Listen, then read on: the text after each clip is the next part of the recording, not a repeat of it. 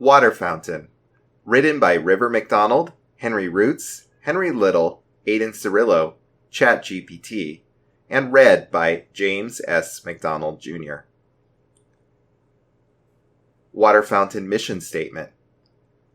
Books have existed for thousands of years. While in the past this was mostly limited to the Bible and ancient Greek works, in the last couple hundred years, books have seen an explosion like never before. You can find almost any possible book at Barnes & Noble or Amazon.com. The sky's the limit, but here runs the problem. Books have been getting worse. They have gotten more cliche and corporate. Even if you don't want to get a book from a mainstream publisher, you are still out of luck.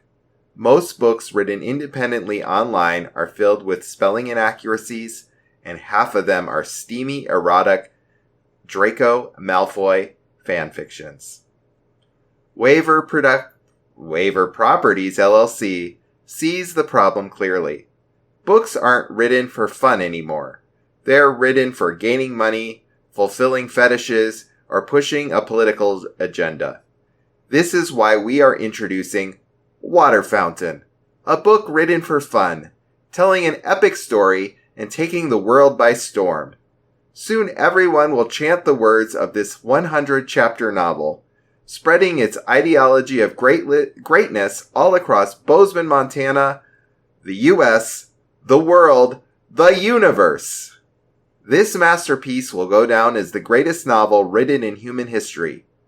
The great thing about Water Fountain is that every chapter is written by a different person. Every author has complete freedom to take the story wherever they want. This equal amount of power shared by every author makes it seem that the book will end up as a failure. But the opposite has proven true.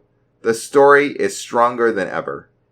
If you're reading this and you're not the author or an invited guest like mikey.dino@gmail.com, then you are stealing and violating privacy. If you want to write a chapter, email one of us. If you don't, get off the document or send us a request for access. Note, this book does not support or endorse terrorism, Nazism, communism, murder, bullying, genocide, violence, corporatism, corruption, or any other extreme or evil ideology. Nor does any character in this book represent a real-life person. All similarities are coincidental. Nor do the views of a particular character match the views of an author. Chapter 1, written by River Macdonald, If Frogs Could Talk. The faces in the crowds at Freedom Miller High School all blended into each other. A freshman by the name of Gus thought they were all the same. For too long, they stepped over him, manipulated him, laughed at him, and all around hurt him. They were nothing but bullies. Most ignored him, others tried to destroy him, while those who were nice to him were only fake.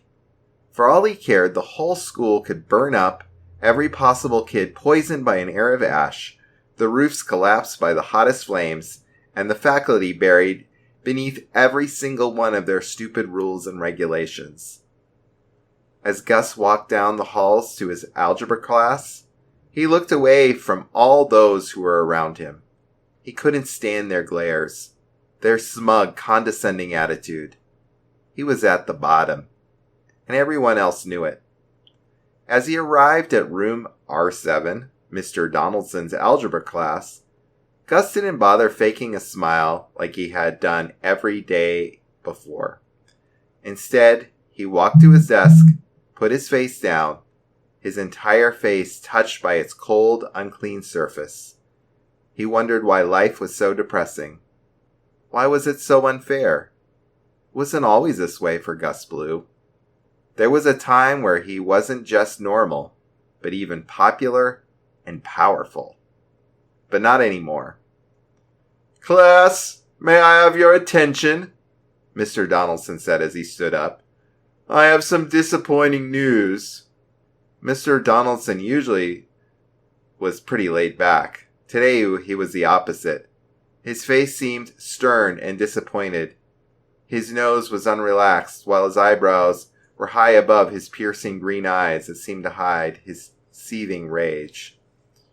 Mr. Donaldson paced around all the students in his class. Cheaters! Failures! Losers! Mr. Donaldson paused. No one dared to speak. You sit here in shock. You know what I'm talking about, Mr. Blue. Mr. Donaldson turned his gaze to Gus, who looked up in shock. Gus didn't cheat, so what could this be about? If you are so stupid not to understand basic quadratics, you should have come into my office for help, instead of cowardly cheating like a fool. Mr. Donaldson slammed his fist on Gus's desk. What? I didn't cheat, Gus responded. Mr. Donaldson rolled his eyes.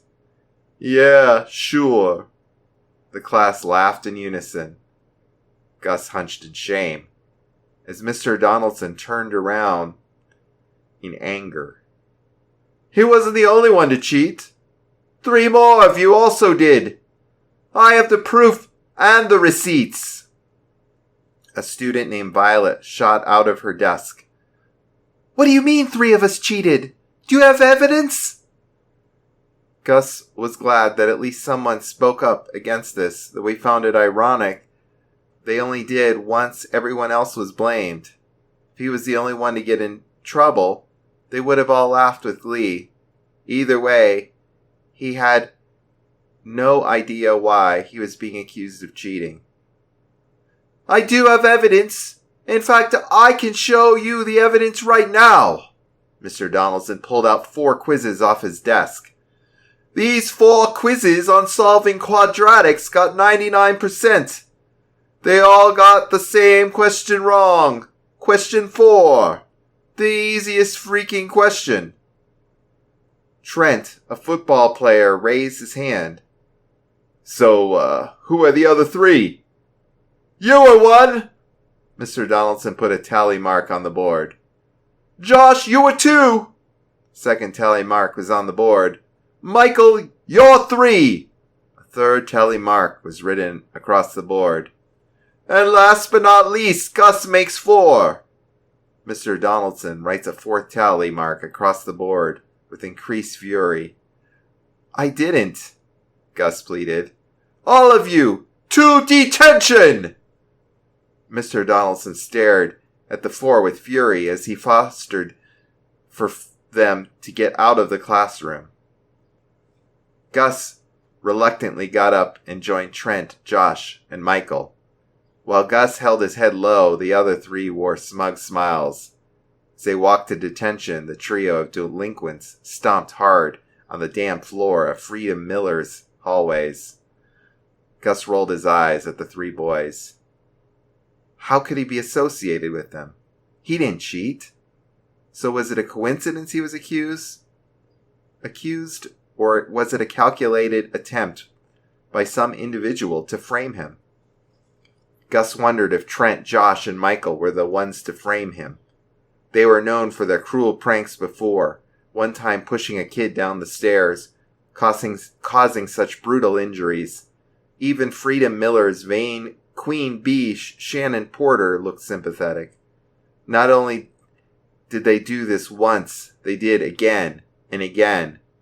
Even after being countlessly suspended, they didn't stop.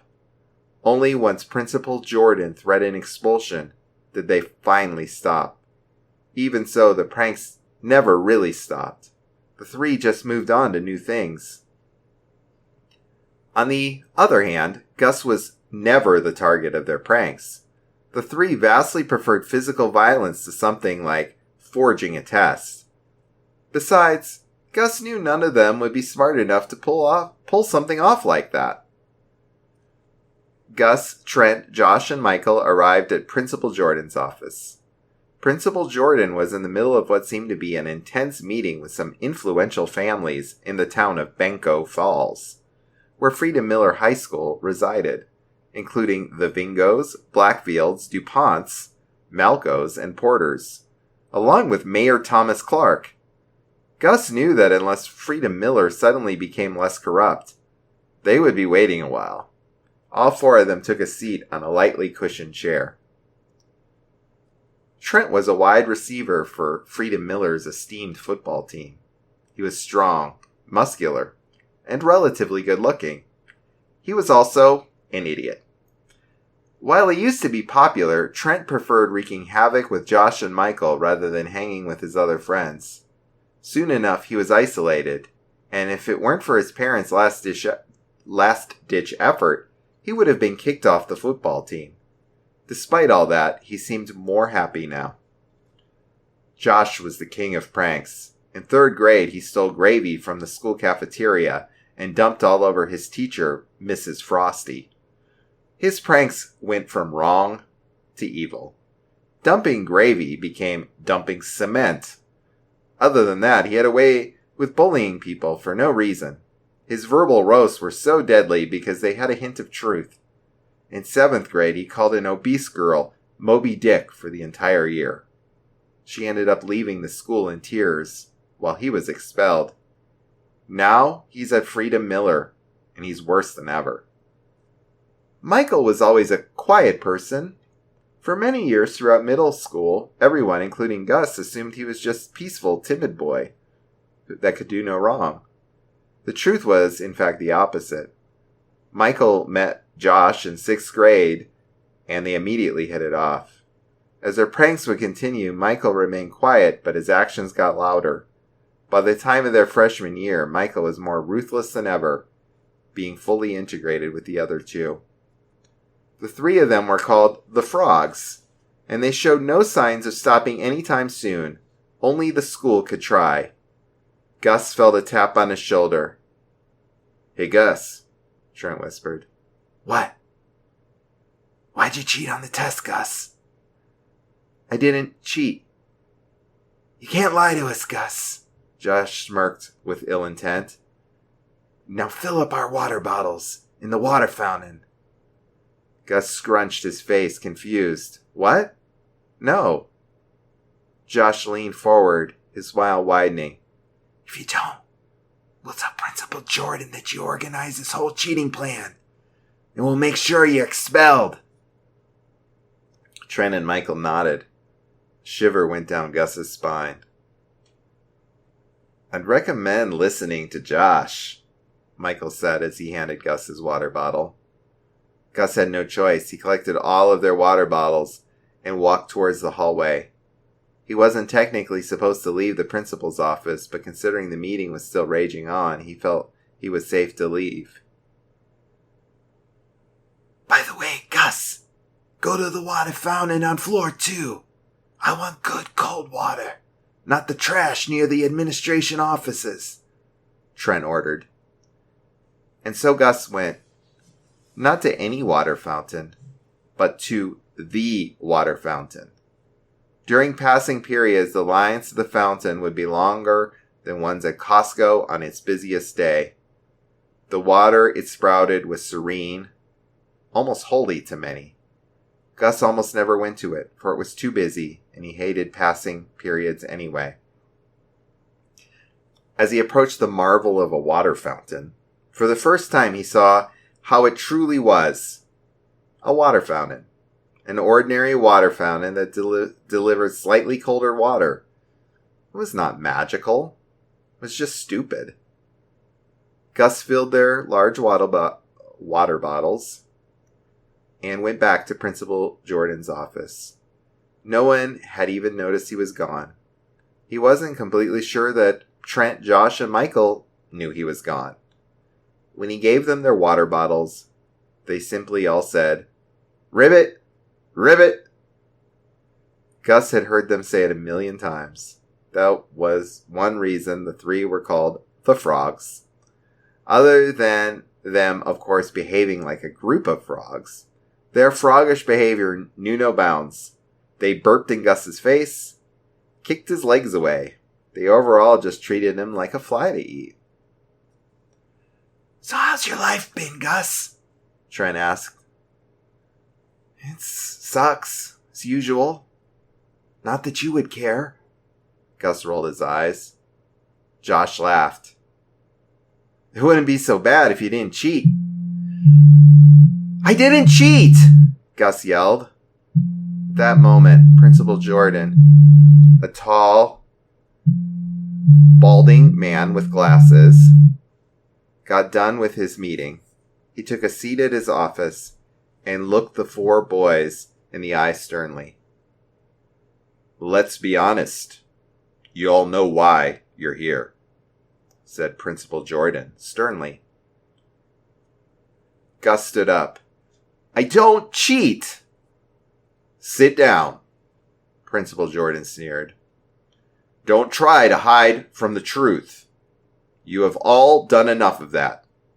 If you can tell, I'm dealing with enough stress already. I don't have the time to deal with some morons who cheat on a quadratic test. You're all freshmen, yet your breath is as fresh as stale 40-year-old bread. I'm done, and I'm sick of giving you second chances. You're expelled. Gus gasped. He might not care that he was going to Freedom Miller High School if he wanted to leave on his terms. I didn't cheat, and I can prove it, Gus exclaimed. Principal Jordan scoffs. Where is your said proof? I don't have it yet, but I can prove it to you in a week. Principal Jordan sighed. What a joke. I can prove it! Just give me a week, please! Principal Jordan laughed in disbelief. Sure. Whatever. I literally don't care anymore. If you four come back to me in a week with your stupid evidence, just leave me the hell alone. Gus breathed a sigh of relief. He couldn't believe that worked. Out of my office. All of you. Now! Gus, Trent, Josh, and Michael all left the office. Trent attempted to give Gus a high five, but his hand didn't budge. Come on, Gus! Trent smiled. You saved us in there. Gus shook his head. I wasn't meaning to. Besides, I didn't cheat. But you still did. You all should have gotten expelled. Josh closed his eyes and laughed. You really think we're smart enough to cheat? I fail my classes, not cheat at them. So you're telling me you guys didn't cheat? The three shake their heads. So you were all framed too? Gus realized. I guess we were. Looks like you all have to figure it out. Josh laughed as he, Trent, and Michael walked away. Gus was definitely shook. If the frogs didn't cheat and he didn't cheat, why were they accused of cheating? He had many ideas, but no proof. If he was going to get to the bottom of this, he would have to look deep. Until then, he would have to keep his head held high in school. He walked to his next class with nothing but the impending doom of expulsion on his mind. Chapter 2 by Henry Roots, Lenin's Dream. It was a bright and sunny day. Gus did the usual routine of brushing his teeth and walking to school. His parents were always working. Gus never had time to eat anything. On the walk there, Gus saw one of his old friends. Ralph had been one of his oldest friends. They went to the same elementary and middle school. Ralph was always the most attractive and confident of the boys. Sadly, their friendship had come to an end when the two went to different high schools. It has been a long time. Surprised, Gus looked at Ralph and saw Ralph finally talking to him after 7 months.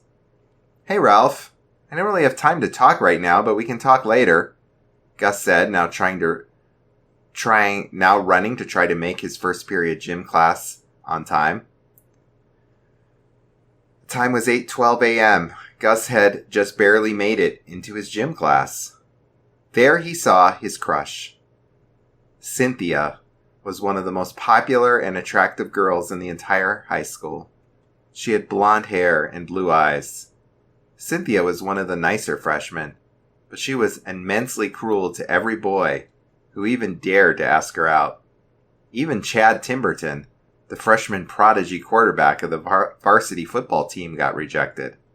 She was always concerned about her adopted neo-Nazi parents infringing on every part of her life.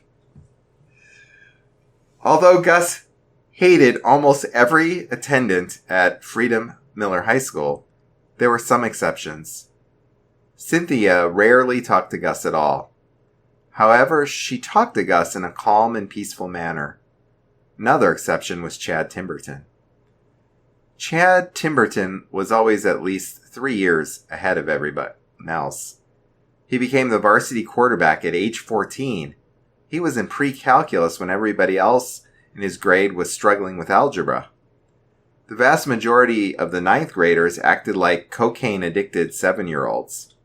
As a matter of fact, one of the most prominent cocaine dealers at the school, 19-year-old Wilfred Tuco, was caught. Chad was offered cocaine by his own teammates on the homecoming game to ensure their victory. He refused, and the Freedom Miller Eagles still dominated the Mug Johnson Raccoons 34-0.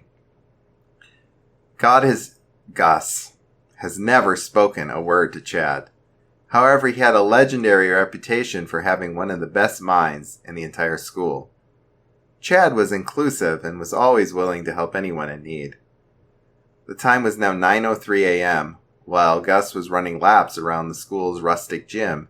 An evil plan was about to come to fruition in downtown Banco Falls. In the abandoned Liberty Station on 21st Street, 30 men in business suits walked up with fully loaded, automatic MG-42s. They got onto an old subway train, which looked like it had been out of service since the 1980s. The men stuck hundreds of pounds of C4 all over the outside and inside of the decrepit train. One of the men, who seemed like the leader, got into the driver's seat. The man was lean and tall. The tall man began to start up the old train. Surprisingly, the train was still operational after all of these years. He then began to talk on the walkie-talkie. "I will tell you when we're under the Malco Insurance Building," he yelled into the device. "Roger that," said one of his crewmates. The crewmates began walking toward the train as if they were going to breach the Malco building with their guns and armor. The train was now going 117 miles an hour. The engine could not take it anymore. "Just hold on for a little longer," said the man on the train. As it turned out, the train was able to make it to the stop. The leader began rapidly pulling on the brakes to ensure that it stopped at the right destination. Thousands of people were gathered at the Malco station, ready to head to work another day at the massive corporate offices in downtown Banco Falls. The subway train was already stopped. As the old car braked, it began to crash into the subway train that was getting passengers off. This disrupted everybody in the station. The leader of the terrorist group was shoved back as it crashed. Weakly, the man said, "Light it." As soon as he said that, the henchman pressed a button. This immediately triggered an explosion in the Malco station, killing 1,204 people instantly. The massive explosion also collapsed parts of floors 1 to 4 of the Malco building. People were now stampeding over each other to try to escape using the one viable fire exit left. The henchmen saw the massive explosion and began to sprint with their heavy firepower. As soon as they made it to the station, it was filled with the dead bodies of white-collar workers. They climbed up the stairs and split up in the attempt to cover more ground as well as kill more people. They breached the Malco offices. It was essentially abandoned with the exception of hundreds of employees running out of the building. The gunmen began to fire, leveling entire crowds of people and killing them in a matter of seconds. The next office they infiltrated was the AT&T building. This body was packed with people living their lives normally. For a lot of these people in the lobby, the last thing that they ever saw was their coworkers getting gunned to death. These terrorists were able to sweep through and kill hundreds of workers in a single building in a matter of minutes. Then came the fun part. Scores of police cars and attack helicopters were en route to the terrorists. These terrorists had played their fair share of GTA games in their lifetime. They knew how to handle a 5-star crime. "We have some fucking company," yelled one of them in an optimistic tone. "Well, we always expected some resistance against Lenin's dream," said another one. The cops were now in the streets of downtown, ready to hold the line to ensure that these terrorists would not infiltrate the city hall. Their only goal was to ensure that Mayor Clark would stay safe. Mayor Clark sat patiently for his ride to pick him up. Suddenly, a black Cadillac Escalade arrived to pick him up. The driver was a young man who was not ready for the action downtown. He took a wrong turn, which directly led them to the violence. The terrorists easily saw the large SUV. "Looks like the spoiled brat is trying to escape," said one of the armed gunmen. "Don't worry. The bourgeoisie fellow will get the wrath of the proletariat," said another one cheerfully. The terrorists all began opening fire on the Cadillac, killing the driver. The car swerved into the Malco building, starting a fire in the V8 engine. Mayor Thomas Clark had barely escaped from the burning Escalade alive. Sadly, they saw him crawling out of the destroyed automobile. They started to play with Thomas. First, they shot all of his limbs. They let him crawl for a little bit longer when they began to start round 2. They shot Mayor Thomas Clark in the back of the head. 27 bullets entered his head.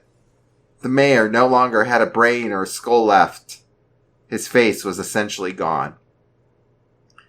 The terrorists began walking away from the dead body of Mayor Thomas Clark.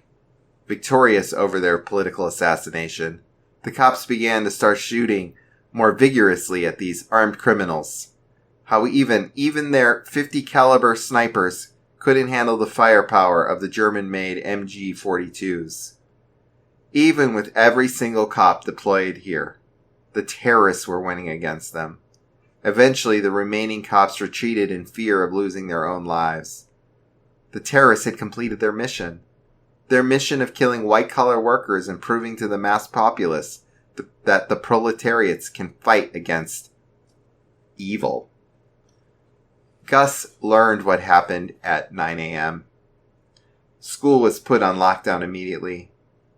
After the scene was declared safe, Gus and all the other students were evacuated from the school. When Gus returned home, he turned on the TV. He saw the headline, "Terrorist attack in downtown, estimated 4,000 dead." Gus was furious to see what had just happened to his hometown. He checked his email and saw that the school was canceled for tomorrow. But just for tomorrow. The new mayor wanted to show the people that terrorism wasn't going to affect them. The reporter talked to Vice Mayor George Barrington, now the current mayor. He responded, "I think that what has just happened to the heart of the city is absolutely unacceptable. I feel bad for the families of the thousands of victims of this monstrous attack on our free market. Every single person in America will feel the consequences of Tuesday, April 4th, 2023. "What will you do about the state of the city now that you are mayor?" asked the reporter. "Well, to start, I'm going to increase police spending and also pass gun control laws to ensure that something like this will never happen again." Gus sat there, blanked out on what had just happened. He then realized he had to prove to the principal that he didn't cheat on the algebra test. Gus turned off the TV. The time was now 12:11 a.m. Although school was canceled for tomorrow, Gus had eyes heavier than a horse. Gus Blue brushed his teeth and went to bed. Chapter 3 by Henry Little. the Scientist. It was 9:25 a.m. on April 4th, 2023. For 9.5 hours, Toby Winters had been diligently working in an underground lab, and now he was just waiting to go home at 10 a.m. The 10-month high school graduate, Toby was gifted both physically and mentally, having become one of the top junior martial artists in California, and while being accepted into Stanford University. Despite all of this, Toby left that life behind. He left that life for the sake of Mayor Clark, the man who insisted that Toby should work as a scientist for him. The lab was hardly anything like Toby had imagined in June of 2022. As opposed to a white and clean lab like he'd seen in movies, the lab more closely resembled a dungeon. It was about as big as a football field and was constructed from rusting metal. The ceiling lights were blindingly bright. Toby Winters hated everything about his job, but he was assured that he was working towards something truly great. His job was to run tests on the water supply in that area, along with the minerals within that area. What Toby found in the water supply was not only interesting, but downright insane. The water in that area contained a third element to join hydrogen and oxygen. The element had gone unidentified thus far, suggesting that this was a new element. The first discovery of a new element in 12 years. The water source belonged to Freedom Miller High School, the place under which the water source resided. Mayor Clark had a meeting with Principal Jordan a day before about the water, and they made a decision which had not yet been revealed to Toby yet. Despite this, Toby had a suspicion it had to do with making money. A great deal of Toby's time at the lab was spent doing anything but investigating the area underneath Freedom Miller High. At 9:25 a.m., Toby was punching and kicking the metal wall, which was his way of practicing martial arts, until suddenly Toby heard a loud bang. He instantly became more alert and grabbed his phone, sprinting into the elevator and heading for the main floor. The last place he wanted to be when there was an explosion was underground. The main floor happened to be the high school, where Toby saw people screaming and exiting the school in a hurry. There were 3 boys pushing a troubled-looking boy out the door. It made Toby remember the days he went to Freedom Miller, the days before the $150,000 salary. Toby almost blended in with the students. He had boyish features and a clean-shaven face. Toby was only 18, and he still had a long way to go before becoming a man. Toby casually walked out the doors of Freedom Miller High, making his way into his gray 2007 Toyota Camry. The traffic was horrid, and Toby was trying to get to his apartment, which was on the other side of town. Toby took a right, and above the AT&T building were helicopters. Gunfire rang from inside the building, and Toby was instantly struck with the fear of God.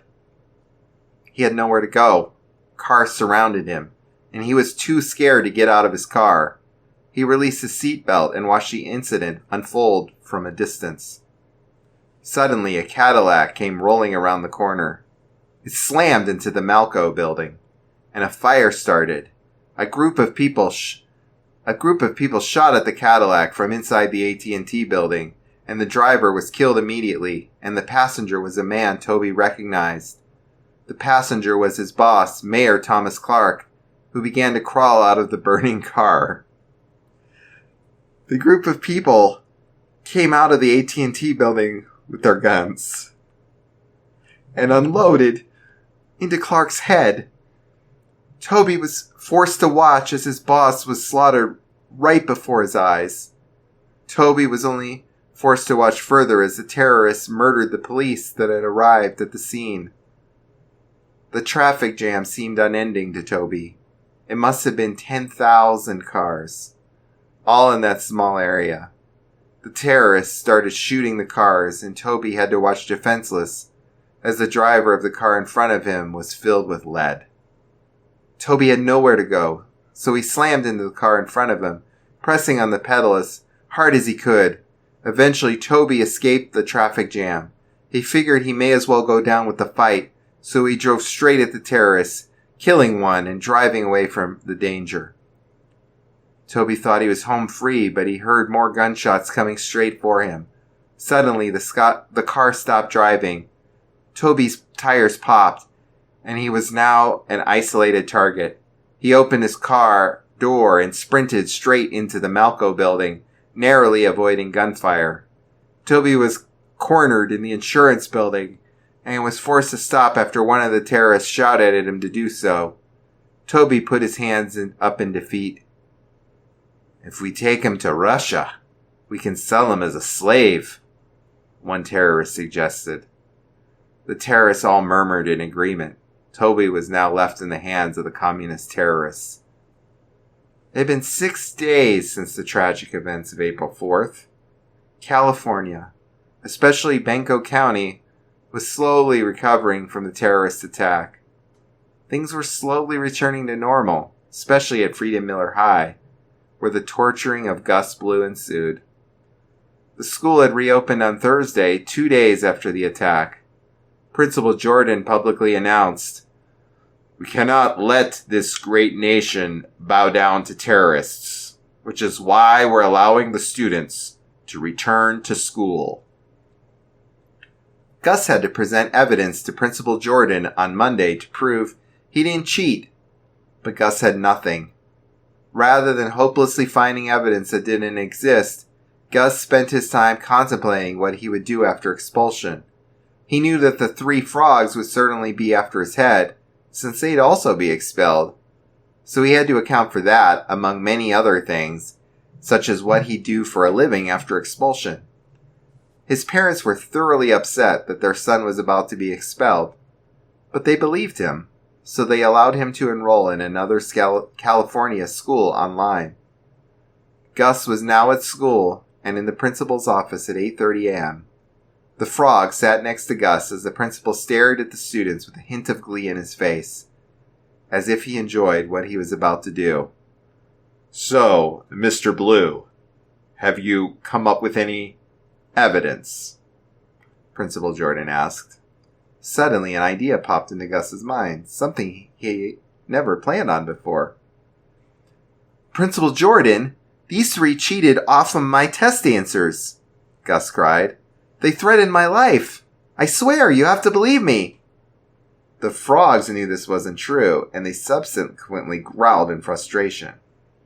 Principal Jordan thought about this for a moment and said, "Sounds about right.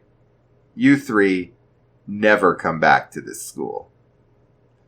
Principal Jordan just wanted somebody to expel, somebody to impose a seemingly limitless power over. The frogs said nothing. They only left the principal's office. Gus sat there for a moment, confused as to how he got out of that predicament. He'd spent nearly a week planning for his expulsion, and now he was allowed to continue. "Get out of my office, or I'll expel you too," Principal Jordan barked. Gus nodded and left the room. He was so high off his victory that he forgot about the frogs. When Gus left the office, the frogs were waiting for him outside the office. They leaped at Gus just like frogs would, and Gus sprinted away into the doors. Gus and the frogs were now outside the school, and Gus was running for his life. On the 6th day of his captivity, Toby Winters awakened.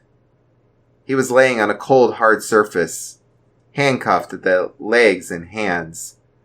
His leg handcuff was attached to a short pole which a terrorist had implanted in the ground. Toby wasn't going anywhere. And worst of all, he was laying right next to a dead body. The terrorists, upon escaping the police on April 4th, took Toby to a house, where they shot its inhabitants with a silencer pistol. They then called someone to rescue them all the way from Russia. They never had a plan to escape originally, as it was a suicide mission which was doomed to result in the terrorist deaths. Despite the likelihood of them dying, they succeeded in causing America's greatest or worst, national tragedy, and they made it out with their lives. Toby had solely been surviving on uncooked rice, and a bowl of water, and he'd been forced to eat and drink without using his hands, just like a dog. Toby refused to die like this. He thought of how little he had to live for in the moment, but how much he could achieve if he went on to survive. He yearned to watch his children grow up, if he ever had them. He wanted to escape. Toby bounced his legs up and down, trying to hoist the handcuffs over the pole the terrorists had implanted in the ground.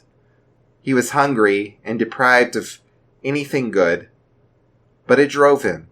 He raised his legs up in a single powerful motion, and although the handcuffs were still on his legs, he was free to scoot around.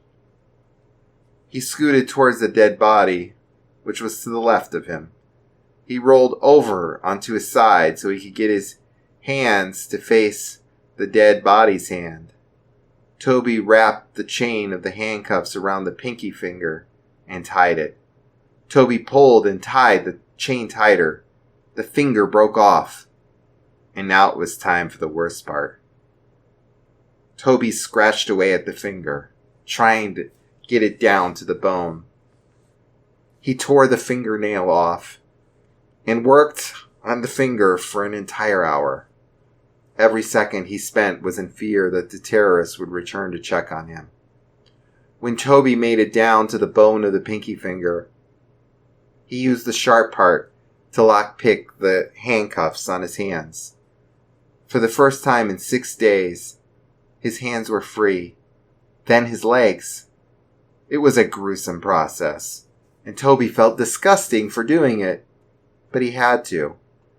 Toby drank the rest of his water, properly this time, and snuck upstairs. Toby heard the Russians talking in Russian and eating breakfast in the dining room. Toby looked to his left and saw a bedroom with MG-42s, pistols, and knives laid on it. Toby silently loaded ammunition into a pistol, his heart beating out of his chest. He put a knife into his pocket and slowly made his way to the dining room. Toby had never handled a gun before, and the deadly killing machine felt unnatural in Toby's young embrace. Toby walked into the kitchen that stood against the wall, trying to force himself to do what had to be done. Finally, Toby leaped around the corner and into the dining room, removing the safety and cocking the gun. "Hands up!" Toby said hoarsely. One Russian immediately drew his pistol and started firing belligerently at Toby. Instead of firing back, Toby sprinted into the living room, barely dodging the bullets. Toby hid behind a chair. He quickly returned around and shot a hole in the window of the door to leave the house so that he could have an exit. The man who shot at Toby leaned around the corner in order to cover for his terrorist comrades who were sprinting to the bedroom where all the guns were. Toby quickly poked his head and his gun around the chair and shot one of the men in the hip. The gunman opened fire on Toby, but he had already recoiled back to a safe position behind the chair. Toby predicted the gunman would be almost out of ammo, so he started shooting as fast as he could. While the gunman was hiding around the corner, unable to peek around due to Toby's gunfire, Toby crawled out of the window of the door he had shot, cutting himself on his thigh as he escaped. Toby was now madly sprinting out of the neighborhood, getting as far as he could from the terrorists. The Russians, scared Toby would tell the police where the hideout spot was, chased after Toby, who put his gun away in his pocket after enabling the safety to avoid anybody seeing him running around Banco County with a gun. Toby passed the Malco insurance building, which was destroyed, yet being rapidly repaired. After 2 minutes, Toby made it to a spotlight, which was red. The terrorists were right behind him, just around a corner, so Toby weaved in between cars until he made it across. Toby then turned left into a dead-end alley, where he found the frogs pulverizing Gus Blue. Toby, unaware who these people were, drew his knife. The frogs stopped beating up Gus, whose nose was broken, whose ribs were cracked, and put up their hands. Toby was now left standing in a dead-end alley with a knife, threatening three teenagers with a knife as the terrorists were just making their way across the street.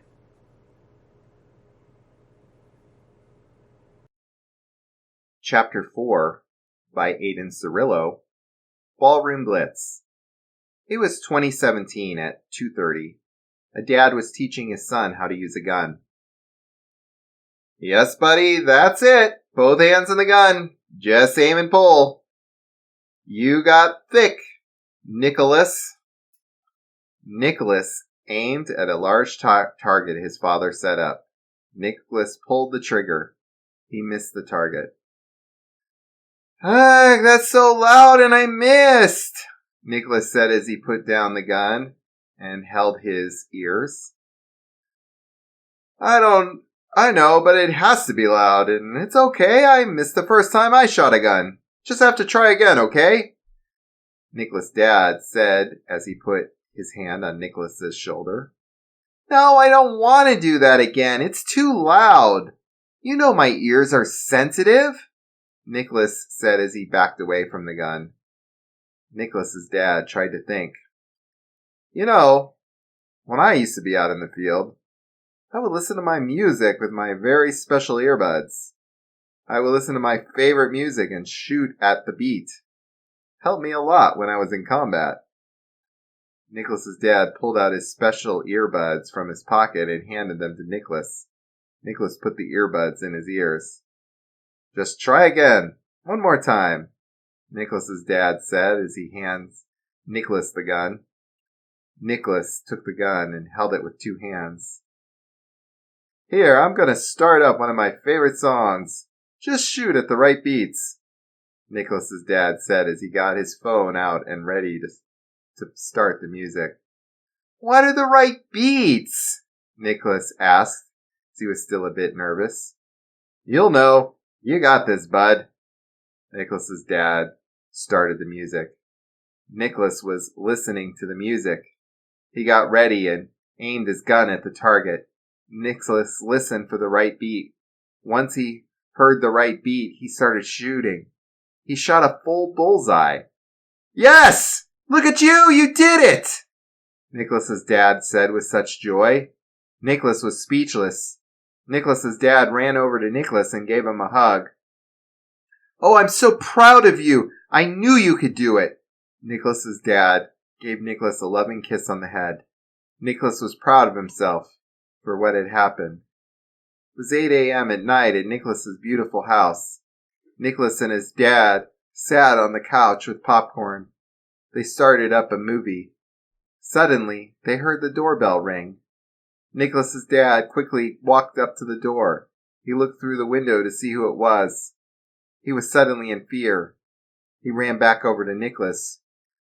"Okay, buddy, remember those drills that we do, just in case if we are in danger? Well, we are not going to be doing what we do in a drill, okay?" Nicholas's dad said, trying to bring as much comfort to Nicholas as possible. "What's going on? Who are those people at the door?" Nicholas asked, worried. "Those men outside are not good people. I'm going to try to get them to leave, but I need to make sure you're safe. So remember how we do the drill. We get you to the hidden basement and have you where you will stay safe. You get your gun and you make sure it's loaded. Got it?" Nicholas's dad was trying to keep Nicholas calm, but he will not lie to his son. "Dad, I'm scared." A teardrop drew from Nicholas's eye. Nicholas's dad put both his hands on both sides of Nicholas's cheeks. "I know, bud. This is going to be scary, but I'm going to make sure you are safe. I promise you're going to be okay. You ready?" Nicholas's dad says as he held Nicholas's hand. Nicholas nodded. His dad guided him to the other side of the house, where they opened the door of the secret basement. "Okay, bud, this is where I leave you off. The gun is on the table down there. Get the gun and then hide out, okay, bud?" Nicholas's dad said. Nicholas grabbed his dad's hand at the last moment. Dad, don't leave me. Don't go. Nicholas's heart was breaking. He didn't know if he was going to make it out of this. He gave his son one last loving hug. It's okay, buddy. I love you. Nicholas's dad let his son go. Nicholas ran down the basement floor. Nicholas's dad closed the basement door. Nicholas was worried. He quickly grabbed the gun on the table, loaded it, and then found somewhere to hide. Nicholas's dad walked slowly towards the door with the gun. He gently opened the door. Suddenly, two men pushed him back and pinned him to the wall. Then a man that almost looked exactly like Hitler walked in. He spoke in a German accent. Mr. Darin, good to see you again, the man said with greeting arms. Yeah, I'm not so sure about that, Mr. Walter, Nicholas's dad, Darren, said as he struggled to break free from Mr. Walter's men. Let him go, Mr. Walter ordered his two men.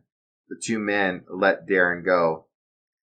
I'm sorry for the inconvenience, and this might be inappropriate to ask, especially in front of your son. Speaking of which, where is your little boy?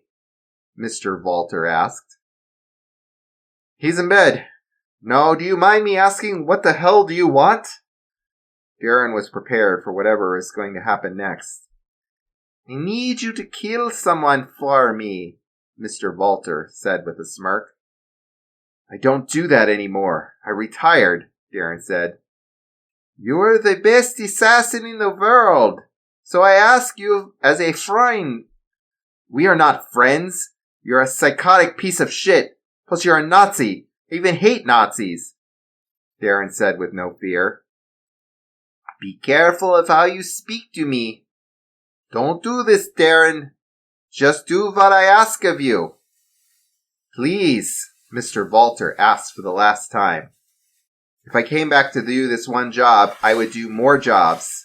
And more, and more. No, I'm sorry, but no, Darren said as he stood his ground. Mr. Walter did not take pleasure from that answer. I'm disappointed in you, Mr. Darren, but if you are no use to me, then you are no use at all. Walter and his men walked out of the house and headed to their vehicle. Walter grabbed out a bazooka and shot Darren's house. Oh shit! Darren suddenly died from the bazooka. Oh, the whole house blew up. Walter did the Nazi salute. He took his leave in his vehicle. Nicholas opened the basement door. He found that house completely obliterated. He found his dad, who was dead on the ground. Nicholas ran over to his father's side. Dad! Dad, you okay? Dad! Dad! Once Nicholas realized that his father was dead, he cried into his dead father's arm. He looked ahead and saw Mr. Walter's vehicle driving away. He glared at the vehicle, swearing that he would kill him. It was April 10th, 2023. Toby Winters held his knife and aimed it directly at the frogs. Gus Blue was bleeding on the ground. Toby didn't have much time. The terrorists were still on his trail. Back away from him now, Toby yelled. He was ready for anything. Hey man, just chill, said Josh. The frogs slowly backed away. Get out of here! Go! Toby yelled as someone came closer to the frogs. The frogs ran away for their lives. Toby came to Gus's side. Hey bud, are you okay? Toby asked, trying to get Gus up. I gotta get you out of here. As soon as Toby said that, he got bashed in the head. He got bashed in the head by one of the terrorists. Everything was blacked out. Toby opened his eyes. He found him and Gus tied up in chairs. Hey you, Toby said, trying to get Gus's attention. Gus woke up. Wow, where the hell are we? Who are you? Gus asked. I don't know where we are. My name is Toby. What's your name? Toby asked. I'm Gus, said Gus. Well, Gus, we've got to get out of here. Toby said he was trying to look for something to help him escape. He saw a knife and a gun on a table not too far from Gus. Okay, here's a plan. I'm going to need you to scoot your chair to that table and grab that. Toby interrupted. Mr. Valter walked into the room. Hello, you two, Mr. Valter said as he walked in front of them. Who are you? You're not a communist terrorist, Toby said. No, I'm not. But I paid them a lot of money just to hand you two over, said Mr. Valter. Oh, yeah? How much? Gus asked. $16,000, said Mr. Valter. What? That's insane. Who are you, Hitler? Toby asked. Do I look like Hitler to you? Mr. Valter asked. Yes, said Gus. Well, I can't deny that is the point.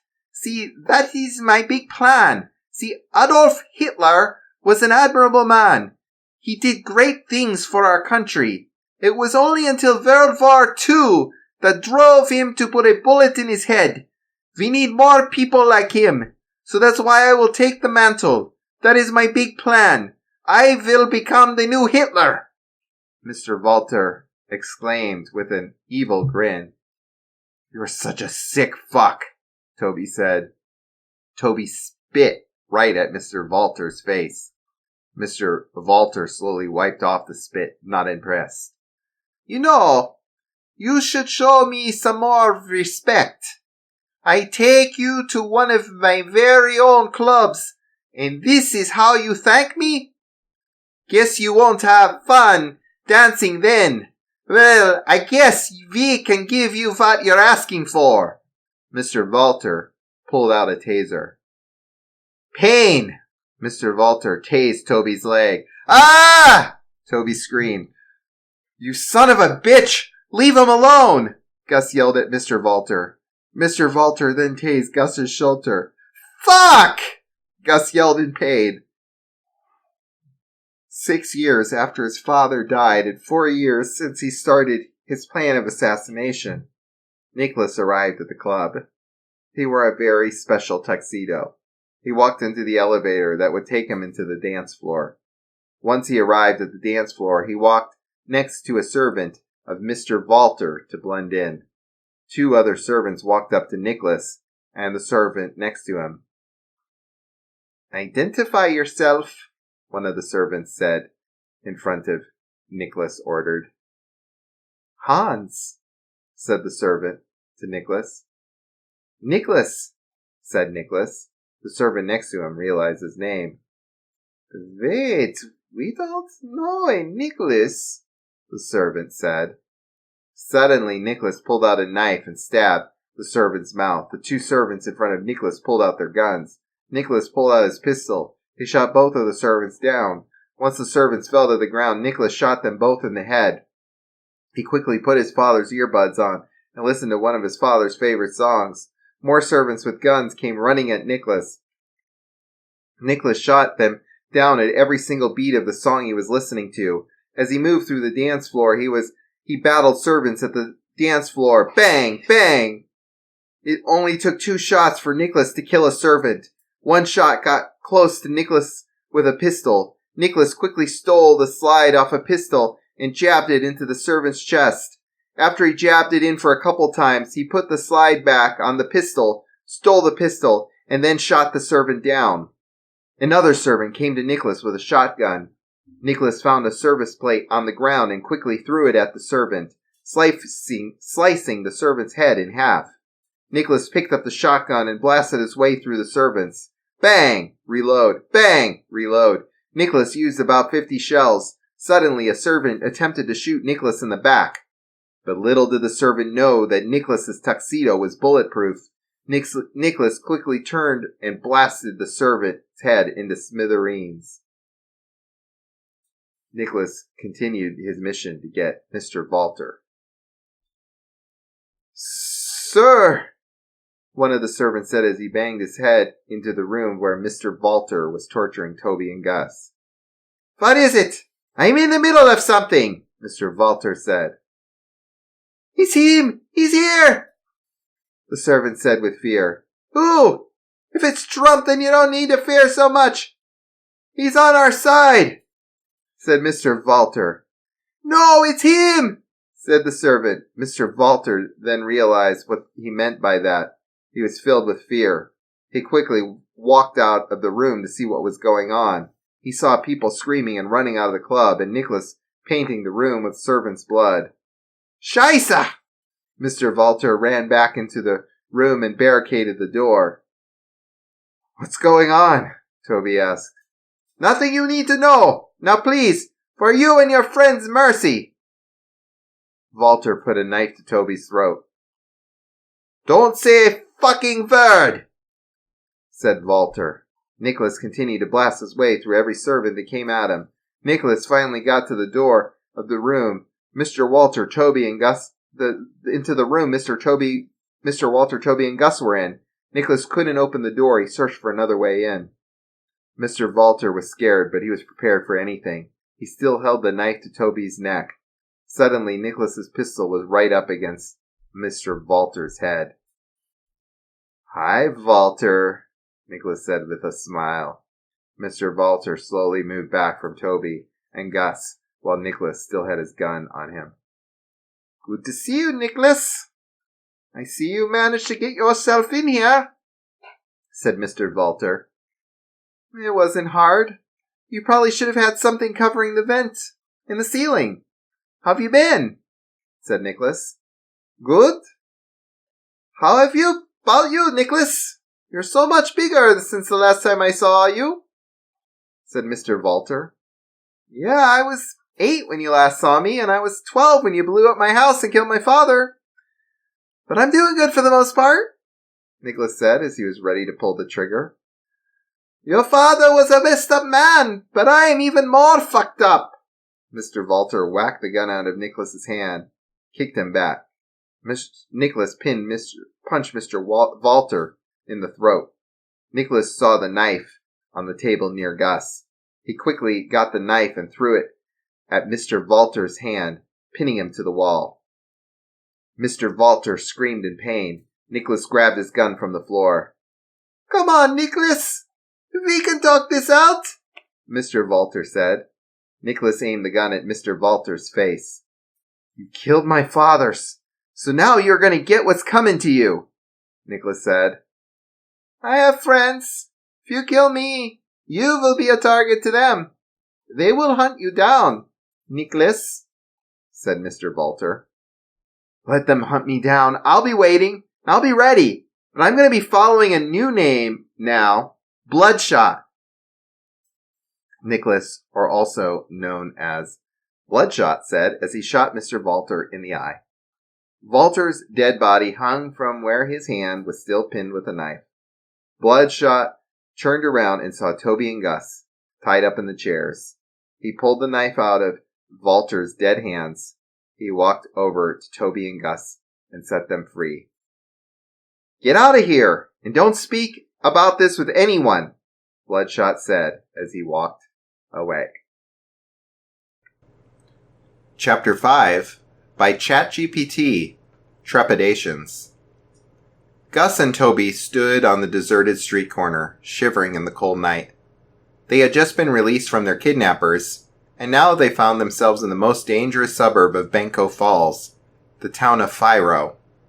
They had to be careful if they wanted to make it back home alive. Toby took out his phone and checked the time. It was past midnight, and they had been held captive for almost 12 hours. They had no idea how they had ended up in Firo, but they had assumed their kidnappers had brought them there for a reason. Gus looked around nervously, taking in their surroundings. The street was lined with run-down buildings and dimly lit street lamps. There were no cars or people in sight, but they could hear the distant sound of sirens and gunshots. "We have to be careful," Toby said, slipping his phone back into his pocket. "We don't know what kind of danger we might be facing." Gus nodded, his eyes wide with fear. He had never been in a situation like this before, and he had no idea what to do.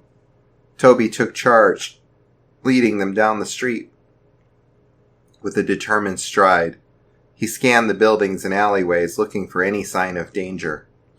As they walked, Toby explained his theory about why they had been kidnapped. "I think they wanted to use me for my scientific knowledge," he said. "I've been working on some top-secret projects for the government, and I think they want to get their hands on my research."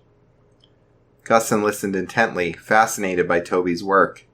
He had always been interested in science, but he had never met anyone like Toby before. Suddenly, Toby grabbed Gus's arm, pulling him into a dark alleyway. "We have to hide," he whispered urgently. Gus's heart pounded in his chest as he followed Toby into the shadows. They crouched behind a dumpster, peering out into the street. Moments later, they saw a man shouting and waving guns. Gus's breath caught in his throat as he recognized their faces. It was one of the same men who had kidnapped them earlier in the day.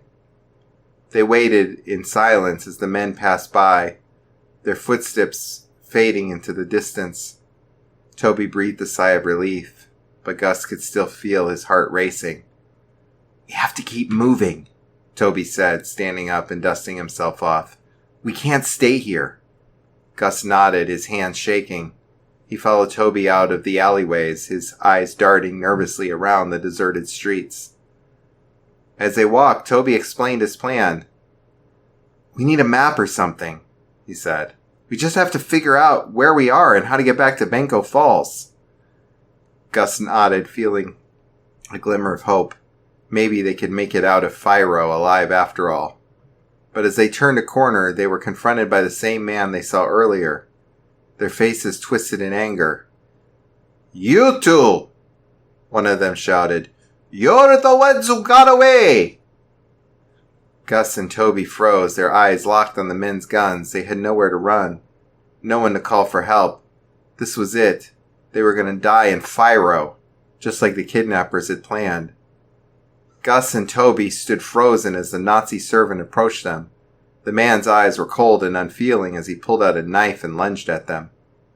Reacting quickly, Gus and Toby dodged the attack and fought back. They knew that they had to protect themselves from the crazed servant of Mr. Walter, who was now dead. The fight was brutal, but Gus and Toby emerged victorious. As they caught their breath, the servant spoke. "I do not follow Mr. Walter," he said in a hushed voice. "I am actually a communist, working undercover in Mr. Walter's club. I am following the leadership of a man named VB. Gus and Toby were shocked. They had never heard of VB before, and they knew that the communist ideology was dangerous and illegal in their country. "Where is VB?" Gus demanded, grabbing the man by the collar. The servant shook his head. "I cannot tell you that. VB is very secretive. Only a few of us know his true identity." Frustrated, Gus and Toby let the man go. He quickly escaped, disappearing into the night. As they stood there trying to process what had just happened, Gus and Toby realized that their peaceful lives in the countryside were over. They were now caught up in a dangerous game of politics and ideologies, with enemies on all sides. But they were determined to do whatever it takes to protect their country and their loved ones from those who sought to destroy it. They knew the fight against communism and fascism was just beginning, and they were ready for it. Gus and Toby were able to find a map. Once they did, Gus led Toby to a secluded spot near the riverbank, where they sat on a couple of rocks. "I have to be honest with you, Toby. I'm only 15, Gus said, looking at the ground. Toby was astounded. "What? 15? Are you kidding me?" he exclaimed, shutting his head in disbelief. "Wish I weren't," Gus said, still looking down. "I know I may not look like it, but I'm only 15. Toby rubbed his chin, trying to wrap his head around this new piece of information. "Listen, Gus, you're just a kid. If your whole life ahead of you. Can't get involved in the game of power struggles. It's not worth it. Gus looked up, his eyes burning with determination. I have to do this, Toby. I have to prove myself. Toby shook his head. You're putting yourself in danger, Gus. This isn't a game. People can get hurt. People can die. I know that, Toby, but I have to take that risk. I have to do whatever it takes to survive in this world, Gus said, his voice rising. Toby sighed, knowing he couldn't change Gus's mind. Fine, but promise me one thing. Promise me that you'll be careful. Promise me that you won't get hurt. Gus nodded, his expression serious. I promise, Toby. I'll be careful. They sat in silence for a few moments, both lost in their own thoughts. The sky was beginning to lighten, and the first rays of dawn were painting the horizon in shades of pink and orange. We should head back to Benko Falls, Toby said, getting up from the rock. It's getting late. Gus stood up as well, brushing the dirt off his pants. Yeah, let's go. They walked back to Benko Falls in silence, each lost in their own thoughts. When they reached the town, they went their separate ways without a word, leaving each other behind. Gus Blue walked through the halls of Freedom Miller High School, his backpack slung over his shoulder. He tried to blend in, but it was clear that he was an outsider. The other students gave him dirty looks as he passed, and a few even whispered insults under their breath. Gus couldn't blame them, really. He was used to being the odd man out, the new kid who didn't quite fit in. But this was different. He had crossed paths with Tony, the school bully, and had narrowly escaped a run-in with Mr. Walter, a former Nazi, who was now dead. Gus shuddered at the memory. He had never felt so alone, so vulnerable. But he had made it out alive, and that was something. As he walked, Gus couldn't help but notice the famous water fountain on the second floor. It was surrounded by students, all chatting and laughing as they filled their water bottles and cups. Something about that fountain seemed off to Gus, but he couldn't quite put his finger on it. He walked closer, trying to get a look, but the students around him pushed him aside. "Watch it, loser!" one of them sneered, shoving Gus against the wall. Gus stumbled, but managed to keep his balance. He didn't want to cause any trouble, so he just backed away from the fountain and continued down the hall. As he walked, Gus couldn't help but wonder what was wrong with the fountain. He knew he had seen something, but he couldn't remember what it was. Maybe he was just being paranoid, he thought. After all, he had been through a lot lately. Gus shook his head and continued on his way, trying to focus on his classes and forget about the strange feeling he had about the water fountain. But deep down, he knew something wasn't right. Gus walked into room R7, Mr. Donaldson's algebra class. He put his head down during the entire talk. As Mr. Donaldson continued with his lecture, Gus couldn't help but feel a sense of unease. He knew that Mr. Donaldson still believed he had cheated, and the teacher's constant jabs and insults were becoming too much for him to bear. Gus tried to focus on the lesson, but his mind kept wandering. He couldn't stop thinking about the new student, Aaliyah Marie DuPont. He had heard of the DuPont family before. They were one of the wealthiest families in Benko City. She actually went to his old middle school and dated a few of his friends, but he had never gotten her attention before. Gus couldn't help but steal glances at Aaliyah during class. He was mesmerized by her beauty and confidence. It was clear that she was used to getting what she wanted, and Gus couldn't help but wonder what her presence meant for him. As class ended, Gus quickly gathered his things and made his way to the door. He didn't want to stick around and risk running into Mr. Donaldson again. But just as he was about to leave, he heard a voice behind him. "Excuse me, are you Gus?" the voice asked. Gus turned around to see Aaliyah standing there, a small smile playing at the corner of her lips. "Yes, that's me," Gus replied, his heart beating faster. "I'm Aaliyah," she said, extending her hand. Gus shook her hand, feeling a jolt of electricity shoot through his body. "It's nice to meet you," he said, trying to sound confident. I wanted to talk to you about something, Aaliyah said, her eyes sparkling. Gus felt a surge of excitement. What could Aaliyah possibly want to talk to him about? Sure, what is it? He asked eagerly. But before Aaliyah could reply, Mr. Donaldson appeared behind them. What's going on here? He demanded, his eyes narrowing. Aaliyah turned to face Mr. Donaldson, her expression cool and confident. I was just introducing myself to Gus, she said, her voice steady. Mr. Donaldson snorted. I see. Well, you two can chat outside. I have a class to teach.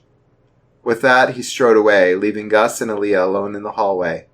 Aaliyah turned back to Gus, her eyes flashing. Let's go somewhere private, she said, her voice low. Gus felt a sense of trepidation. What could Aaliyah possibly want to talk to him about that required privacy? But he couldn't deny the thrill that was coursing through his body. Aaliyah was beautiful, mysterious, and clearly wanted to talk to him. He couldn't resist.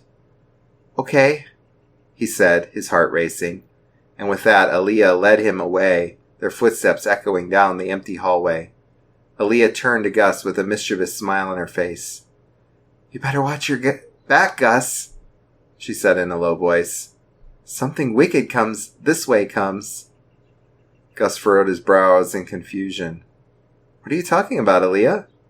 But Aaliyah just chuckled and turned away, leaving Gus standing in the middle of the hallway, feeling uneasy. He couldn't shake the feeling that something was off, but he didn't know what it could be. As he continued down the hallway, he couldn't help but feel he was being watched. He looked around, but didn't see anyone out of the ordinary. Still, the feeling persisted, and he quickened his pace. Gus couldn't shake the feeling that something bad was about to happen, and he had a sinking feeling that Aaliyah knew more than what she was letting on. Gus' thoughts drifted back to Freedom Miller High School. He couldn't wait to leave this place and never look back, but he knew it wouldn't be that easy. He was stuck here for at least another 3 years. 3 more years of being a nobody, a target, a victim, unless something changes. But what could change? The school was corrupt, the teachers were biased, and the students were cruel. Maybe if more people spoke up, if more people stood up to the bullies, things would change. But would they? Or would they just be silenced, punished, or even worse, targeted? Gus shook his head, trying to clear his thoughts. He couldn't focus on Freedom Miller right now. He needed to focus on Benko Falls, on finding out what really happened. Maybe he could even help somehow. He wasn't sure how, but he knew he couldn't just sit back and do nothing. As the night wore on, Gus drifted off to sleep, his mind full of questions and possibilities. Chapter 6, by River Macdonald, Novus Ordo Seclorum. Toby Winters could hardly sleep. The last week had been a complete nightmare for him. Whether it be getting kidnapped by communists for 6 whole days, or being kidnapped by insane Nazis in the middle of Phiro, Toby was not having a good week. After going through some of the most traumatic experiences any person could possibly go through, one would think that he'd have a family to turn to. Unfortunately, this was not true for Toby. His family had long forgotten about him, abandoning him when he was a child. His foster parents weren't much better, physically assaulting him for disobedience on a daily basis. These struggles hurt him, but it also built him into the man he was today. To stand up to his parents, he learned kickboxing and Muay Thai. To get out of the poverty of his childhood, he took his education in his hands, graduating with a master's degree from Benko Falls University at age 18, while he was still attending classes at Freedom Miller High. He did it with the help of the people of Benko Falls. He was so grateful. He refused an offer to study at Stanford for his doctoral degree, and instead took a secret job from Mayor Thomas Clark as a groundwater hydrologist. He had achieved wealth, brilliancy, and respect, yet he was miserable. Although he felt guilt for it, part of him was glad Mayor Clark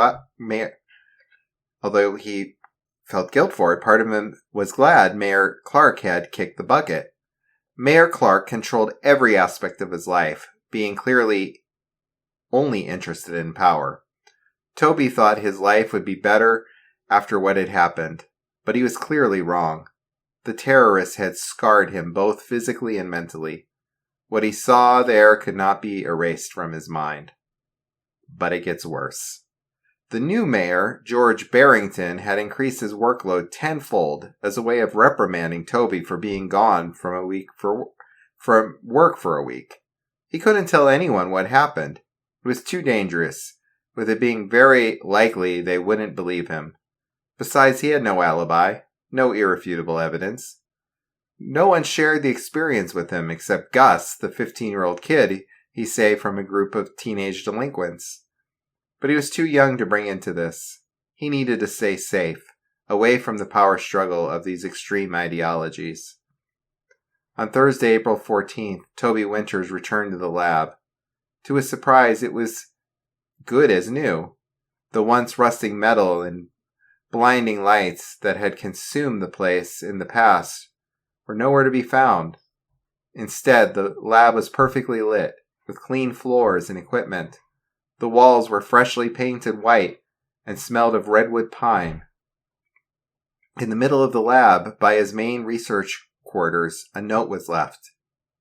It read, "Toby, I understand we got started off on the wrong foot.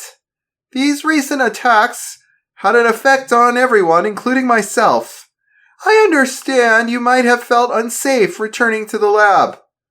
But trust me when I tell you this. You have nothing to fear. There is work that needs to be done, so as a token of my gratitude, I have renovated your entire lab. I am excited to work with you." The note was signed, George Barrington. Toby sighed. While Mayor Clark hadn't done anything nice for him, he knew it came with ill intention. It was always about the money, the water, the new element that could change the world. He began his work, but little progress was made. He had a painful feeling in his stomach. Once Toby was done with his 14-hour workday, he began his walk home at 11 p.m. as his gray 2007 Toyota Camry was destroyed in the April 4th attacks. But his car wasn't the only thing destroyed in the attacks.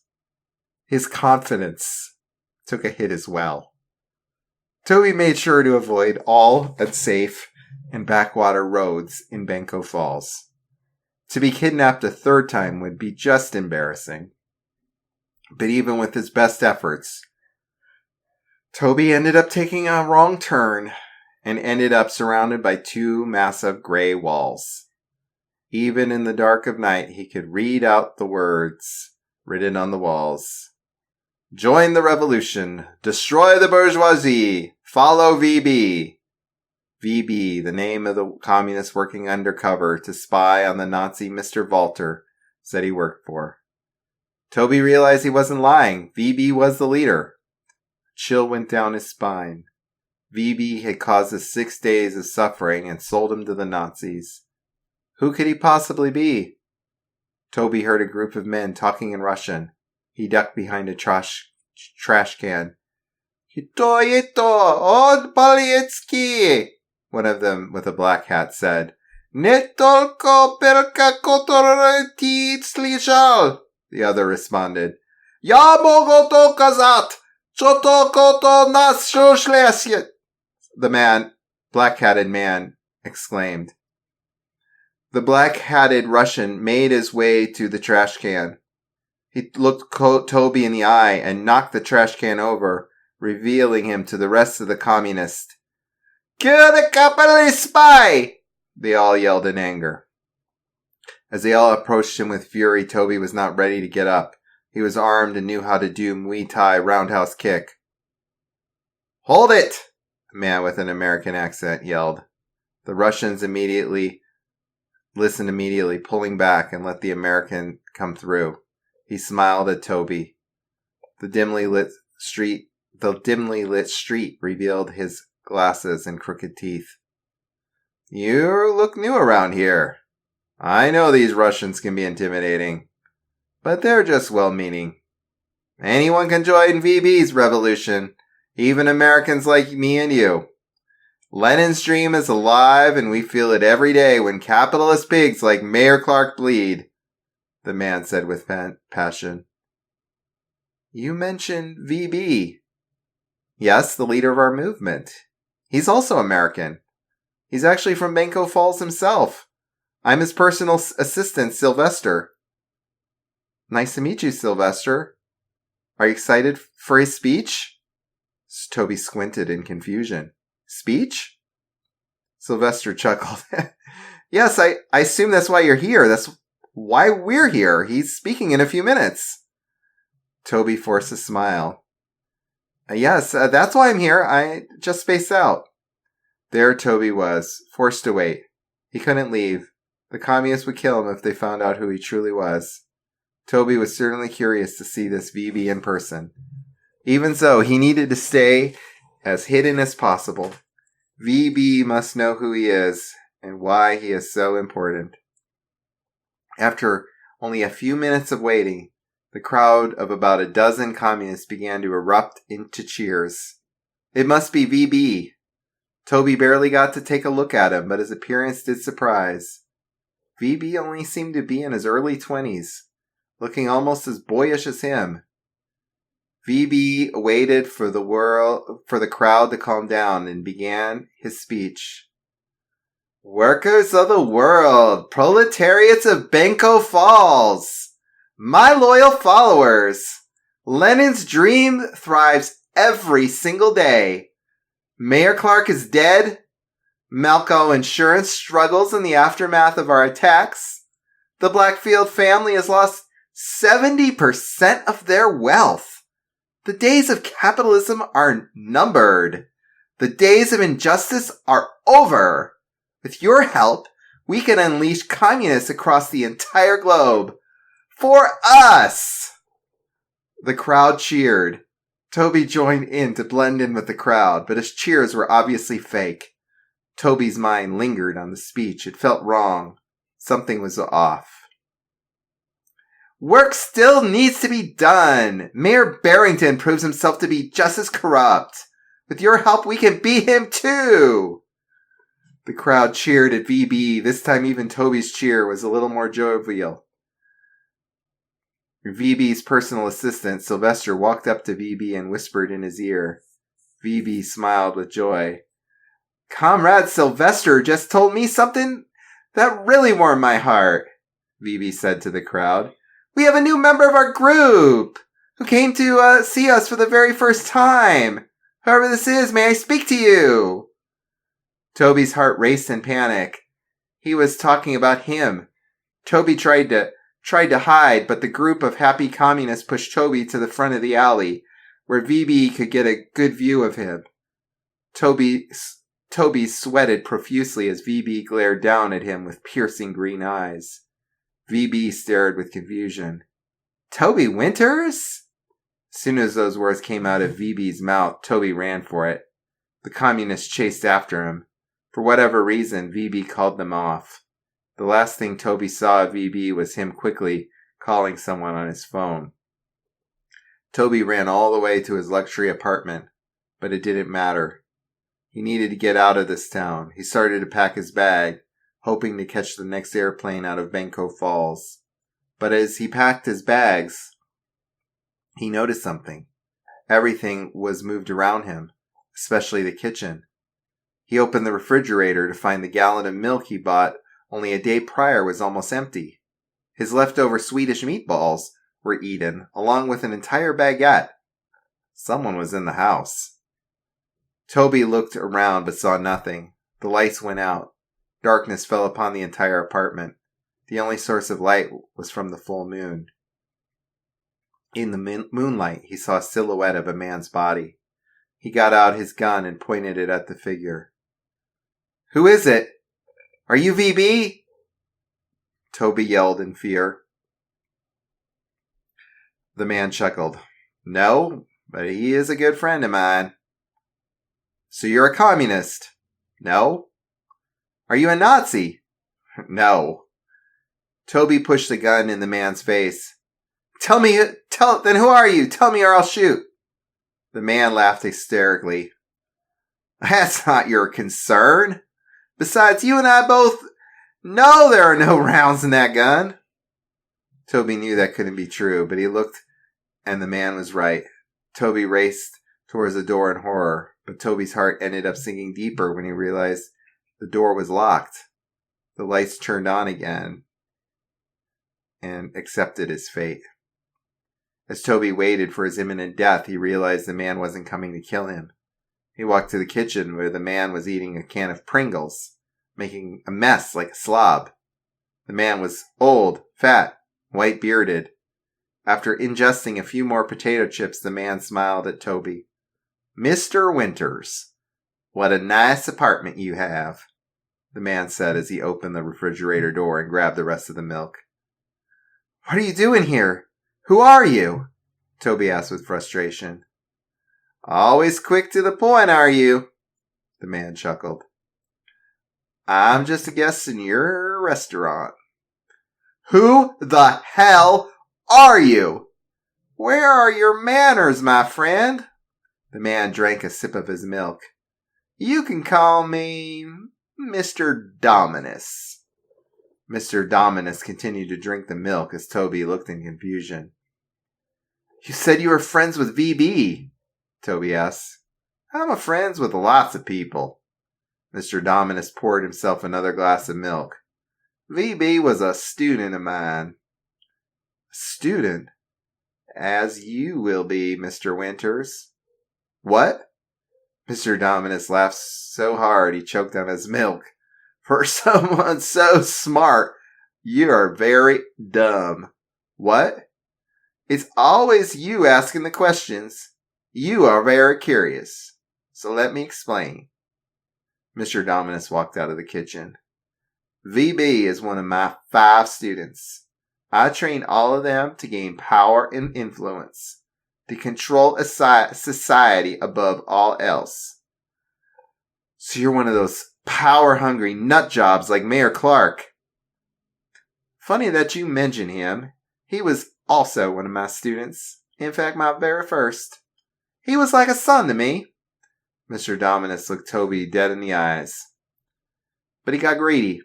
He screwed me over, betrayed his teacher, his master. He tried to control underground water. But now only he is underground. 27 bullets in the head. Ha ha ha ha! Toby stared at him with disgust. You're a monster. Hardly. I'm only a human after all. So you control both the communists and the government? How could that be true? The government? Mr. Dominus groans. No longer. George Barrington is Clark's successor. So you know he's not much better. But you control the communists, yet you aren't communists? Why would they listen to you? Toby asked. They don't listen to me. They listen to VB, who listens to me. Why would VB listen to you? He wants a workers' revolution. Mr. Dominus almost died from laughing. VB is not a communist.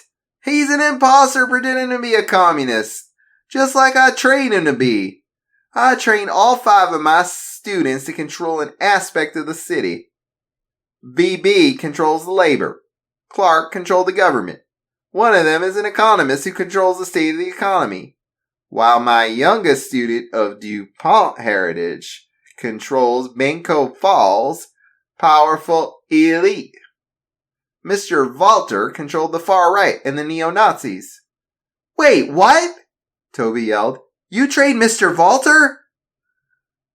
Yes, unfortunately he did believe he was what he was preaching and genuinely thought he would become the next Adolf Hitler. Luckily, before I had a chance to send someone to kill him, that kid, I think his name was Bloodshot. Yeah, he killed him. You were there to see it. Mr. Dominus walked closer to Toby and put a hand on his chest. That's why I've come here. 2 of my 5 students have died in the last week. It's time you left this stupid job with the corrupt Mayor Barrington and began to work for me. Become my student. It's time for you to live a better life. Toby rolled his eyes. You're a moron and evil. I know how to live life perfectly fine. I graduated college while everyone was graduating high school. So you know all about that because you went to college early. I'd say someone who was studying advanced college science in high school is their life together. That's hilarious, Mr. Dominus chuckled. I was once like you. I was top of my class, got the best grades. I thought I had all the knowledge I needed to live life. I thought I was superior to everybody, but as life went on, as I faced hardship and strife, the lesson I learned is how little I know. Life is complex. It's rough, rugged, unpredictable. It's not a class you can master in college. Think otherwise is the pretense of knowledge. Mr. Dominus stared at Toby in the eyes, smiling maliciously. Besides, Mr. Winters, you don't really have a choice. Mr. Dominus pulled out a small, old-fashioned pistol. I know everything about you. I watch you every day. There is no escaping me, even out of Bencoe Falls. If you refuse, you'll be shot. If you accept and break the deal, I will send someone to track you down and kill you. I'm the only reason you're still alive, but I can easily be the reason you're dead. So what do you say? Toby's heart raced with fear. He nodded his head and shook Mr. Dominus' hand. You made a good decision, Mr. Dominus said as he began to put his coat he had set down in Toby's living room. In time, you will control the scientific world. But for now, continue your work for Mayor Barrington. Discover his secrets and report them to me. Do not betray me or you'll end up like Kark. Is that understood? Yes, Toby responded weakly. Mr. Dominus hugged Toby. You'll be a great student. I just know it. New World Order is beginning to form. Novus Ordo Seclorum will spread across the world. Mr. Dominus began to walk out the door. One more thing, Mr. Winters. Yeah, what? Toby asked, confused. Gus Blue is key to everything. With that, Mr. Dominus left Toby alone. Luckily, Toby was able to get to sleep that night. Unfortunately, he would eventually have to wake up. Chapter 7 by Henry Roots. The Economist. It was Thursday, April 20th. Gus had already done the usual routine of waking up and walking to school. But today was different. The flag was at half-mast when he arrived at school. Gus wandered the halls and noticed that it was eerily quiet. When he was in gym class, Mr. Volkov was crying. Unusual for a man that was above 6'4". Then Mr. Volkov spoke. In case you were wondering, there was a school shooting yesterday. It was Robin Johnston High School, he said in a somber tone. The classmates started murmuring about this. These school shootings have gotten too close to here. I am concerned about the mental health of our students, so please be nice to the kids that are struggling, said Mr. Volkov, directly looking at Gus. Anyways, I want everyone to run for 15 minutes, Mr. Volkov yelled. While Gus was running, he saw a fat, bearded man walk into the gym. Listen here, fat ass, we're in the middle of class. Please leave or I'll make you leave, explained Mr. Volkov. The man stood still for a second, then pulled out a deagle with a silencer. He shot Mr. Volkov in the leg, crippling him in the process. The students immediately stopped running in circles and started to run towards the exits. Listen up, I can try to fight this guy, but please alert every single class about him, said Chad in a brave tone. Chad began to throw punches at the man, but the absurd amount of fat in the body absorbed most of the impact. He then shot Chad's right arm. It became abundantly clear that Chad wouldn't be able to play for a while. The fat man said, Give me Gus Blue or this jock here gets some lead in his face. Maybe I'll kill all of you. The students then stopped. They moved away from Gus. I'm sorry, Cynthia said in a quiet tone. Gus was now fully exposed. The man shoved Timberton away and walked towards Gus Blue. The fat man fired the rest of his magazines in the air.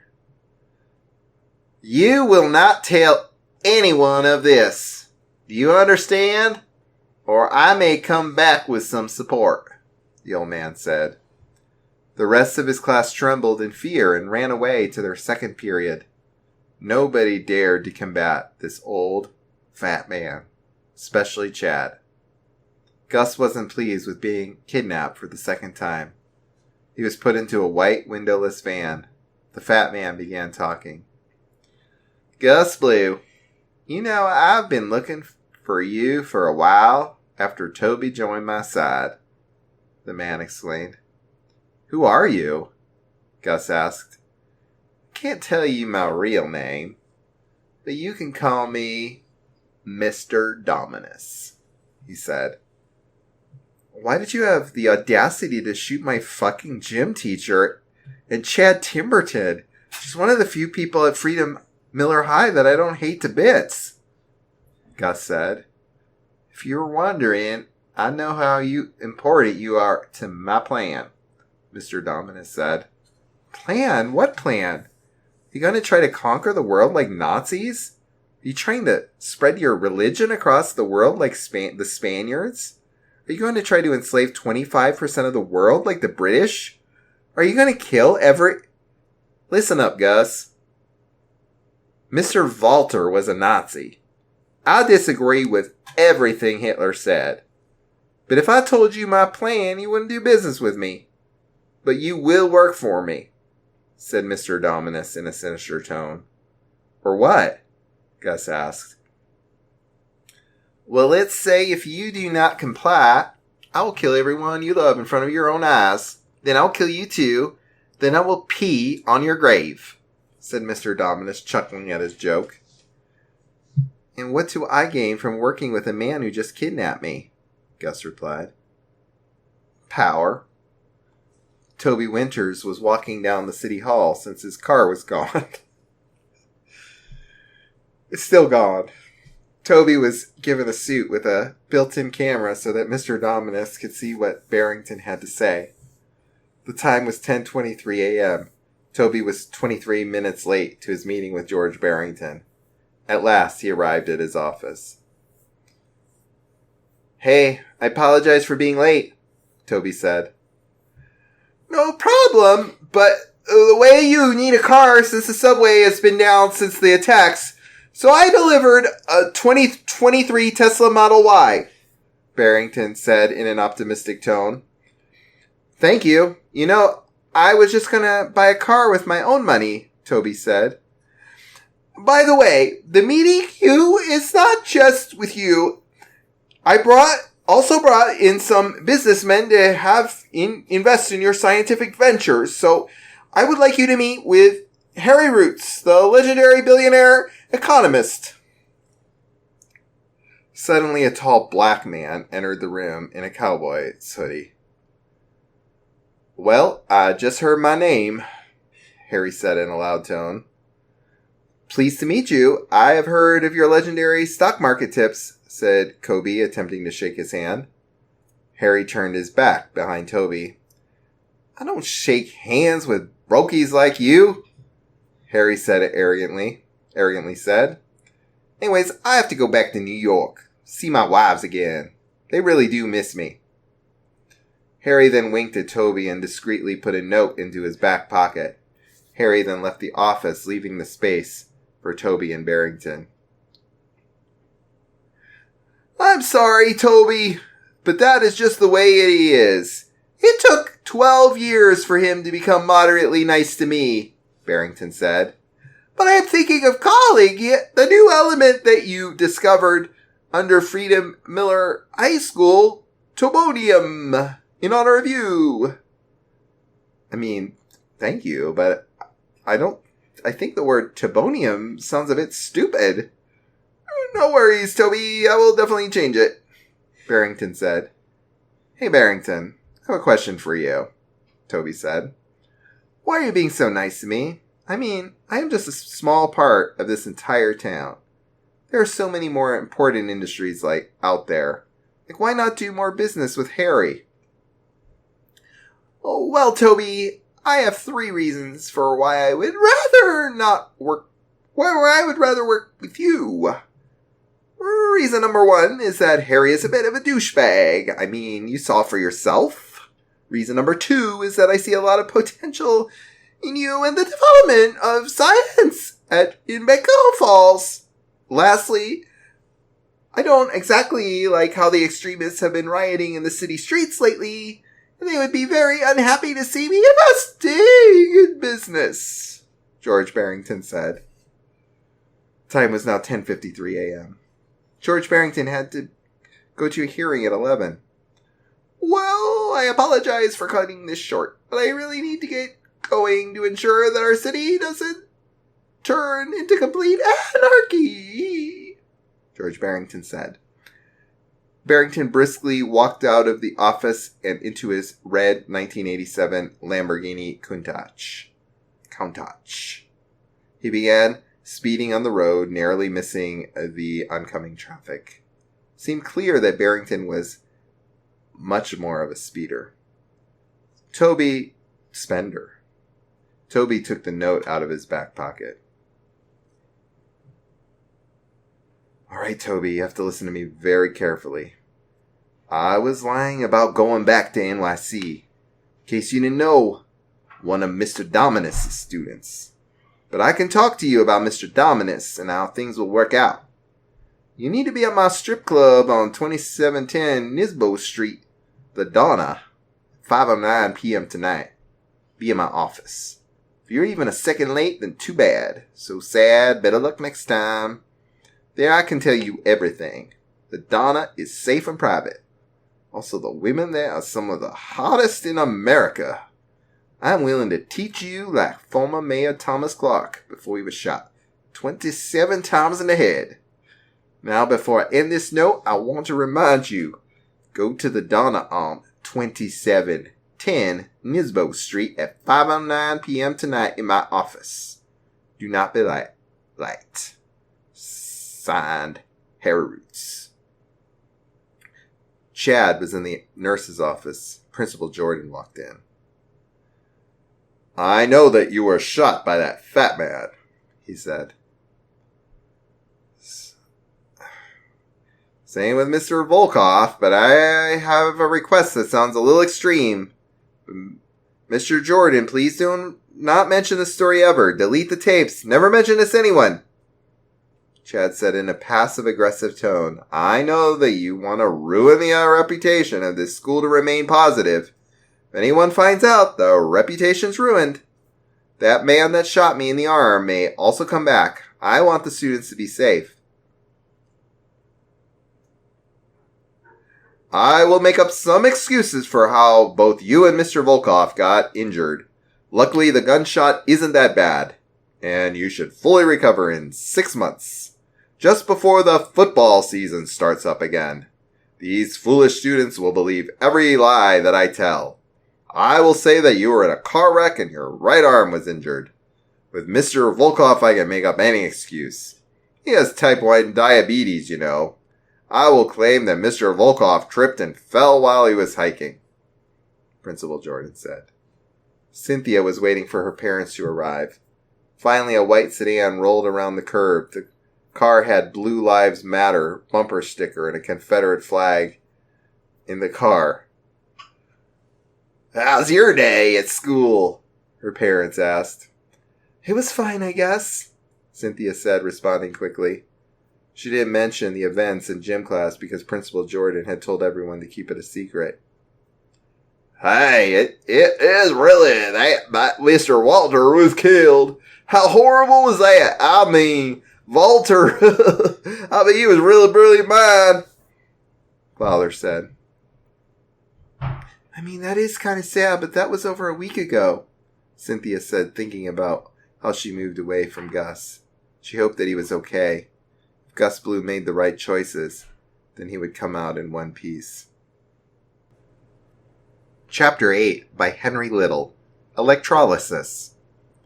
The driver of the white van parked next to Gus's house, and Mr. Dominus handed Gus a folded sheet of paper.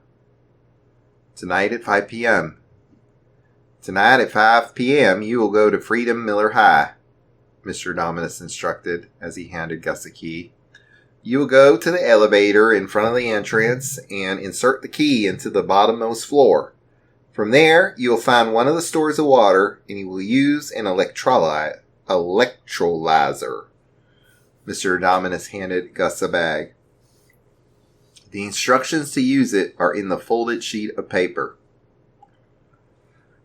Can you please explain to me what the hell is going on? Gus demanded. I'm sure you're aware of the prestigious water fountain at your coveted high school. This water is being utilized in a nefarious scheme previously operated by Mayor Thomas Clark and now Mayor Barrington.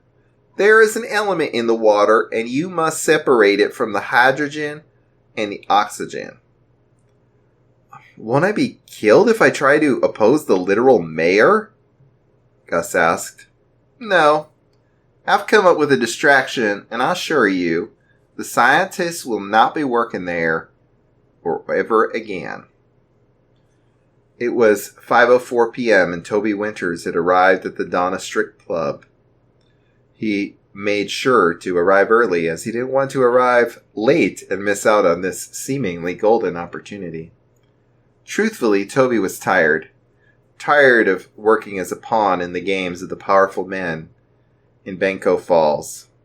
He wanted to be powerful, but he had a feeling he'd never escape the painful game he had to play. Toby entered the strip club, dreading the hordes of naked women and lazy Slavs paying unnecessary money for a mere night's pleasure. But as Toby entered, he would find something even worse than an abundance of naked dancing women. And this horrifying thing happened to be the lack thereof. There was nobody in the club. Nobody except for Harry Roots, the economist. Harry Roots smiled and greeted Toby, who tried his best to convey the same warm gesture Harry had presented for him, but was still unnerved by the empty club. So you closed the club just to talk to me? Toby asked. I figured it would be hard for you to concentrate on the conversation if there were naked whores everywhere, Harry said with a wink. Suddenly, Harry pulled out a gun from his waistband and disabled the safety whilst cocking the gun and aiming it at Toby, who put up his hands up in surrender.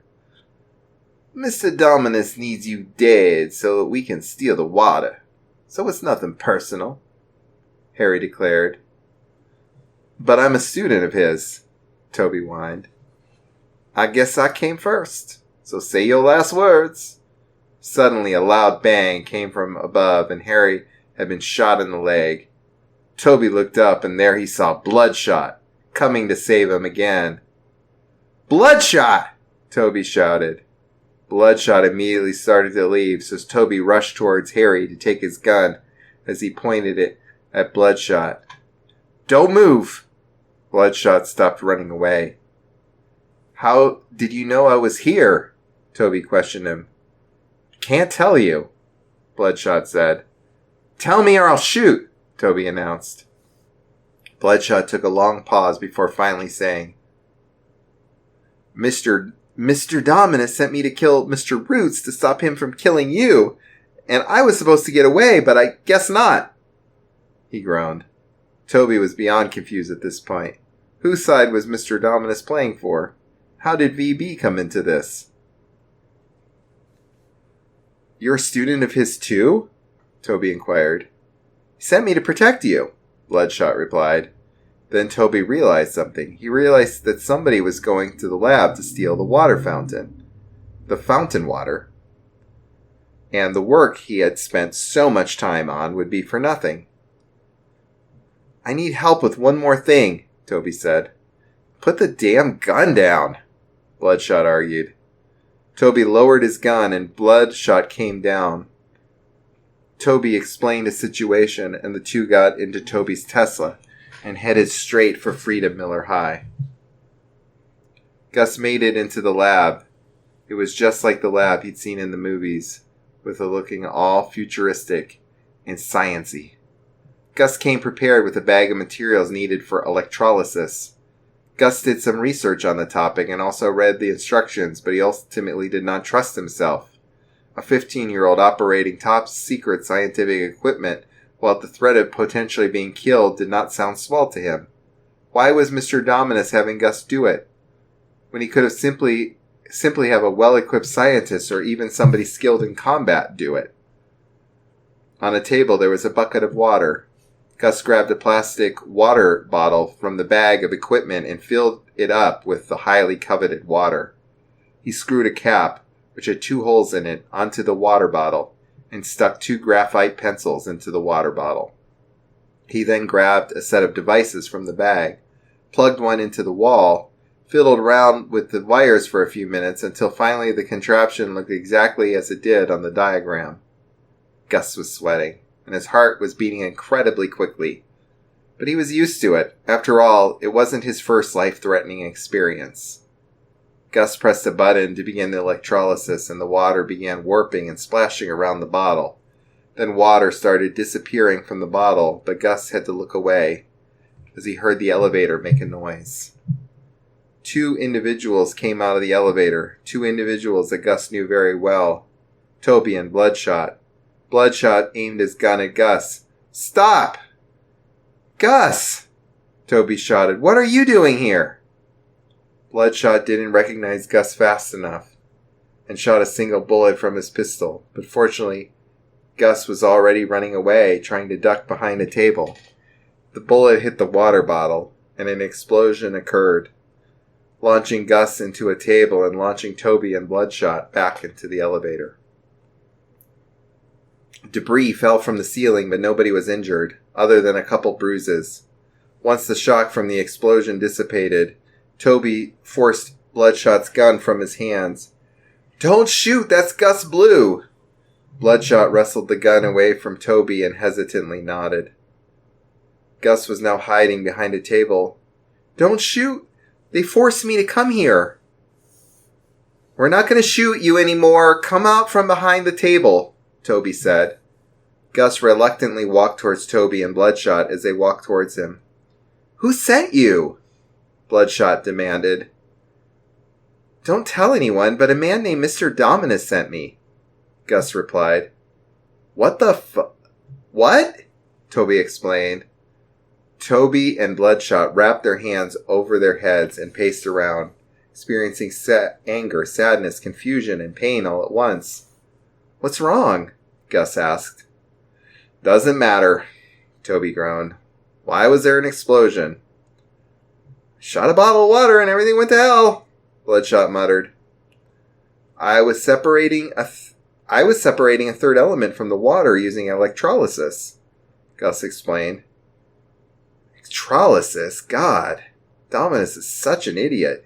He sent a 15-year-old to do an extremely dangerous experiment on something we barely know about?" Toby said. You know about electrolysis?" Gus asked. "Yeah, I worked as a scientist in this very lab," Toby explained. "Anyhow, we need to explain some stuff and ask a few questions." Gus nodded. "So, I'm a student of Mr. Dominus, and so is a man named Harry Roots. Mr. Dominus instructed Harry Roots to talk with me, and he would then shoot me, but Mr. Dominus also sent Bloodshot to prevent Harry Roots from killing me, but I was never supposed to know that he was sent. But I threatened him to tell me. But before Harry Roots was shot, he told me that someone was stealing the water from this lab, and apparently Mr. Dominus sent you here to steal it." "What the hell is his angle?" Bloodshot asked rhetorically. What?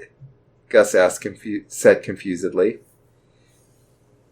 "Gus, I know this is a lot for a 15-year-old to handle, but that's just the way it is now, and you need to accept that," Toby began. "I will do everything I can to get you out of this so you can enjoy the precious years you have. But you need to work with us to make that happen. Understand? Gus slowly nodded. Good. Let's get to work. Chapter 9 by River Macdonald. No turning back. Gus Blue, Toby Winters, and Bloodshot walked out of the underground hydro lab. When they reached the surface, they saw Freedom Miller High School tower above them. It is one of the only high schools in Benko Falls not to be bombarded by communist or Nazi attacks. After the events of the evening, it was clear why. It was water. Mr. Dominus sent Gus to do electrolysis on the water underneath the school, all while Toby Winters was distracted with Harry Roots, who tried to kill him but was stopped by the vigilante Bloodshot. Clearly, this water is important, and Gus Blue was crucial as well. But why? And why did Mr. Dominus send Harry Roots to kill Toby, but at the same time sent Bloodshot to stop Harry from killing Toby? What was the plan? For Toby, he wanted to make sure Gus could get out of this situation. Gus wanted to as well, but deep down he enjoyed the confusion. For all of his life he was thrown around like an insignificant toy, but now he was crucial to the plan of an evil mastermind for the New World Order. So how are you going to get me out of this? Gus asked. Toby wasn't completely sure. He knew he needed to find a way to help Gus, but didn't know how Mr. Dominus felt too powerful. I don't know. I'm going to try to think of a plan, Toby answered. You don't know? Bloodshot laughed. Sounded like you had an idea in the lab. Well, this is complicated. There are a lot of factors at play here.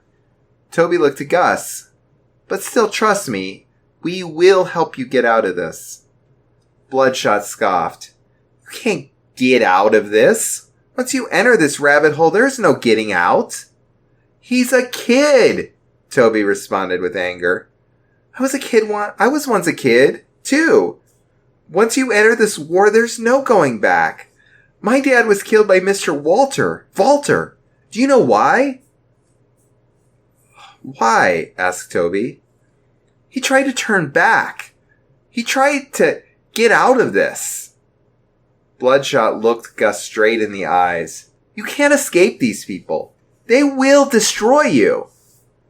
Gus thought to himself, you're right. He's not right. You're 15 years old. You don't want to be involved in this, Toby said. He's already involved in this, Bloodshot sneered. Toby turned around in exhaustion. He was hoping that Bloodshot would help get Gus out of this mess, but now it seemed Bloodshot wanted Toby to follow his path of becoming a vigilante. But then Toby thought, Mr. Dominus hired Bloodshot. He hired Bloodshot. You mean Mr. Dominus hired you to stop Harry Roots? Toby points at Bloodshot. How do you know Dominus? Why would I tell you that? Because it's rather suspicious that someone Mr. Dominus hired now wants Toby to continue down this dangerous road. I bet you're working with Dominus. Are you accusing me of lying? Bloodshot walked toward Toby with a clenched fist. You're his student. If anyone is working with him, it's you. I'm not the one trying to get a teenager to become a wannabe superhero. You're 18. You're still a teenager. We're all still teenagers. Why do you think you're so much better than us? You have no maturity. Toby stepped forward. It's time you left us alone. Go kill some Nazis, but we have work to do. Gus needs help from me, not you. I said leave! Gus's heart raised. Guys, don't fight. Bloodshot and Toby circled each other warily, each looking for an opening. Toby was quick and agile. His punches and kicks came in a blur. Bloodshot was more powerful, his fists and feet like sledgehammers. Toby feinted with a left jab, then came with a right hook. Bloodshot ducked under the hook and countered with a right of his own. Toby blocked the punch, but Bloodshot's momentum carried him forward, and he slammed his shoulder into the fighter's chest, knocking him off balance. Toby stumbled back, but quickly recovered. He came in again, this time with a flurry of kicks. Bloodshot blocked most of them, but one caught him on the side of the head and sent him reeling. Toby pressed his advantage, raining down punches on Bloodshot. Bloodshot tried to defend himself, but he was getting overwhelmed. Just when it seemed like Toby was about to finish him off, Bloodshot suddenly exploded into action. As Bloodshot began to run towards the scientist, Toby put his hand in the air. "Wait!" Toby yelled. "Gus is gone." Bloodshot turned around. Gus was nowhere to be seen. He vanished. Gus Blue sat in the back of a white van, the same white van that dropped him off at the lab. While Toby and Bloodshot were fighting, he was grabbed by a masked man and put in the back of the van. There was no one else in the back of the van but him. It was dark there. He was lonely and scared. But he remembered what Bloodshot said. He needed to grow up and become a man. Eventually, the van suddenly came to a stop. The man who grabbed him opened the van's door. Before Gus could say anything, the masked man injected a needle in his arm.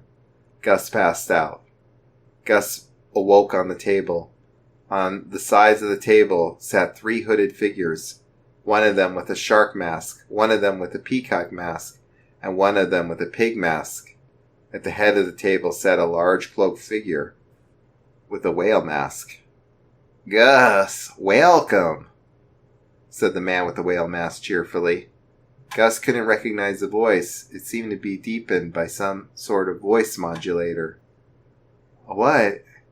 Who are you?" Gus asked. "We are the Novus Ordo Seclorum," said the man in the pig mask. "The new order for the ages," said the woman in the peacock mask. "The secret society that is to change both Beco Falls and the world into a utopia of glory," said the man in the shark mask. Gus raised his eyebrows, confused. "What kind of utopia?" "Filled with questions are you," the man in the whale mask laughed. "You'll find out another time." "Who the hell are you?" Gus said with a rage as he stood up on the table. Gus tried to make his way to the man in the whale mask, hoping to uncover his mask. But as soon as he took a step, the table he stood on collapsed. Gus screamed as he came crashing down to the floor. "If you make bad decisions, you get bad results." The man in the whale mask stood up and looked down at Gus. "Besides, you should know who we are already." The man in the whale mask took his mask off, revealing the chubby, white-bearded face of Mr. Dominus. Gus looked up in shock. "Dominus? Is it really that surprising?" Mr. Dominus asked as he laughed. "I told you I could offer you power. Isn't that enticing? I don't need anything from you." Mr. Dominus smiled. "You want it, though. I know deep down you love this. You love the confusion, too. I do, too. This is all a giant game with many different players. There are many different strategies, many different memos. When you're in my position, you can do anything you want. Isn't that right, Mr. Roots?" The man in the shark mask slightly shaked. "Take off your mask," ordered Dominus. The man in the shark mask complied and took off his mask. He was a well-groomed black man, but had a giant scar across his face. He held his head in shame as he writhed in pain. "This is one of my students, billionaire economist and playboy, Harry Roots." Mr. Dominus put his hands on Harry Root's shoulder. "You see, Gus, he got a little too high on his rocker. I want to see if he was truly student material. I wanted to see if he would do something stupid just because I told him to. I told him to kill Toby Winters at some strip club. He did exactly as I told him to. You see the problem for me, Gus?" "No, I don't. Wouldn't that show his loyalty?" Gus asked. Loyalty is good, but I train my students to be leaders, not followers. He should know that I would never get a student to kill another one of my students, unless of course they betray me like the former mayor. Mr. Dominus smiled at the other two cloaked figures. I hired Bloodshot to shoot him in the leg. A few minutes later, I came to the Donut and saw him bleeding on the floor. I was about to kill him, but what did I do instead, Mr. Roots? Harry Roots looked up with emotion. Dominus spared me, only scarring me across the face. He gave me mercy. He is forever my God, my leader, my teacher. I will learn my lesson. I promise. Say that last part louder, ordered Dominus. I will learn my lesson. I promise, screamed Harry Roots. Good. Mr. Dominus turned to Gus. You're probably wondering why I brought you here. Why I kidnapped you. Why I sent you to the lab. Do you have an idea? No, Gus said. I don't understand why everything had to be so complicated. Last night was just some fun, Mr. Dominus said casually. I learned a lot of things about my students, especially my newest, Toby Winters. He might be trying to turn against me now, but he will be back in my hands in no time. His strength is admirable, but it will soon be used to my benefit. The real reason I need you is something you can't know, but let me say this. You are the key to everything.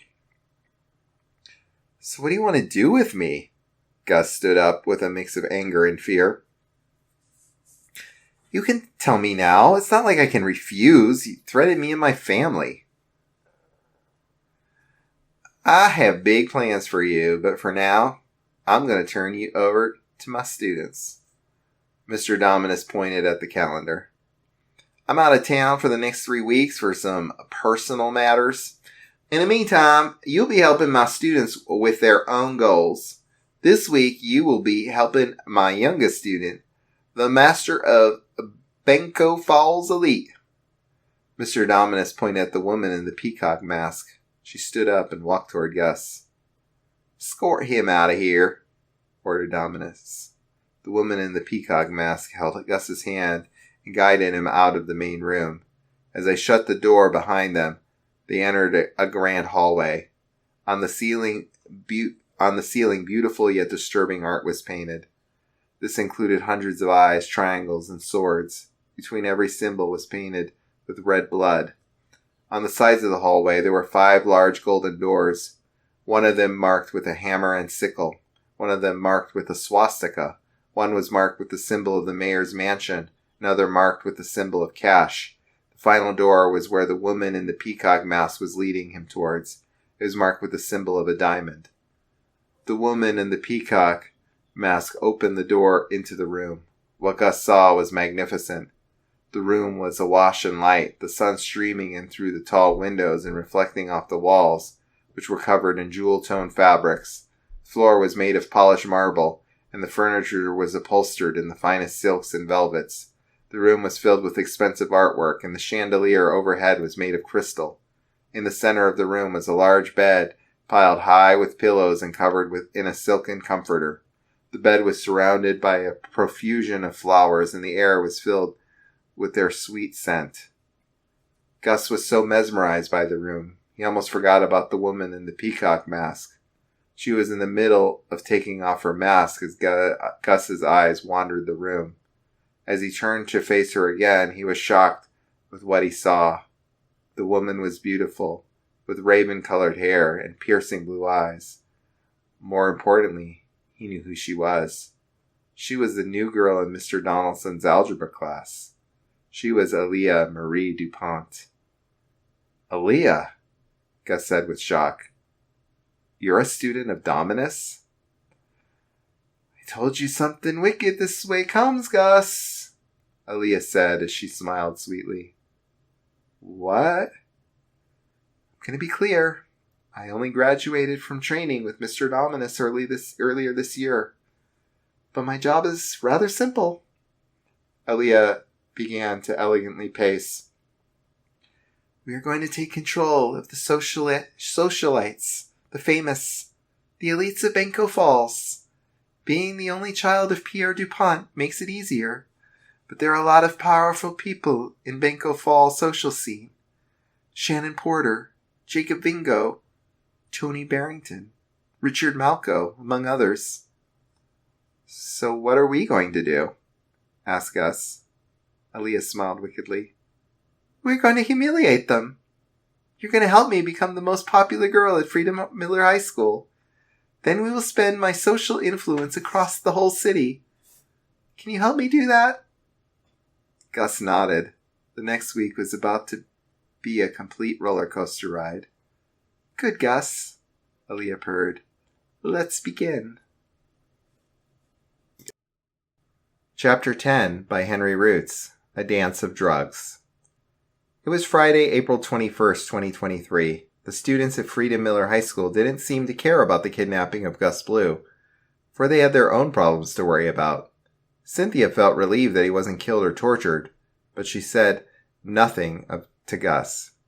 Gus was in his second period world geography class. Gus was sitting in the front of class.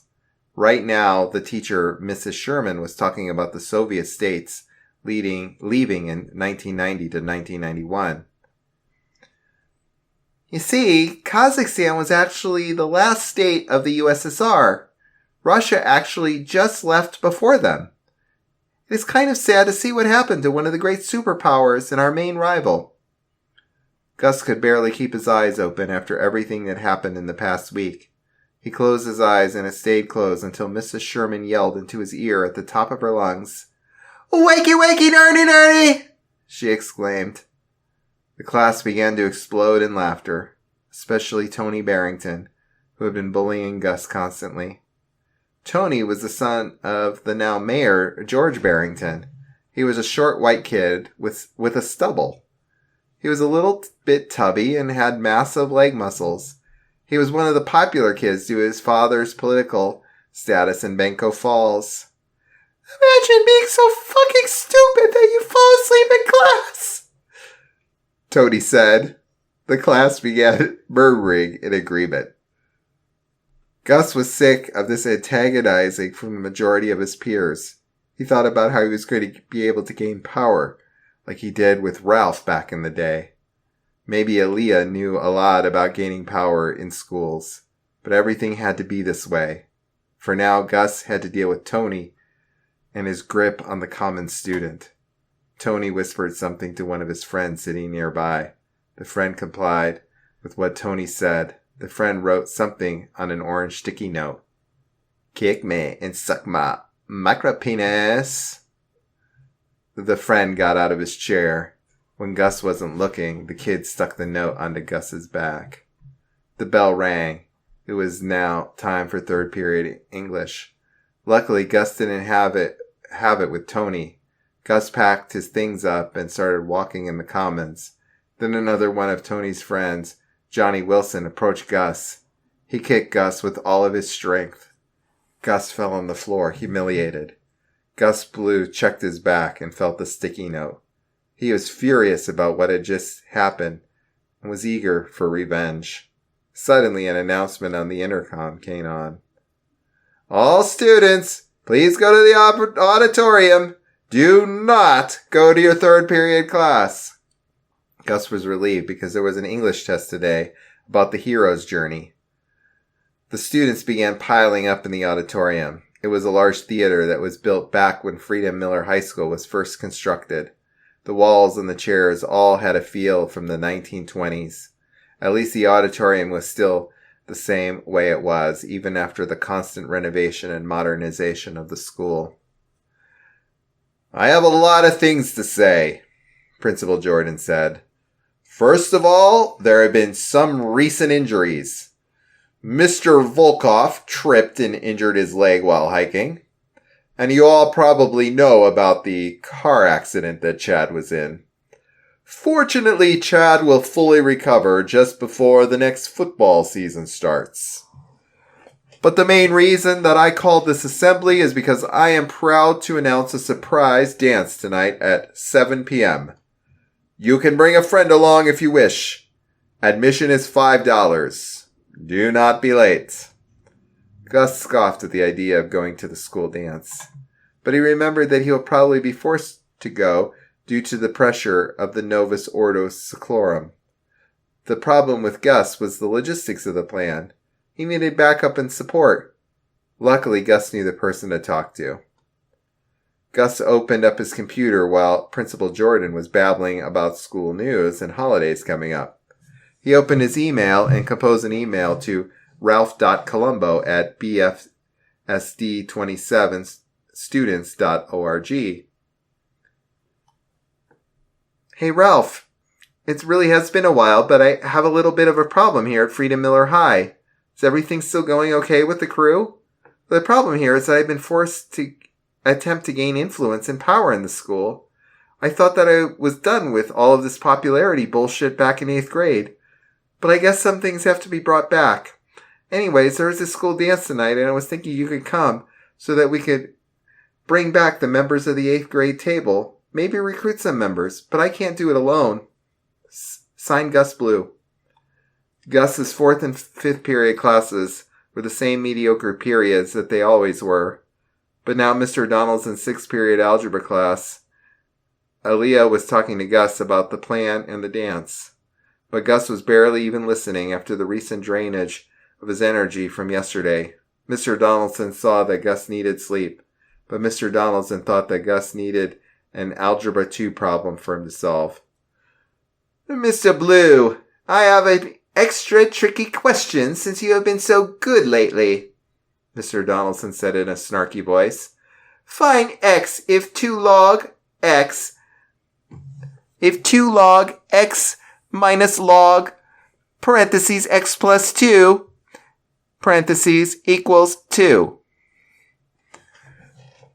I don't know, Mr. Donaldson. You haven't taught us this stuff yet, Gus said.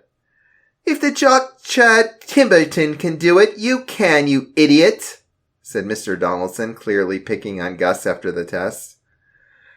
I don't know. 7? Gus responded in a confused voice. Wrong! And I will not tell a failure like you what the correct answer is, Mr. Donaldson said in an excited tone. He was clearly glad that Gus got it wrong. After school, Gus got his email and saw that Ralph had responded with, I regret to inform you, Gus, but the crew split apart back in October. You were the one that helped keep us together, but without you, we agreed to go our separate ways. I still sit with some of them. By the way, I'm totally down to go to the dance. I will arrive at 6 at your place. Maybe I'll let them know that you are back in business. They became our friends because of you. See you then. Also wear something nice. Sincerely, Ralph. It was official. Ralph was coming to the dance. Gus watched TV in the meantime. The Channel 7 News was talking about the shooting in a strip club. And on TV was the economist that Gus met last night. Harry Roots was on the TV. Why do you think the shooter targeted your club and shot you in the leg? The news reporter asked. Well, I personally think that these stupid brokies want to tamper with my women in the free market. These stupid commies, Harry said in an aggressive tone. Gus fell asleep while watching it. He still didn't know how long he was out. What Gus did know was that he was broken by a doorbell at 5:57 p.m. It was Ralph. Gus got up and opened the door. Ralph stood in an entirely black suit that made him look taller and skinnier than he actually was. Can't believe that you actually watched the news, Ralph said. Still do, because so much has happened at Benko Falls recently. We really are living in history right now, Gus said. Gus then picked up a piece of paper he saw that was delivered to the front door. Okay, so here's the plan. My parents are out of town, so I can steal some of their cocaine and alcohol. I'm going to spike the beverages to make the students a little bit rowdy. So do not drink the punch. I will encourage the other rich kids to drink it.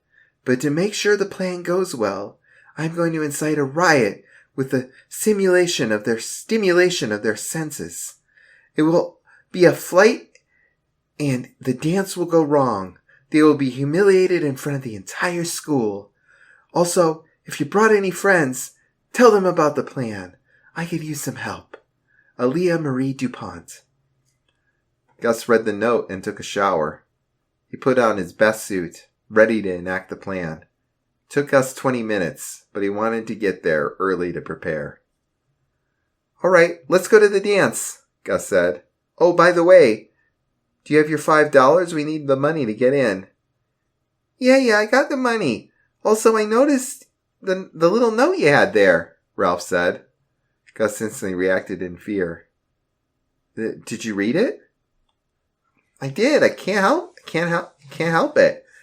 But I can help you out. But you need to make sure that I don't get in trouble. So if everything hits the fan, we run away from the school. Even if cocaine is illegal, I still need to pay you back for all the good that you did, Ralph said. One more thing. Is she your girlfriend or something? Not at all, Gus said as they got in the car. The 5-minute car ride was peaceful. Gus thought about everything that has happened in his life, from Toby Winters to Bloodshot. Gus didn't even know the real name of Bloodshot. Gus thought that one day the three could team up and fight against the Novus Ordo Seclorum and Mr. Dominus, but for now Gus Blue had no power in order to fight the Goliath. They had now arrived in the gym. It was quite early still, so there were not that many people there. Gus was surprised to see Wilfred Tuco, the cocaine dealer, at the dance.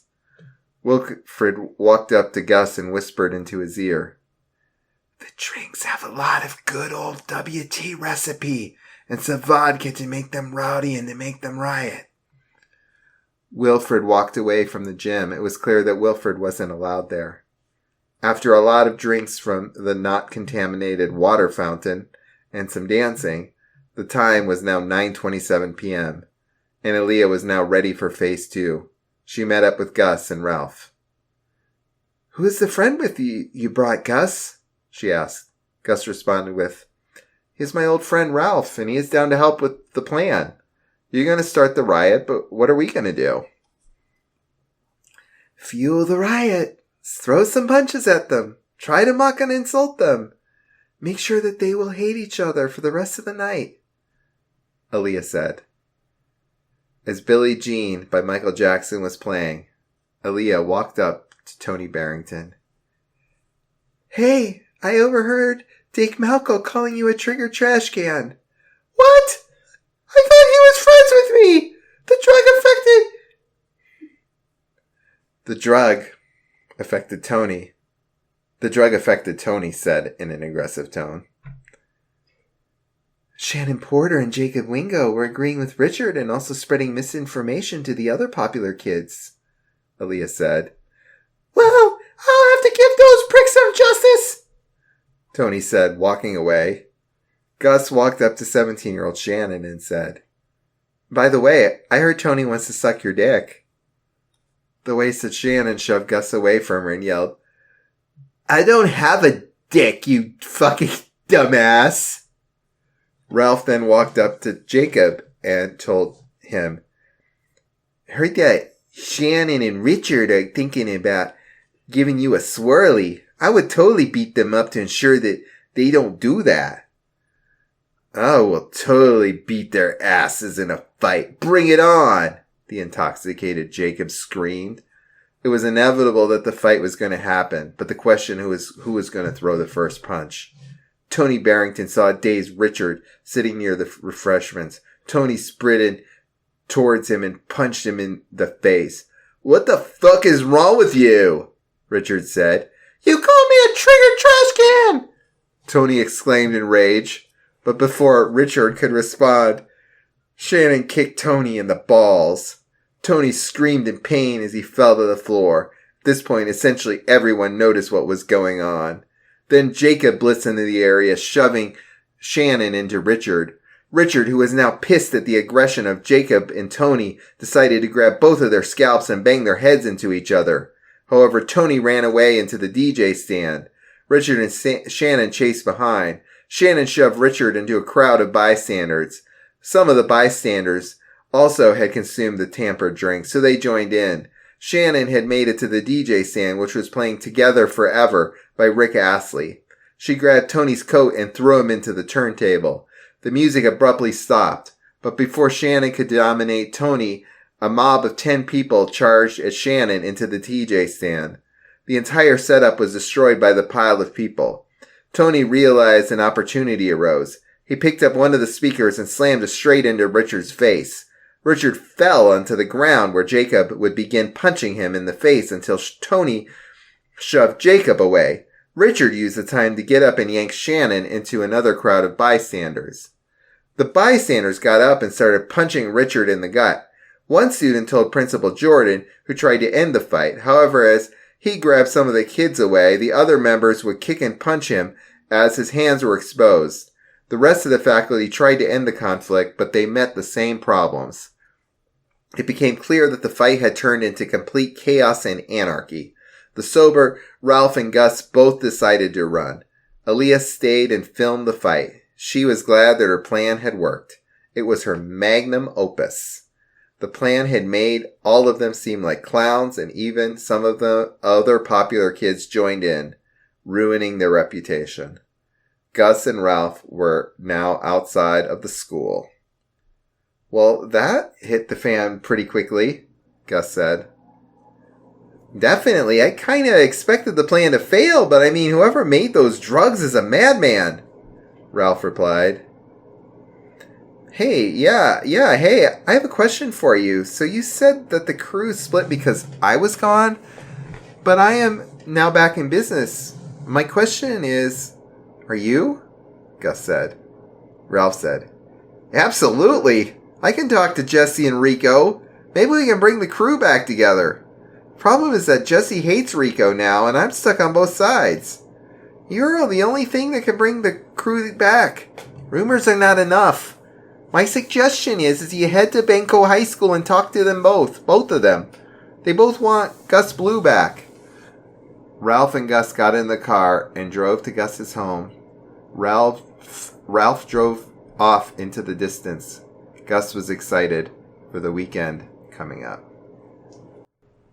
Chapter 11 by Henry Little, Black and Blue. It was Saturday night, the night after Aaliyah's grand plan to get her rightful place as the most popular person at Freedom Miller High. Ralph had taken time out of his Saturday trying to get Jesse and Rico together, which didn't entirely work. Jesse and Rico got into an argument over a girl whom they had both dated, that girl being Aaliyah. Ralph had succeeded in getting Jesse and Rico to meet with Gus and Ralph once more, but the two former friends refused to speak to one another. Meanwhile, Gus had been at home, finally enjoying a break from the traumatic experiences for once. At a dinner between Gus and his two parents, Gus talked to his parents about the upcoming night. "Can I go meet my old friends from middle school at Macdonald's tonight?" Gus asked. "Yes," Gus's mother replied. "Also remember that your father and I's 21st anniversary is Monday night." Gus nodded, now looking forward to the group reunification in a few hours. Gus devoured his food and texted Ralph, letting him know he'd be at McDonald's at 9 p.m.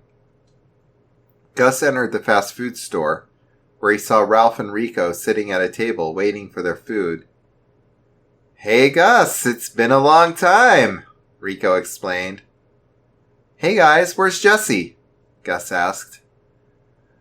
"We don't know, but he better arrive," Ralph replied. "You can go order something, Rico, and I are just waiting for our food right now." Gus went to stand in line as Jesse entered the restaurant. He waved at Ralph and gave Rico a cold stare and went over to Gus to order food with them. "Hey Gus, how you been?" Jesse asked. "I've been great," Gus lied. "How are you?" You know, just BSing my way through 9th grade, just like I did in middle school. Jessie laughed. Remember when Mrs. Johnson announced my grade in front of the whole class? Gus laughed. And then Aaliyah figured out you'd been lying to her about your grade and she almost dumped you. Yeah, well, she cheated on me with Rico anyway. The two sat down with Ralph and Rico, and they were all eating their food in no time. It was mostly Ralph and Gus talking, as Ralph and Jessie sat awkwardly across from each other. Despite this, Ralph and Gus made their best attempts to include the two in the conversation. Just like the time you two worked together on a class presentation and got an A, Gus said to Rico and Jessie. Rico mumbled. After a long pause, Ralph decided to take direct action. The thing with Aaliyah was a year ago. Can you two just get over it? Rico and Jessie pondered this for a moment, but said nothing. Girls should never get in the way of two friends, especially you two, Gus began. You two are always inseparable, the best of friends. There was no Rico without Jessie, and no Jessie without Rico. Everyone went quiet for a moment until Jessie said, It's not that deep, man. Rico tried to suppress a chuckle, but it eventually came out, and eventually everyone was laughing. By the end of the night, the four were now friends, and not even the most horrific and tragic event could break them apart. It was Monday, and Gus Blue had returned to a slightly different Freedom Miller High School. That difference being the change in popularity hierarchy at school. Over the weekend, Aaliyah had worked to spread her influence, and worked to make sure that everybody knew that Tony, Richard, Jacob, and Shannon were worth nothing after the events of Friday night. Aaliyah didn't spend a second of her weekend at the DuPont mansion, but instead spent it partying, hanging out with every popular kid at school, and destroying the reputation of the former popular kids. While Tony, Richard, and Jacob were too stupid to figure out what had happened, Shannon Porter was immediately suspicious. Not because of her intelligence, but because of her incredibly fragile ego. The second she walked out of the dance humiliated, she thought to herself, How could this happen to me? How could everything I worked towards for years just crumble in minutes? She felt slightly off that night, like she'd been drugged. But it wasn't too serious. She went to her father, Sheriff Adam Porter, to get a drug test. The drug test came back positive, and although her father wanted to get the school in trouble, Shannon profusely swore to her father that she could deal with it on her own. Unfortunately for Shannon, she could not pin the injustice done to her reputation on anyone except for Aaliyah Marie DuPont. Shannon had gotten a few people on her side, and the truth was spreading throughout the school. But word had gotten around to Aaliyah, who had devised a more ruthless plan to solidify her reputation. Gus, despite Mr. Dominus's firm grip on his life, felt the best he felt in a while. He had his friends back. Aaliyah was happy. He had not been kidnapped in a few days. All was well. Until Aaliyah tracked Gus down at his locker, and tried to make use of her beauty and charming personality to persuade him. Hey, Gus. How's it going? Aaliyah asked. Gus was starting to get worried. I'm fine. I need a favor from you, she said. I need you to kill Shannon Porter. What the Gus shouted before Aaliyah put her hand over his mouth. People in the hallways were staring at Gus while being very confused as to why the most popular girl was talking to one of the most infamous people in the school. Shh. Don't freak out. Just do it. I don't care how. Just make it happen by the end of Tuesday. Aaliyah began to walk away, but Gus had one more comment. Or what? Aaliyah paused to think before saying, Mr. Dominus thinks the orphanage is a nice place. She walked away, and Gus received a chill down his spine. He reluctantly headed to class, now confused and hurt by what had just happened. Gus walked by the elevator leading down to the lab, and he had a hunch that Toby was down there working again. The anarchists were after Toby. He'd been hiding in the lab for days, no food, and only drinking the pleasurable water from the buckets of water he was meant to study and experiment on. Just after his fight with Bloodshot, Toby sprinted out of Freedom Miller High to try and find Gus. But while trying to get into his car, he was shot at by a group of men wearing ski masks with the anarchist A painted onto their hoodies. Toby narrowly escaped and returned to the school, hiding in the lab for days. With no phone and no safe way out, he was waiting for any sign that it was Monday, a sign that school was ongoing, so he could leave without being gunned down. Toby theorized that the anarchists had become aware of Mayor Barrington's plans to experiment on the water, and had known that Toby was the scientist, and were therefore going after him. Toby had retrieved an emergency gun from a safe in the lab, but the foolish former Mayor Thomas Clark didn't leave him any bullets, so it was nothing more than a dull blade he could hit somebody with. At 2:56 p.m., Toby decided to take a chance. He was hungry, paranoid, and deprived of the outside light. He put his gun in his pocket and took the elevator upstairs, where he found that everyone was in their classes, and it was indeed Monday. He now had one priority: save Gus Blue from captivity. He felt very selfish for hiding underground for days, while fully knowing that Gus was being held captive. Toby's Tesla was gone, presumably towed away. He'd have to deal with that later. Poor Toby. First, he made the horrifying walk to his own house, where he certainly didn't feel safe. Just how much did the anarchists know about Toby? At the house, Toby loaded his gun and ate nothing. He was running on pure adrenaline. He sprinted to the Communist Club, where he had first seen VB give a horrifying speech to a horde of communists. The words, "Join the revolution! Destroy the bourgeoisie! Follow VB!" were put on a wall next to the door to enter the club. Toby drew his gun and went inside. There were about a dozen people sitting and drinking alcohol. Toby surveyed the room and aimed the gun at the communists and angrily screamed, "Where's Mr. Dominus?" VB's personal assistant Sylvester rose from a chair. Toby recognized him from before and thus fixed his gun on him. "Let's talk outside. Let's take this outside," Sylvester said shakily. Toby and Sylvester exited the club and ended up outside. "Where's Gus Blue?" Toby demanded. "A few of our men took him to a personal meeting a few days ago, and we returned to his home," Sylvester replied.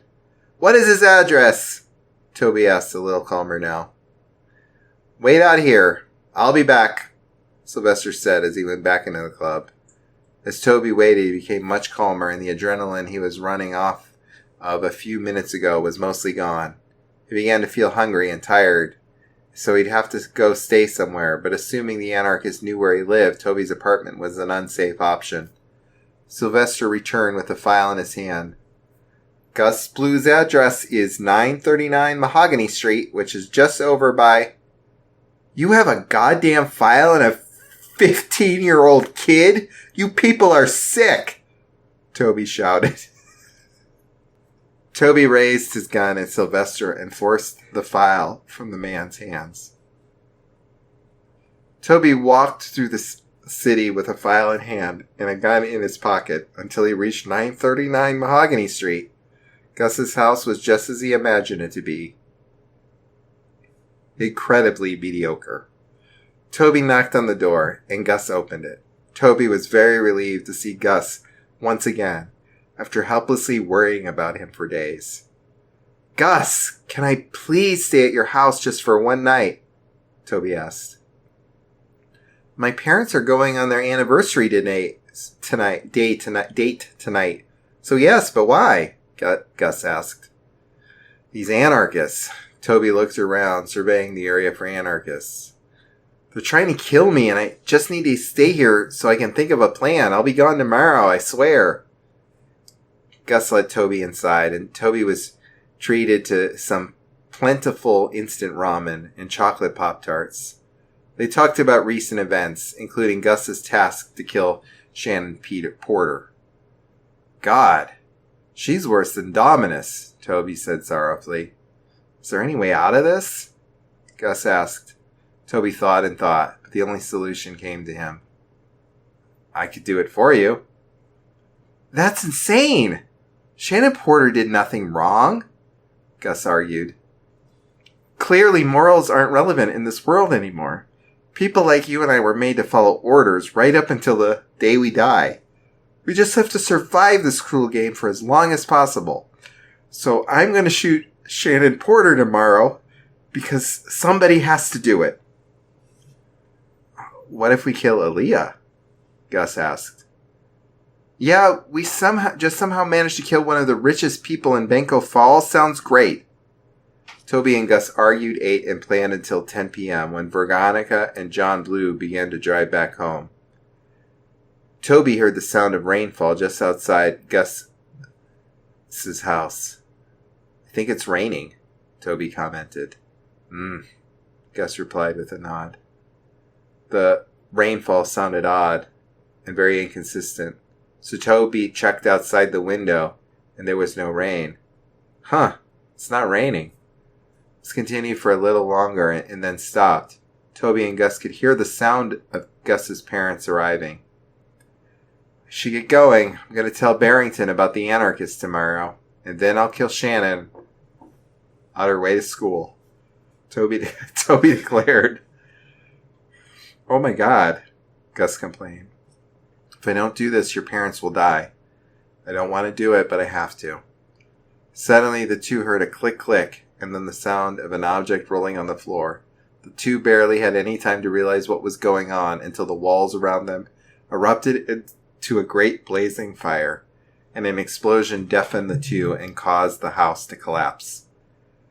Toby instinctively grabbed his gun and took Gus's hand, guiding him through the debris. The screaming of Gus's parents could be heard from the garage. 4 hooded figures wearing ski masks with the anarchist A on their hoodies were seen running away from the house. Toby shot at one, disabling the man's leg and piercing his chest. My parents! Gus shouted. Gus and Toby stumbled through the ruins. Coughing and avoiding the fire, they found Gus's father on fire and Gus's mother crawling across the floor, with her legs cut off. It was a terrific sight, even for Toby, who had never met Gus's parents. Toby managed to cover Gus's eyes, but it was too late. Gus saw the death of his parents, and it would change him forever. Chapter 12, by River Macdonald. Into the Inferno. Grief is like the ocean. It comes on waves, ebbing and flowing. Sometimes the water is calm, and sometimes it's overwhelming. All we can do is learn to swim. Unfortunately, Gus Blue was drowning. Like a giant tsunami was flooding his entire life. His parents were dead. Burned to death by the anarchists. As Gus watched as his house was consumed by the flames, he tried to hold back the tears, but was ultimately unsuccessful. If only he was there to warn them. If only he could stop their deaths. Toby watched Gus with tremendous guilt. The anarchists had clearly set fire to the house because of him and his scientific knowledge. If Toby had gone anywhere else to hide out from the anarchists, Gus's parents would not have died. It was ironic that Toby was trying to save Gus's parents from Aaliyah and the Novus Ordo Seclorum by killing Shannon, but his parents ended up dying anyway by other means. Toby patted his hand on Gus's shoulder. This is my fault. I'm sorry. Gus shook his head. No, it's not. This was always going to happen one way or another. Bloodshot was right when he said there was no turning back. Right? No. If we're careful, there's still hope and you can live a normal... I'm an orphan, Gus screamed. My normal life is over. Toby finally understood that Gus was right. Their lives would never be the same. Even so, he wanted to make sure things didn't get even worse than they already were. At least, Aaliyah can't hold the idea of my parents dying over my head to kill Shannon, Gus reasoned. I grew up without parents. Well, without good ones. I thought I had nothing to lose. I was wrong. Toby looked Gus straight in the eyes. With your parents dead, they'll just threaten to kill your relatives, your friends, anyone and everyone you care about. And, of course, yourself. I don't even care if I die anymore, said Gus. Don't say that, said Toby. We can get through this until the other side. Aaliyah will still expect you to kill Shannon Porter. But now with your parents dead, she'll just move on to other people you love. I don't want to do this, but I will. I will kill Shannon tomorrow. You can't live on. You can't live with that on your conscience. Before Gus could respond, multiple fire trucks, ambulances, and police cars arrived at Gus's burning house. The firemen got to work quickly and soon put out the fire. With the fire gone, Gus looked in heartbreak at the rubble and wreckage that he once called a home. A few police officers walked towards Toby and Gus, trying to figure out what was going on. One of them, Toby recognized on TV. It was Sheriff Adam Porter, the same man who fathered the girl he was going to kill. He couldn't believe that he was going to go through with it, but Gus needed to have a future. Toby told Sheriff Porter most of what happened. He told him about how the anarchists blew up the house and killed Gus's parents. He told him about the anarchists who had trapped him in his lab for days, likely going after him for his scientific knowledge. The whole process took over an hour. After the sheriff was done with the report, Toby asked him a question. I've known this kid, Gus, for a while. I don't want him to end up homeless. Can he move in with me? That's very kind of you, but we cannot give you custody of the kid due to your age and the fact that you're not a blood relative. Also, Deputy Hannity recently got off the phone with the kid's older brother a couple minutes ago. He was living 40 miles from here in La Engañadora. After hearing what happened to his parents, he said he would have to move to Benko Falls and take custody of his younger brother. He'll be in town on Wednesday for the funeral. In the meantime, Gus will be housed by the police department. Toby hung his head in defeat and began walking away. Oh, one more thing, Toby Winters. Sheriff Porter smiled. I want to give my utmost gratitude to you for your cooperation. Mayor Barrington has told me good things about his scientists, whether it be your water research or my brother-in-law's daughter, Dr. Juanita Voglio's brilliant energy discoveries. Hopefully in the future, you can help us deal with the vermin in this city. These anarchists, communists, even Nazis in southern Benko Falls and Firo. Something needs to be done. They even have to be drugged. They might even have drugged my daughter at a dance last Friday. Speaking of that, I need to go get her ready for a media press release at VD3 Media tomorrow morning. Anything to damage control, since so many people are out to completely humiliate her. With that, Sheriff Porter left in his vehicle. Deputy Hannity answered any other questions Gus and Toby had. Toby stayed until 1 a.m., but had to leave when Gus was ushered off to his temporary home for a few days. The one thing that lingered on Toby's mind, though, was Shannon Porter. He had to kill her tomorrow, and her father had revealed an important part of her schedule. He looked online and found VD3 Media and planned the murder. At 7 a.m. on Tuesday, Toby arrived at VD3 Media, which was a large skyscraper in the middle of town. He was hooded, wearing sunglasses. He waited in the lobby patiently for the porters to come and do the press release. By 7:33 a.m. he saw her. He recognized her by her famous blonde hair that shined. Her mother walked closely behind her, having the same color hair. Toby began to follow them down the hallway with the gun concealed in the hoodie's pocket.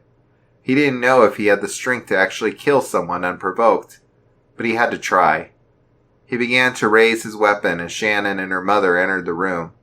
But before Toby could open the room's door and shoot Shannon, his gun was knocked out of his hand. When Toby turned around, he saw the same tall black billionaire that had tried to kill him 5 days ago. It was Harry Roots.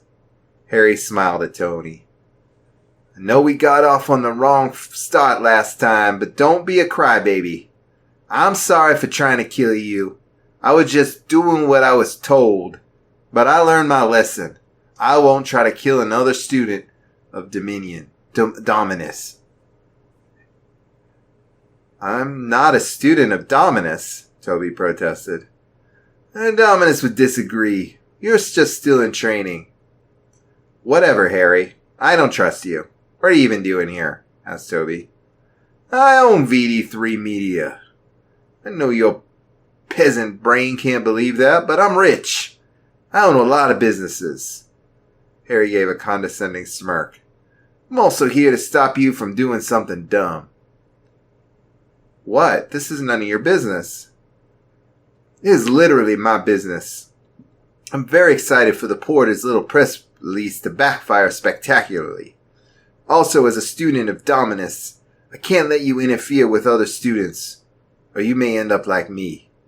Harry pointed to a new scar across his face. Aaliyah specifically wants Gus to kill Shannon. Why? You're too pea-brained to understand. You'll learn eventually. Either way, me, Aaliyah, BB, we've been students of Dominus for years. We know how the show is actually run, so it might be beneficial to show some respect, said Harry. You guys are horrible, said Tony. I know you're afraid of success, being just a wagey for Mayor Georgie. But if you actually look around, you'll realize we're the ones that are right. Harry bent over to Toby's level. We're not the ones who support a corrupt mayor who was once a senator but then had to resign when he was caught pocketing government funds. The Novus Ordo Seclorum is a net positive in a world of beta males like you. We might have threatened them, but we are not the ones that killed Gus Blue's parents. We'll find them and we'll bring them to justice. We believe one of them is the same one who killed Mr. Valter a couple weeks back. Bloodshot? His real name is Nicholas Fisher. Harry sneered. Some poor kid from Firo who got his dad killed by Nazis and then shot me in the leg because he's a broke cosplayer.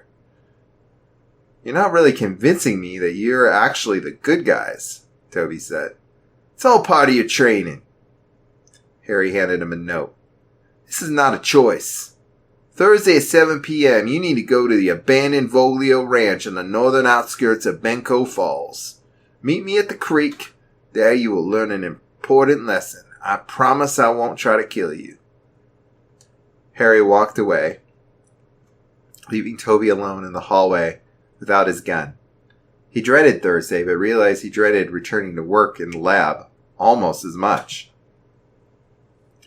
On Wednesday, Gus woke up at 4 a.m. in the morning. He had spent the last day alone in his temporary government housing, occasionally calling Ralph, Rico, and Jesse, who were all very supportive. Today was his parents' funeral.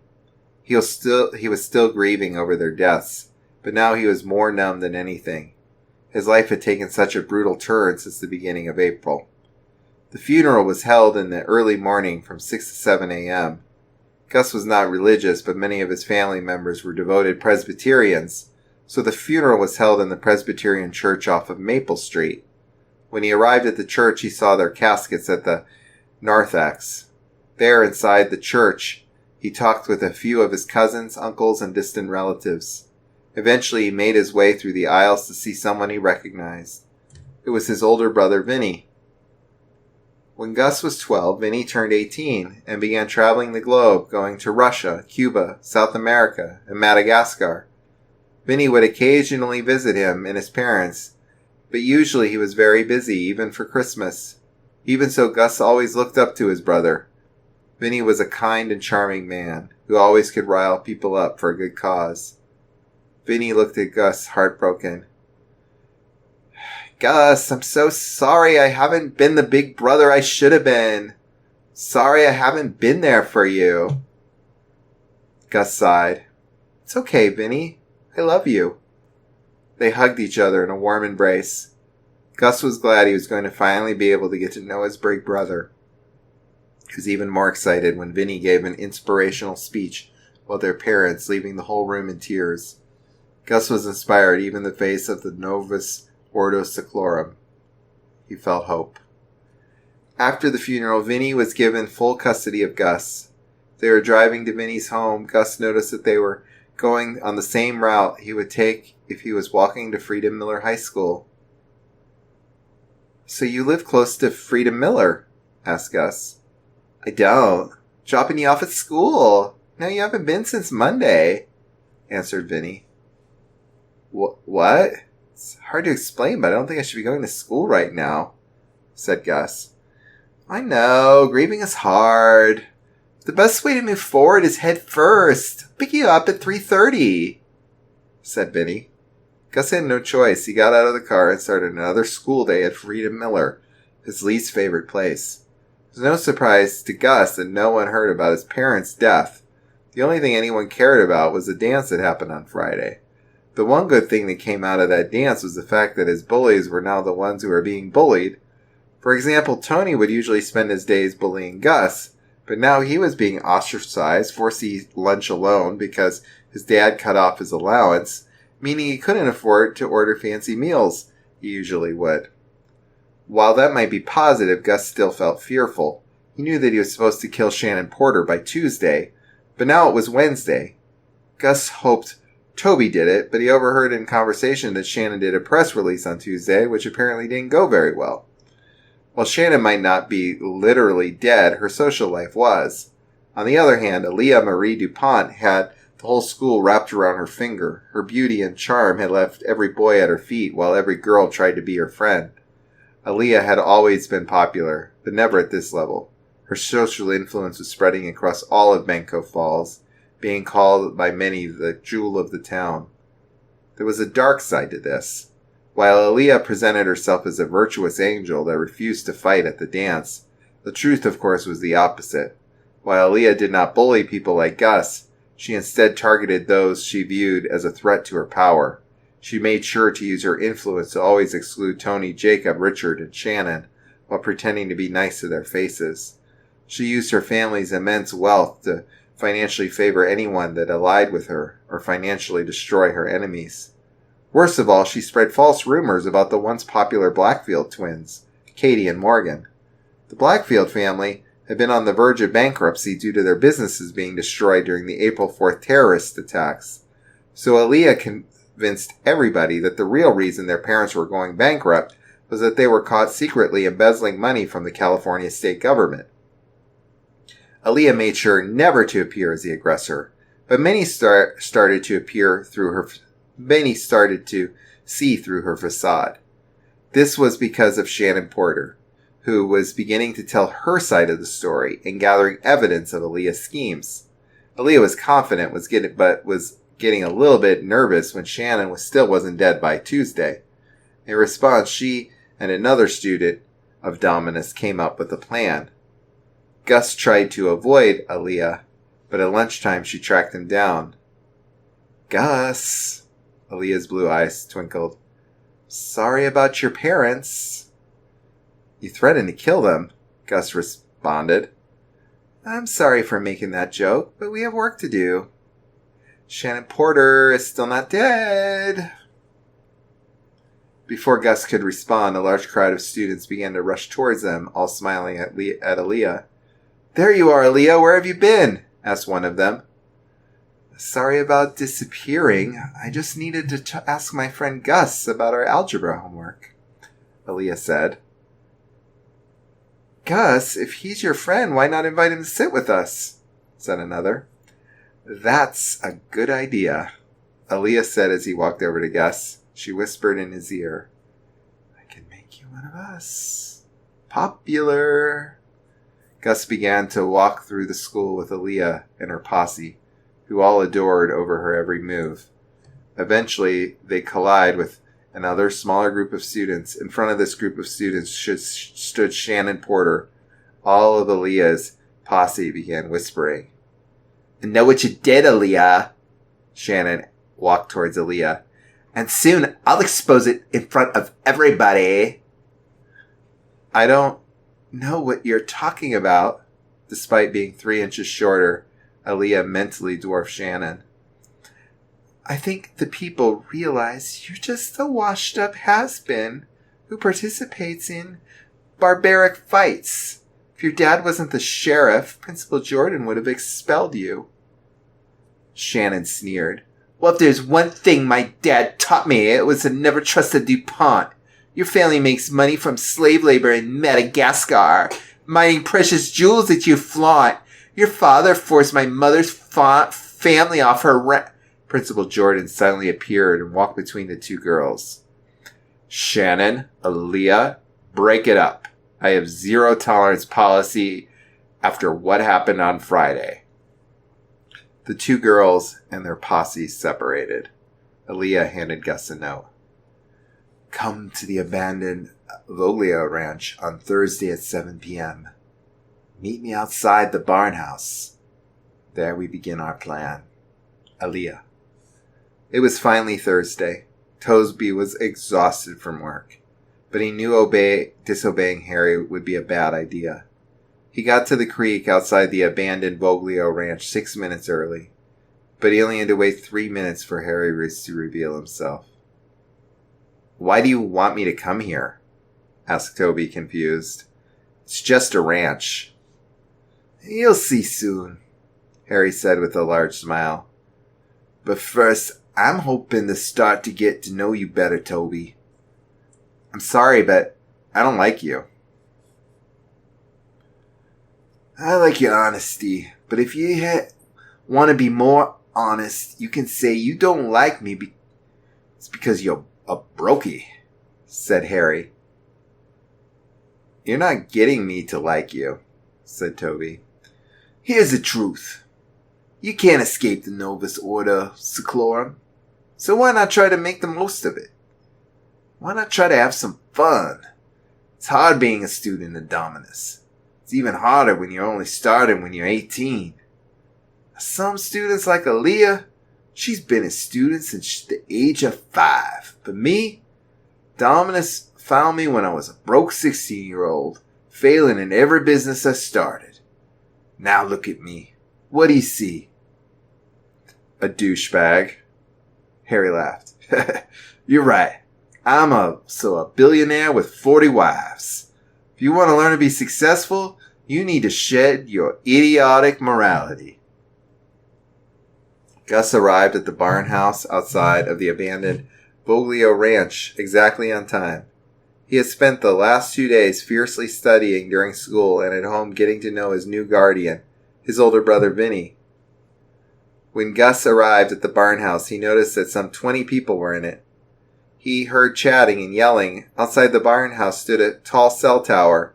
It was made of metal and concrete, and it reached high into the sky. The tower was topped with a large antenna, which broadcasts signals to cell phones all around the Benco Falls metropolitan area. The noises inside the barn house began to grow louder. Eventually, he heard the voice of Shannon Porter. He put his ear to the outside wall of the barn house and listened. Shannon continued to speak. This barn house once was the center of the great Voglio Ranch. My mother's family, the Voglios, owned this ranch since the late 19th century. This was until 22 years ago, when Pierre DuPont foolishly believed that there was gold on this spot and forced my mom's family to sell the ranch. When he realized he had wasted his money, he refused to give the ranch back and built a cell tower on it instead. Now we'll use that cell tower to destroy the DuPonts. The manipulative liar, Aaliyah Marie DuPont, daughter of Pierre DuPont, drugged me and ruined my reputation. I have a video recording of her and drug dealer Wilfred Tuco plotting this out. We will use the cell tower to broadcast it across all of Benko Falls so all the people truly see who she really is. The crowd cheered. Gus felt a tap on his shoulder. He turned around and he saw Aaliyah. God, she's such a bore.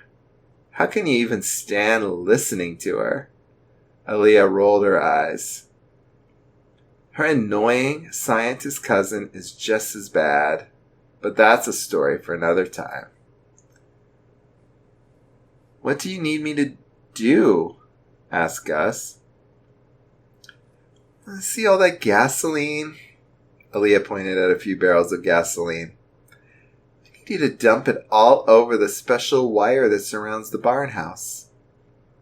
Wait, are you going to burn her? That's almost the same way I don't want to hear any objections, Aaliyah smiled. You know the consequences. Gus hesitantly followed her instructions and dumped the gasoline. He was worried about what was to come. Harry put his hand on Toby's shoulder. You're going to have to be a man and accept your fate. You can make the most of it. Can you do that for me? Toby reluctantly shook Harry's hand. Fine, but if I'm going to be a student, I'm going to change things around here. No more terrorism. Harry laughed. That's the spirit. Terrorism is more VB's thing. Hopefully you guys can see each other eye to eye. Toby scoffed. I'm doubtful. One more thing, Toby. Harry pointed at an electrical wire on the ground. That is called a special wire. It can carry a spark for up to 100 yards. Harry handed Toby a matchstick and a match head. Light the match on the special wire and you'll see something more beautiful than the supermodels I sleep with, said Harry. Toby lit the match. His gut told him not to. But he listened to his brain. One matchstick couldn't cause that much harm. Harry must be showing him some cheap trick. As he lit the special wire and the spark began to travel quickly, Harry began to smile sinisterly. You see that barn house about 90 yards away? Asked Harry. Yeah? Well, that's where that spark is traveling. Aren't there people that live there? Asked Toby. Harry laughed. That's the point. It's all about to burn. Toby began to sprint after the spark, but it was too fast. It soon arrived at the barn house, which was quickly set ablaze. The outside doors had been locked, so no one could get out. Toby could hear people screaming as they were set on fire.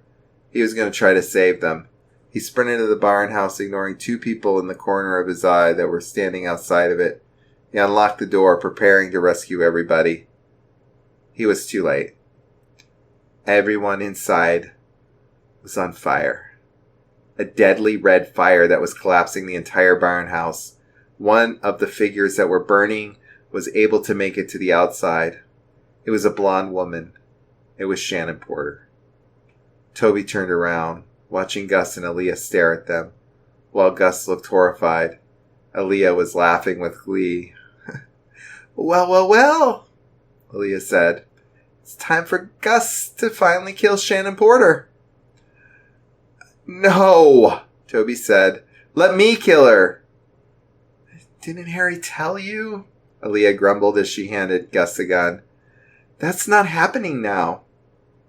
Happening? Now, Gus, shoot her. Gus hesitated, but as Shannon was caught ablaze and screaming, began running towards him. He finally pulled the trigger. She fell instantly dead. Gus and Toby fell to the floor, sobbing. Harry finally got the blazing barn house. He high-fived Aaliyah. That was great, Harry smiled. I think we outdid ourselves with that plan. We did, didn't we? Aaliyah chuckled. The best part about it is that everyone will think that Shannon committed arson and killed everybody. Ha ha ha ha ha! You two killed innocent people, Toby screamed. No, you two did. Who dumped the gasoline? Who lit the fire? Who pulled the trigger? Harry asked rhetorically. And besides, they were trespassing on my father's property, said Aaliyah. Your father stole that property. It was a sham, said Gus. It's not stealing, it's capitalism, Harry said. That's what you'll be learning next, Gus. See, Dominus is out of town for another 2 weeks. He said you would spend each week helping a different student. This past week you have helped Miss DuPont. Now you'll be helping me. It'll be fun. I'll teach you how to stop being a geek and a brokey. I'll teach you how to get hoes. Don't worry, guys, Aaliyah said gently.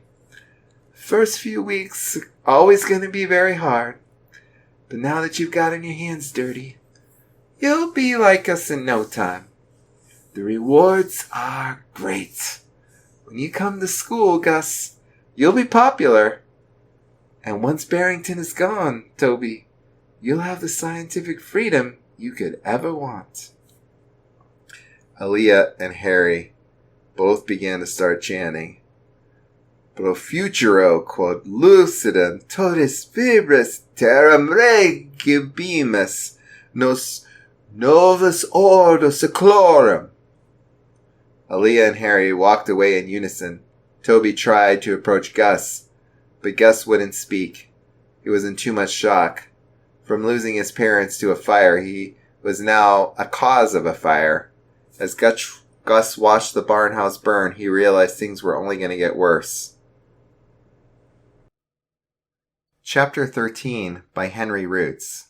10 Rules. Gus Blue sat quietly on an empty bench. It was Friday, April 28th, 2023. The life of Gus was no longer about living a normal life. Filled with rage, Gus could no longer live the life of a middle-class American. Now Harry Roots had a plan to ensure that Gus Blue would become a new member of the 1%. Gus thought about what he was going to do. Would Harry be better or worse than Aaliyah? Why was Gus the key? There were hundreds of unanswered questions that Gus needed the answer to. Suddenly, a beaten-up red 1993 Toyota 4Runner pulled up. It was Vinnie Blue. Gus got his backpack and walked into the old SUV. Hey, how was school? Vinnie asked. I mean, it was better than seeing my parents burn to death, responded Gus. Also, by the way, there's this little random guy who goes by the name of Toby Winters.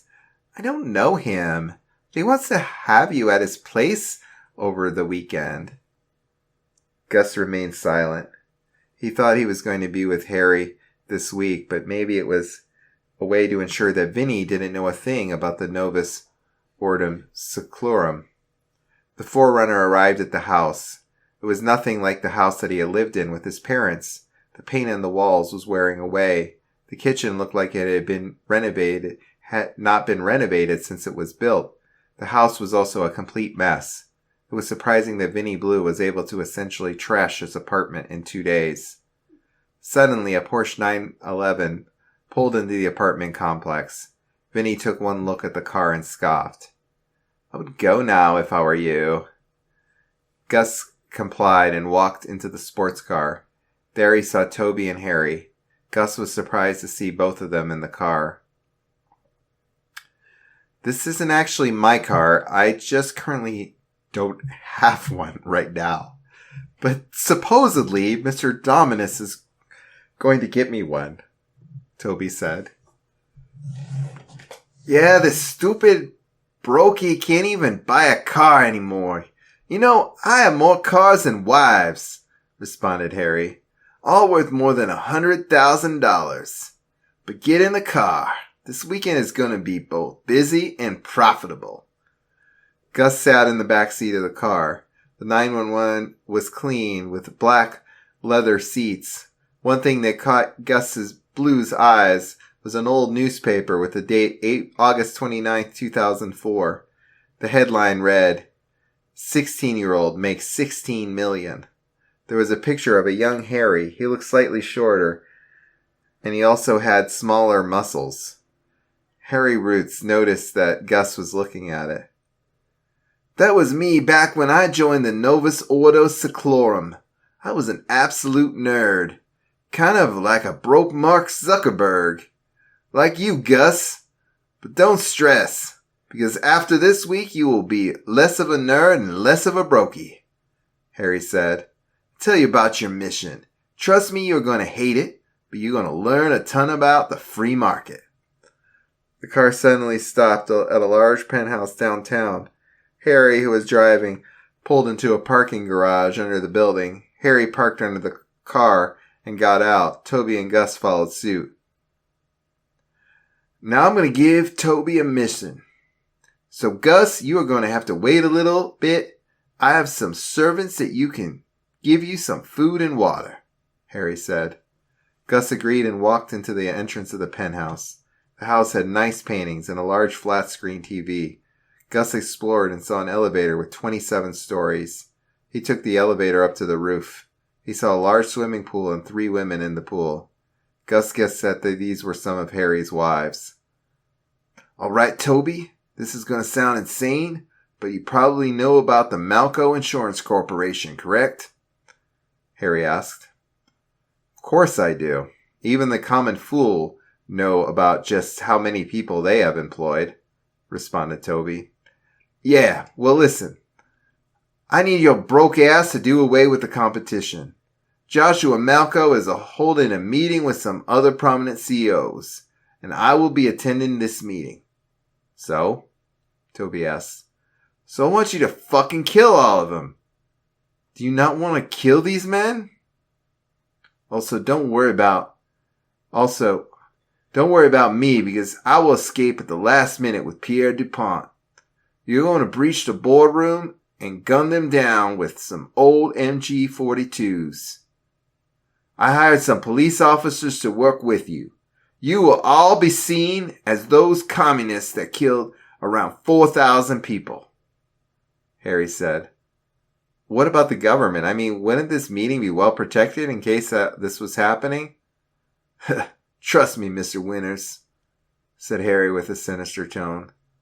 There are a ton of things that money can do.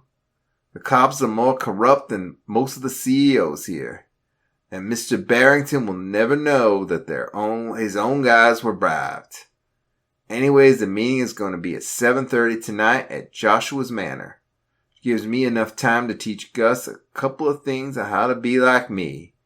Because Gus needs more power in order to be truly useful to the Novus Ordo Seclorum. Listen to me, Harry, Toby said. Why do I have to do your bidding? Why can't you just hire somebody more ruthless than me to kill all these guys? I am still a normal person. Sure, you might have tricked me into killing 20 people, but I didn't think you were going to instantly move to directly murder some businessmen. You have proven to me that you are ruthless and terrible. So I ask you, why? If I was the one responsible for killing these men, my stock would have plummeted and my life would be ruined. You are not going to be the guy to do this mission. I had previously talked to Mr. Valter about killing these guys since he was the most ruthless. But that stupid broke cosplayer Nicholas had to march in and shoot him in the eye. Then I saw you kill those 20 people. You know that if you disobey orders, you may end up like your old master. Now, if you will excuse me, I'll have to teach Gus some things. The armory is downstairs. I suggest preparing now, Toby Winters. Toby was usually fearless, but this time was an exception. He walked downstairs and saw a massive arsenal of automatic weapons. Some of these guns were from World War II, like his 27 MG-42s, but others were significantly more modern, like the SCAR. Toby also saw body armor that looked like it was in the military from the War on Terror. Time was now 4:32 p.m. Toby was going to be infiltrating the house of Joshua Malco in 3 hours.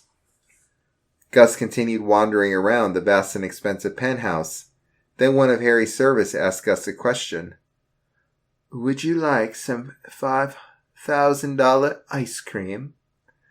"No thanks. I would rather not be wasting money," responded Gus. At that moment, Harry walked in. Gus obviously noticed that he was tall, but in contrast to his wives, he looked like a god. "All right, Gus Blue, today your lesson is going to be about how to be like me," said Harry Roos, walking up to Gus. "Why would I want to be a cocaine-addicted billionaire who is a narcissistic loser?" said Gus. "I actually don't do cocaine, and I can already see the similarities between us," said Harry. "But I'm going to enlighten you with my 10 rules. Rule number 1, be greedy. Women absolutely love men who only care about their green wife. Rule number 2, start acting with style and have charisma. I don't want you looking like a depressed 15-year-old that vapes in the bathroom." "Wait, I don't vape. I actually had a 4.0 GPA until Mr. Donald," Gus said before he got interrupted. "I had a 4.0 GPA. I had a 4.0 GPA. I had a 4.0 GPA, imitated Harry in a mocking tone. "Now we have a rule number 3. Don't be a nerd unless you have cash. Doesn't matter that you are 5'7", but you are bitchless and bullied because you are a socially awkward nerd. Rule number 4, take risks. I used to have crushes back in middle and high school, but I never took any risks until Mr. Dominus stepped in. Risk is what got me here. Rule number 5, betray your friends before they betray you." "What the hell?" said Gus. "What is this bullshit rule?" "I'm guessing that you heard the 80s song, 'Everybody Wants to Rule the World'," responded Harry. "Truth is, everybody does want to rule the world. But if you strike at your friends before they can, there is a slight chance that you can rule the world. Rule number 6, get physically stronger. Back in 2004, I was a weak twerp that didn't know how to defend myself in a fight. Now I could probably best 20 of you in a fight. Rule number 7, invest in the stock market. Now I am no Warren Buffett, I'm actually superior to him. But Toby here is going to complete a mission that will fuck up the economy. Some of my competitive stocks are going to plummet and stay low, but my stocks will rebound. So I'm going to give you $1 million to invest into my numerous corporations." "Why should I take this money? Are you going to be like the IRS and steal it even if your stocks do rebound?" asked Gus. "No!" exclaimed Harry. "I don't like talking about the IRS. I do not evade taxes, but there are some loopholes that you're going to need to learn if you want to keep the most of the money. Rule number 8, do not be stuck in the past. I did some really stupid things back then, but I have to move on from it. Rule number 9, do not chase women. Make sure that women chase you. If I was chasing women, I'd be married to an ugly, fat ass named Karen." "Why do you have to mock people named Karen?" asked Gus. "Because the only Karen I knew really ended up having to use one of those mobility scooters at Walmart," replied Harry. Lastly, and this is the most important rule, rule number 10, use logic rather than emotion to fuel your decisions. You know what happened to Mr. Walter? He got a bullet in the eye. But he actually used to just be a conservative. But he slowly progressed into insanity. He started to use emotion-filled hatred. It was the same thing that happened to Hitler. Mr. Walter could have become a dictator even worse than Hitler himself. I cared about that man, but he no longer the conservative that I met back in 2004. Oh yeah, And before I forget, I have around 10 companies that will rebound. Buy low, sell high. I created a bank account just for you. Thank you, I guess, said Gus reluctantly, taking the offer. I have to go to Joshua Malco's house for a business meeting. He lives in the Renmo neighborhood near Freedom Miller High. Right now, and the traffic is terrible. Probably take me around 2 hours to get there. But I have a question for you. Do you like anybody? Asked Harry. Not at all, said Gus. Be honest, or you may end up 6 feet under. Gus hesitated and then replied, Fine. Her name is Cynthia White. Why do you ask? I now have a mission for you, said Harry. My task for you is to talk to her. Could be about the weather, could be about as insane as talking about Mr. Valter. And I also want you to make some money. I got 10 companies that are going to plummet in value. Watch your stocks. Then when they start increasing their value, buy $100,000 of shares in each of them. Harry Roots looked at the time, 5:34 p.m. He began walking to the car, ready to be attacked. The drive to the house of Joshua Malco was a busy and stressful ride for both Toby and Harry. They had been caught into the rush hour traffic. The drive from downtown to Joshua's manor should have taken 30 minutes. Because of insane traffic, it took 2 hours. Harry arrived just barely in time. He walked into the meeting where 49 other men sat. Just in time, Harry, said Victor Schmidt, who owned the multinational Western Railroad division based in Berlin. The rest of the men chuckled.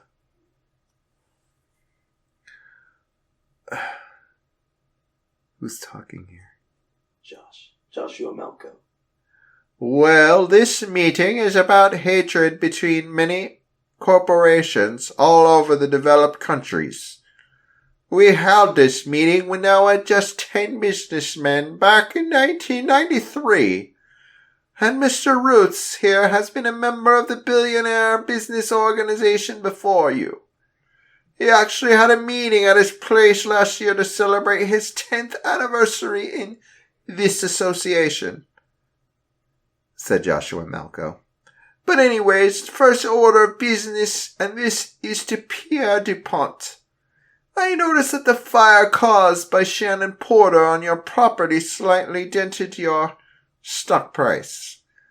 We will make sure to fix that, and we will all work together here to ensure that any of our other corporations can stay afloat, because you all helped me out during the terrorist attacks on April 4th.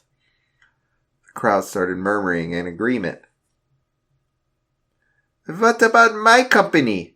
I was accused of doing child labor in Burundi, but none of you guys helped me out, said the newest member, Alexei Semenov. Or what about the trade restrictions on Russia? Well. You see, we are not a member of this organization when that occurred. But we are buying shares in your company as we speak, replied Joshua Malco. Harry then got a text from one of his officers on the other phone. Ready to strike. Toby will work with us. Both Harry and Pierre got out of their seats and walked out of the conference room. Hold on, said Joshua. Why are you two leaving? Because we want to make some deals in private with another businessman. He's currently on a very tight schedule, said Harry. Why couldn't you tell us earlier? Asked Joshua Malco. Because there was a change of plans, answered Harry. Two were now out of the conference room. They began to walk to the roof where a helicopter was waiting to pick them up. Harry texted them back and said, We're out of the building. Do what you want. Toby had been dreading this moment for the past couple of hours, but now the other men were ready to kill them all. Toby began marching through the courtyard in his heavy armor. Security guards yelled, but their yells were muffled by the gunshots. Toby couldn't believe what was going on. The men were now in the mansion. Joshua's son Richard saw them. Can you hear me, Dad? There are these men with guns. I think they want to kill...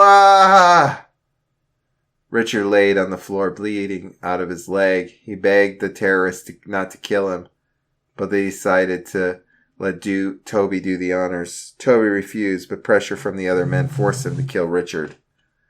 The men entered the soundproof conference room in the basement. Since the room was soundproof, the businessmen didn't know about the infiltration. The crew noticed that the door was locked. They shot through and destroyed the door. The armed gunmen opened fire in the conference room. There was only one way in and out of the room. The businessmen were sitting ducks to the constant gunshots. One of the armed men handed Toby a container of napalm and frag grenade. Some of these men are still alive and they need you to end their suffering. But I can't just burn them to death, replied Toby. I'm out of ammo. Would you rather burn to death in the course of 2 minutes or bleed out and die over the course of 10 minutes? Said the henchman.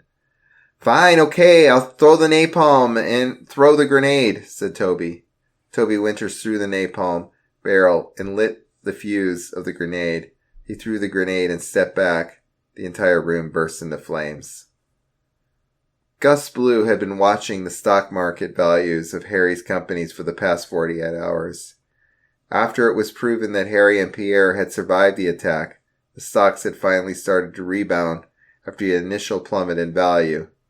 Gus followed Harry's advice and invested $100,000 each into 10 of his companies. Gus spent the last of his Sunday waiting to make a profit. When Gus woke up on Monday morning, he had made an overall 564.2% increase on his investment. Gus then sold every last share. He bought low, sold high, and now Gus was starting his journey into joining the 1%. Chapter 14 by Henry Little, Inexorable. Gus felt his life fading away. Not literally, he was physically healthy, but his mental state was slipping. He knew he only got one life, and in that life he'd never get to experience the feeling of having loving parents again. The feeling of innocence was gone. Toby, on the other hand, couldn't feel anything whatsoever. He just went on autopilot, doing whatever the Novus Ordo Seclorum asked of him. Over the span of a week, he had no idea how many people he had even killed, or why he had done it. Sometimes he would stare at himself in the mirror, holding a gun to his head, unable to cry or pull the trigger. In his and Gus's mind, there was no escaping this situation. Bloodshot was nowhere to be found, and even the police wouldn't likely be of any help.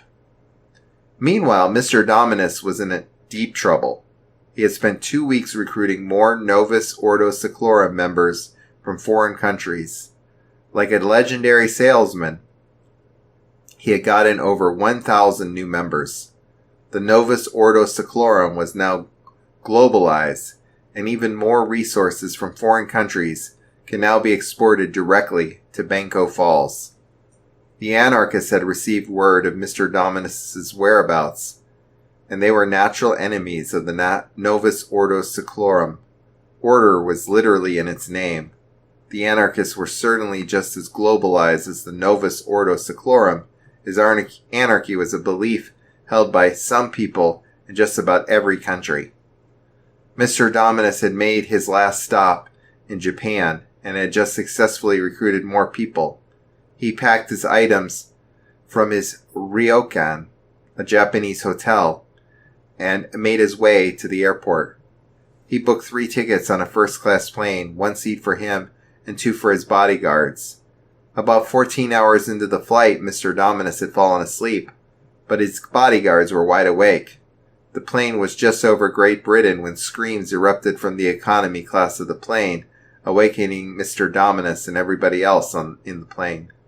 Mr. Dominus suddenly felt his heart sink into his stomach as the plane started descending head first. His bodyguards were thrown against the wall of the plane and instantly died. Faint gunshots came from the cockpit as Dominus held onto the seat as his body was being tugged away.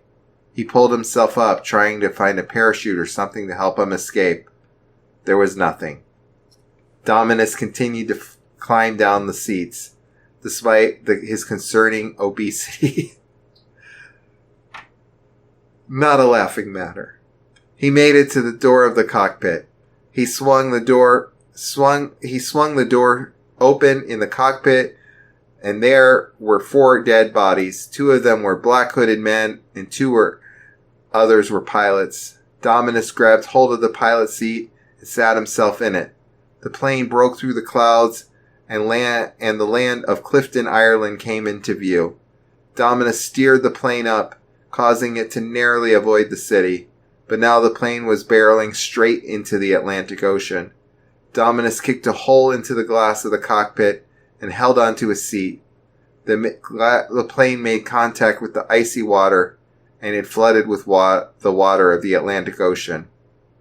Dominus held his breath and swam out the front of the cockpit, kicking his overweight body up.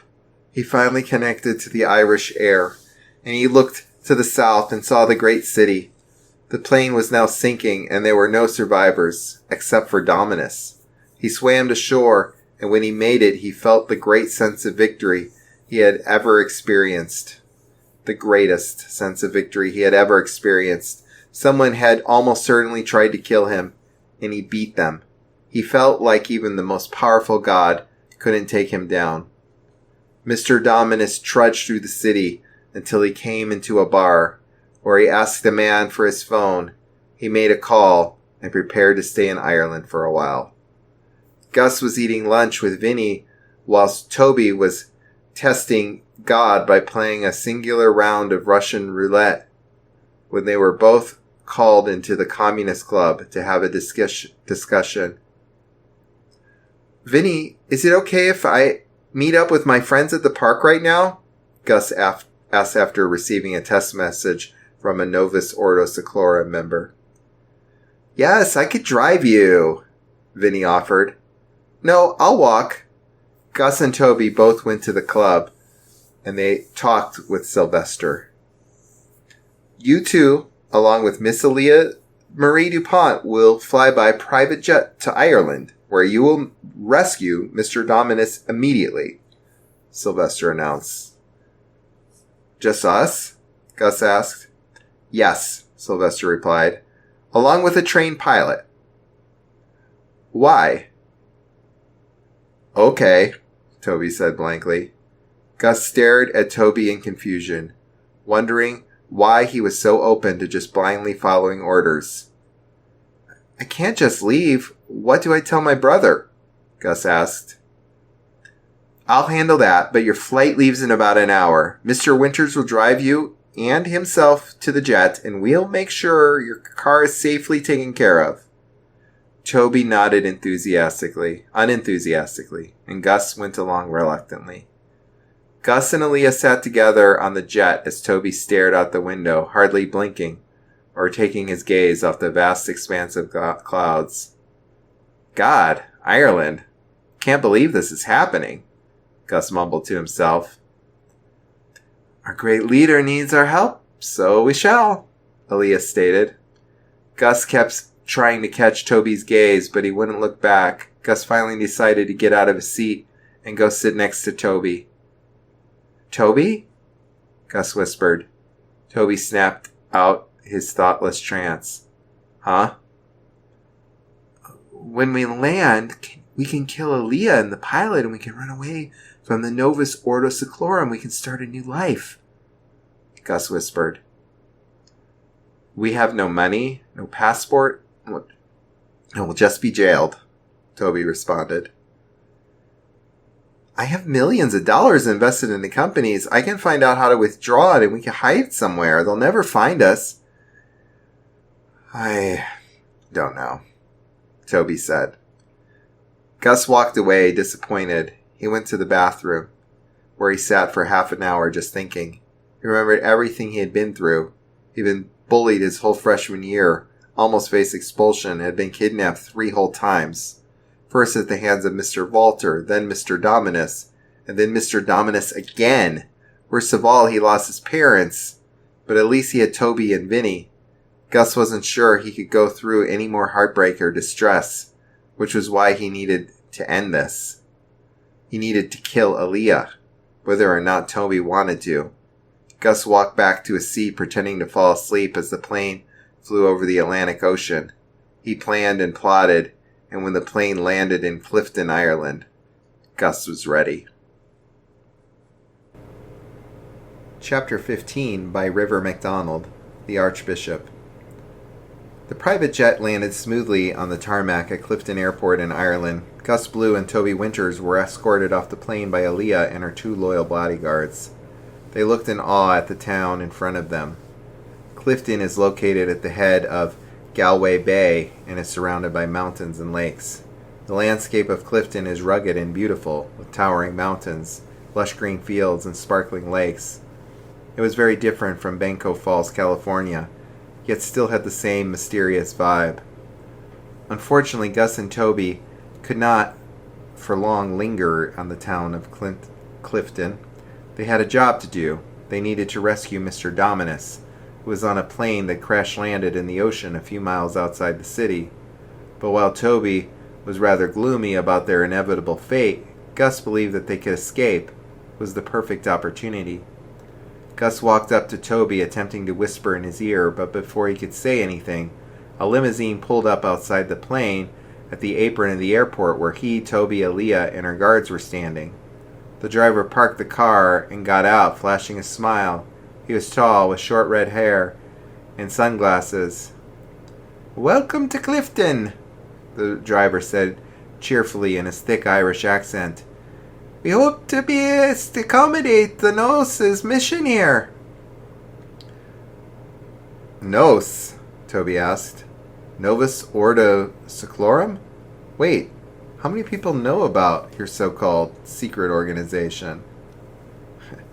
"Many," Aaliyah smirked. "Most do not know the full extent of our secrets, like our handsome driver. My dad doesn't even know most of what is happening. He still calls me Pumpkin, but he doesn't need to know.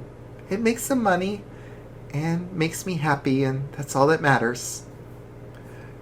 Toby shook his head. The Novus Ordo Seclorum was so complicated, from communists to neo-Nazi cultists scheming politicians to killer businessmen.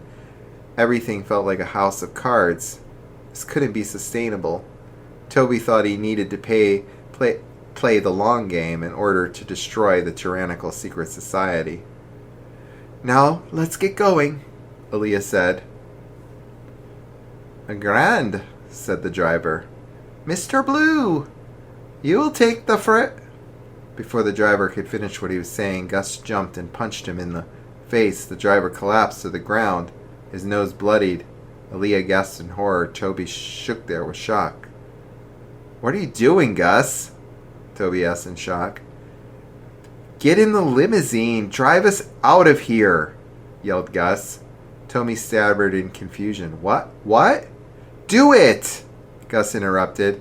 Toby hesitated for only a millisecond. He ran toward the driver's seat of the limousine and shut the door behind him. Gus followed suit and went into the passenger seat. Aaliyah's bodyguards stood there completely baffled by Gus's and Toby's reckless boldness. "What are you waiting for? Get them!" Aaliyah barked. The bodyguards were fast, but Gus and Toby built too big of a lead to catch up to. Toby put his foot on the gas and sped off away out of the apron and onto the road to Clifton proper. The last thing they saw was Aaliyah Marie DuPont seething in rage. After only about 10 minutes of driving, Gus and Toby arrived in Clifton proper. The town was small, with only a population of a little more than 1,500 people. They both were profusely sweating, their hearts speedily beating. They had been sitting in silence for over 15 minutes now. Toby decided to finally break it. "Okay, what the hell was that?" "We had to escape somehow. We can start a new life now," said Gus. "They're gonna kill us," Toby yelled. "Remember what Dominus said he would do? These people, they don't care about killing. They've made me kill hundreds of people this last week. You can't be so stupid." "So you want to do nothing?" I don't want to do nothing. There's plenty to do. The question I ponder is, how do we do it? Do we play it smart and slowly break apart the Novus Ordo Seclorum, or do we have a meltdown and punch in our Irish driver? Well, it's too late. We need to find someplace safe, said Gus. Toby nodded and started to drive the limousine off the road into a grassy field and into a series of large bushes. Wait. What are you doing? They're probably tracking the limousine, said Toby. If we're going to be safe, we need to find a place in town to camp out in. They'll probably find us, but it's worth a try. Toby parked the limousine in the bushes, making it hidden from the average looker on the road. When they got out, Gus had an idea. Look, Gus said, pointing at a Catholic church a little ahead in the distance. We could be safe there. Maybe, Toby thought. I don't think they're above attacking a church, but I just don't care anymore. Gus and Toby walked towards the church. Eventually, they were able to make out the name, St. Joseph's Catholic Church. The architecture was Gothic, with a majestic tower that looked over the whole town of Clifton. It was very different from the Presbyterian church that Gus went to. Gus and Toby opened the holy doors and entered the church. It was no surprise that the inside was just as beautiful as the outside. What was a surprise is that they were the only two people in the church, except for the parish priest. The small parish priest walked up to them. "Sorry, gents, we don't have any service today." "Please," Gus pleaded, "we just need a roof to house us. Some maniacs are chasing after us." The parish priest scoffed. "Yanks, Americans, you need to leave." "Please." "No, I don't want to hear it." The parish priest suddenly paused as he looked behind Gus and Toby. Gus and Toby turned around and saw the largest, tallest man they ever saw. He wasn't as fat as Mr. Dominus, but he was much taller. He wore a purple cassock and had reddish-brown hair. "Forgive my cara," the man said in the thickest Irish accent anyone has ever heard. "I am Archbishop Connor Miller of Clifton. You two are more than welcome to stay here." "Thank you," Toby said gracefully. Archbishop Miller smiled. "Of course, my lad. That's what Jesus is about. It's about helping those in need.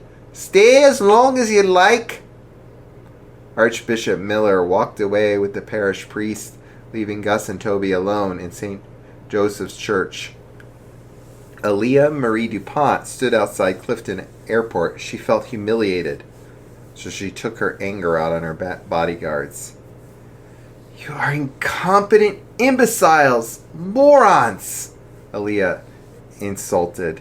"Do you imagine how the other students are going to make fun of me? They laughed at me for weeks for dating that impoverished swine Rico and Jesse. Now I fail to get Dominus because of you?" "We're sorry, ma'am," one of the bodyguards said. "You better be!" Leah stomped at the ground. "Now find Dominus. You know where to look." The bodyguards nodded and left. While Dominus might be found, she realized she needed to find Gus and Toby. She had plenty of wealth, but not many connections in Clifton. She went to the city once when she was a child, but that was about it. She was one of Dominus's favorite students and didn't want to lose that reputation. She feared she would end up like Harry a couple weeks ago, or even worse, like Mr. Walter and Mayor Clark. Aaliyah saw a poster of a bounty hunter at the airport. The poster said, "Fife Macdonald, the Scottish bounty hunter, is in Clifton this May. Hire him to do any job." She learned from a few locals outside the airport that Fife could be found at local pubs, drinking and gambling, waiting for hirers to seek him out. With that knowledge, Aaliyah made her way to the pub. She wasn't used to being alone, usually accompanied by many friends or guards, even though she had a plan. "Drinking age is 18, said the bartender as Aaliyah sat down. Get out, lass! Well, isn't that unfortunate? Aaliyah batted her eyes as she put 100 euros on the bar. I'm sure a handsome fellow like you could bend the rules. The bartender, overcome with Aaliyah's charm and beauty, nodded his head. Give me your most expensive cocktail, Aaliyah said. The bartender left Aaliyah on her own. She began looking around the bar, trying to find the legendary Scottish bounty hunter. The Scotsman does it again, said a voice. Round 3 to Macdonald, said another. Aaliyah followed the voices to a blackjack table where Fife sat at. He had a gray beard that looked like it had gone through all sorts of adventures, with piercing gray eyes and pink cheeks. He drank out of a bottle of whiskey. He was surrounded by 4 other men who were also playing blackjack at the table. Behind him stood a tall and skinny woman in her mid-20s. Excuse me, is it true that you are Fife Macdonald? Aaliyah asked. What does that mean to you, little girlie? Fife responded, annoyed. I need your help, Aaliyah said. Help? Fife scoffed. Help putting away your dolls and sweeping the floor. Who the hell even are ye? You don't recognize the raven blue hair and blue eyes, Father?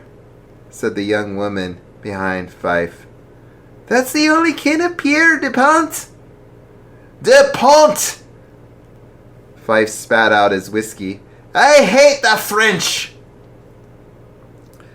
Whether you hate my family or not, I'm sure a little money could get you working. Leah tossed a few hundred euros on the table. How does that sound, Mr. Macdonald? Don't listen to her, Father, said the woman. She's just a spoiled Yank. Better than being dressed like a homeless woman, Aaliyah laughed. Who even are you? I'm Elspeth Macdonald. The woman, Elspeth, stood tall. My father will not take jobs from rich American brats on their vacation. She's right, Fife said. Now get you out of here, finish my game. Suit yourself, said Aaliyah, smiling. Eventually you'll lose. If you're running low on cash, you'll know where to find me. Aaliyah sat back down at the bar. She just needed to wait. It had been 6 hours since Gus and Toby had arrived at St. Joseph's Church. They were all alone and surprisingly cold. Toby knew it was only a matter of time that the Novus Ordo Seclorum found them.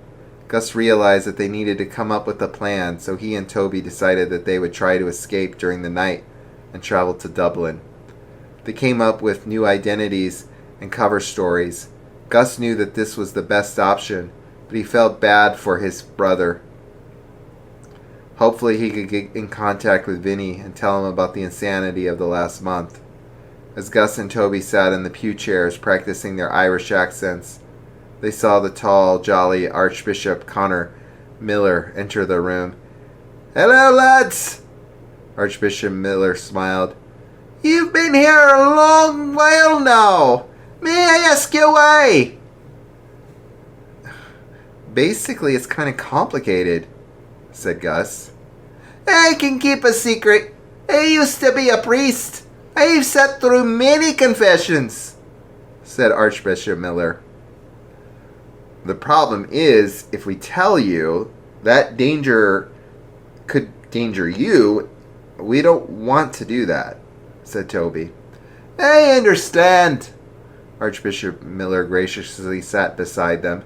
It's hard being a young man. The world is a challenging place for everybody. I remember getting myself into plenty of trouble in me youth. Remember, there are good people in the world. Thank you. You're very wise, said Toby. The problem is that no matter what we have, no matter where we go, we can't catch a break. Where are the good people? The Archbishop leaned forward. The good people in the world are often the ones no one expects. And the villains are the ones that outwardly appear to be a saint? Gus leaned back and closed his eyes. At least Ireland has friendly people. In California, everyone is an asshole. It warms my heart, said Archbishop Miller. I also grew up in California. You grew up in California? Gus said in shock. You're as Irish as could be. Archbishop Miller laughed. True. My grandfather was from Ireland but moved to California in the 1870s. Once my sister married, I moved back to Clifton to continue my career of worship. Where in California were you from? Asked Toby. My family was one of the founders of Benko Falls, said Archbishop Miller. You're from Benko Falls? Gus jumped on in shock. How was your family one of the founders? Me great-grandfather was Freedom Miller. He and Elliot Benko founded the city. Gus and Toby stared at each other in shock. Not only was he from Benko Falls, but he was a descendant of Freedom Miller. I go to Freedom Miller High School, Gus said. Was it as bad when you went as it is as today? Don't insult his family's school, Toby interjected. No, it's okay, Archbishop Miller said. I'm sad to hear the school has taken a downward spiral. But to be honest, that downward spiral has been set in motion over 100 years ago. How so? Toby asked. Just like your story was hard to explain, so is mine. Archbishop Miller stood up. We have to get going now. Wish you two lads the best of luck. Archbishop Miller walked out of the church, leaving Gus and Toby alone again. The two boys thought about the wisdom they had just been given by the bishop, and how the wise bishop, and how to apply it to their current situation. Aaliyah sat at the bar, finishing her 5th drink. Her parents had never allowed her to drink before, so she indulged in the opportunity to drink copious amounts of alcohol. With every drink, she felt more and more intoxicated with her power, her ego growing to tremendous heights. Eventually, what she had predicted came true. Fife lost everything in blackjack. Ah! Fife screamed. It's time to pay up, you Scottish bastard, said the short man who beat them. I'll pay up tomorrow. Fife took a drink of his whiskey. It seems we have no choice. Elspeth scoffed. Don't tell him what I think you're trying to tell me. Sorry, daughter, said Fife. That DuPont-less has a lot of money. I'll just take a minute. Elbert shook her head. She couldn't believe that her father made so much money, yet always lost it all. She'd been trying to help her father for years, but nothing ever seemed to make a difference. Fife and Elspeth walked up to Aaliyah, who was arrogantly smirking. Oh well. Aaliyah's breath reeked of alcohol. I'm glad you finally made a decision, Mr. Macdonald. What do you need? Fife said coldly. I've taken out anarchists, murderers, and English menads. I'm prepared for anything. Luckily, your job is easy. Aaliyah's speech was slurred as she pulled out her phone and showed Fife and Elspeth a photo of Gus and Toby. Gus Blue and Toby Winters. They escaped from my custody. Don't kill them. Capture them and bring them to me before tonight is over. You want us to capture some kids? Elspeth said. You're even more drunk than you look. I'm offering you 100,000 euros, Aaliyah said. Get the job done. Fife's eyes turned to dollar signs. He was ready to refuse the request of capturing the kids. After all, he could always find another bounty to go after instead to pay off his debt, but learning how high the reward was to find Gus and Toby, he knew he had to capture them. This money could change his life. Fife turned to his daughter. "We need this money. We could buy a nice Scottish home we always wanted to live in." "Fine." Elspeth hugged her father. "I'll always be here to help you." Fife and Elspeth continued to look across Clifton for the next couple hours. Being such a small town, it wasn't hard to find leads. Eventually they found the limousine that Gus and Toby had crashed into the bushes. It was only a matter of minutes before they would realize that Gus and Toby were hiding in the church. Archbishop Connor Miller stood outside St. Joseph's Church. He pressed his large hand on the brick of St. Joseph's steeple. As he he's that tall that he could reach the steeple. As he pressed it, the brick began moving into the steeple, moving into the other bricks around it, soon revealing a secret door. The Archbishop walked through the door into the secret tunnel. The door shut behind him, without him lifting a finger. Archbishop Miller walked down the long, dark tunnel, his footsteps echoing off the stone walls. He had been coming to the secret room for years, ever since he was a young priest, where he was going to keep his secret, even from the perished priest. The tunnel led to a small circular room with a domed ceiling. The only light came from a single candle in the center of the room. The walls were lined with bookshelves filled with ancient texts and scrolls. In the center of the room was a large stone table. At the table sat his former brother-in-law, Mr. Dominus. "Connor," Mr. Dominus smiled. "It's so good to see you again. Last time was the funeral," Archbishop Miller said with sadness. "I still haven't gotten over it." "Neither have I," Mr. Dominus said. "Your sister taught me everything I know. The Novus Ordo Seclorum wouldn't have existed without her. She was the love of my life."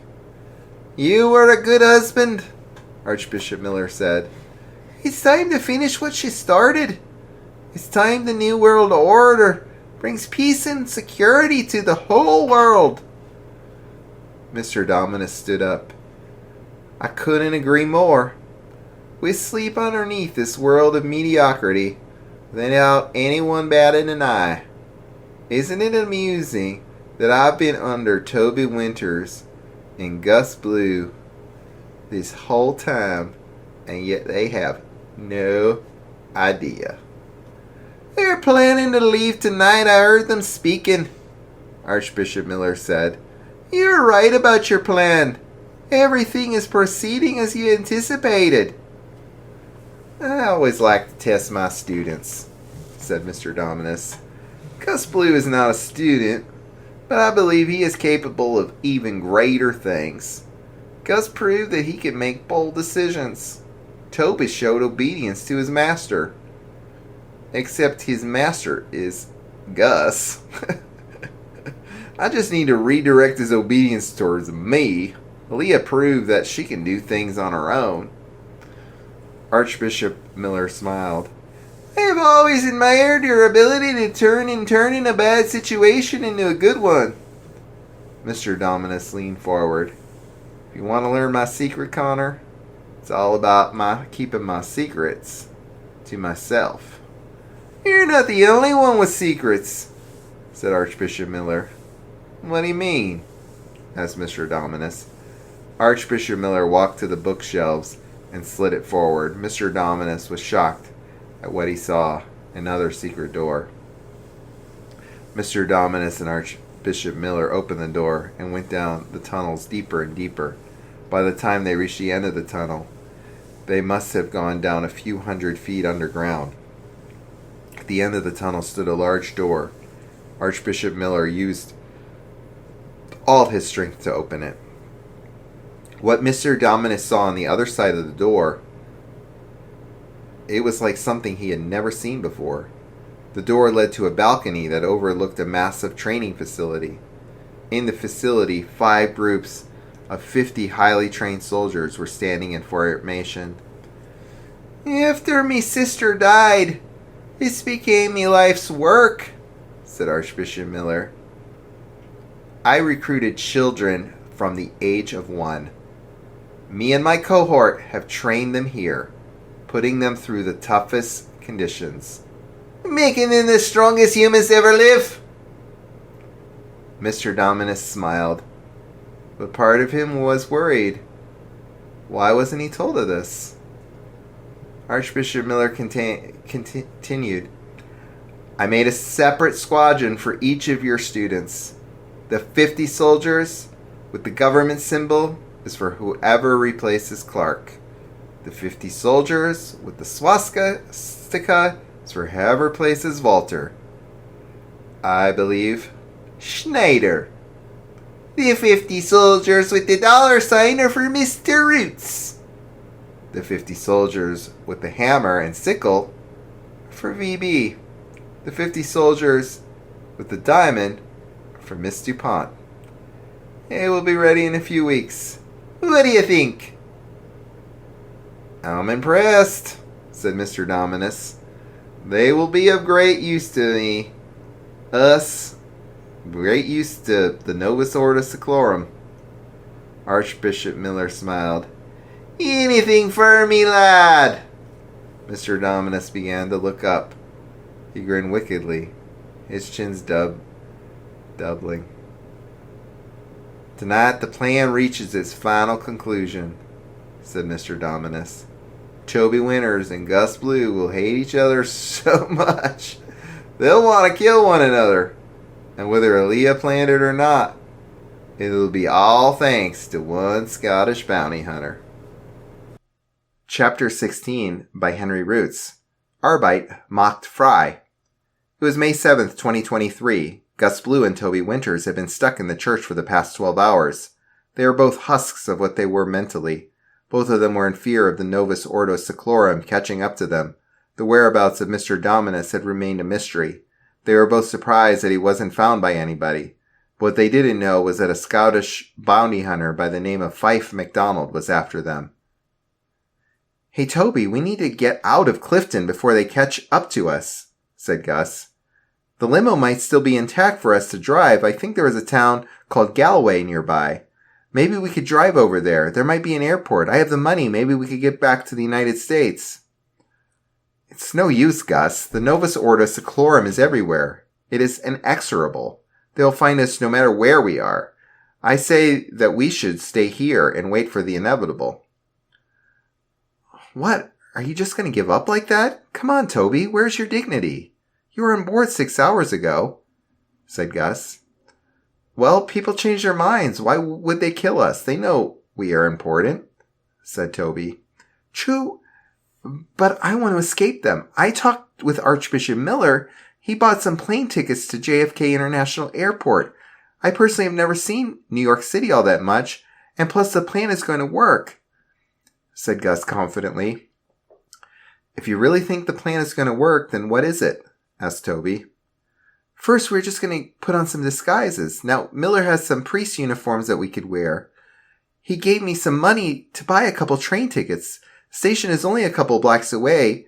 We're going to board train 227 and get off at the stop at Galway. We're going to have to call an Uber to the airport. When we arrive, there is a United Airlines flight to New York City at Gate 7. C7. They will expect us at Banco Falls, not New York, and how on earth will they find 2 kids in a city with over 8 million people?" said Gus.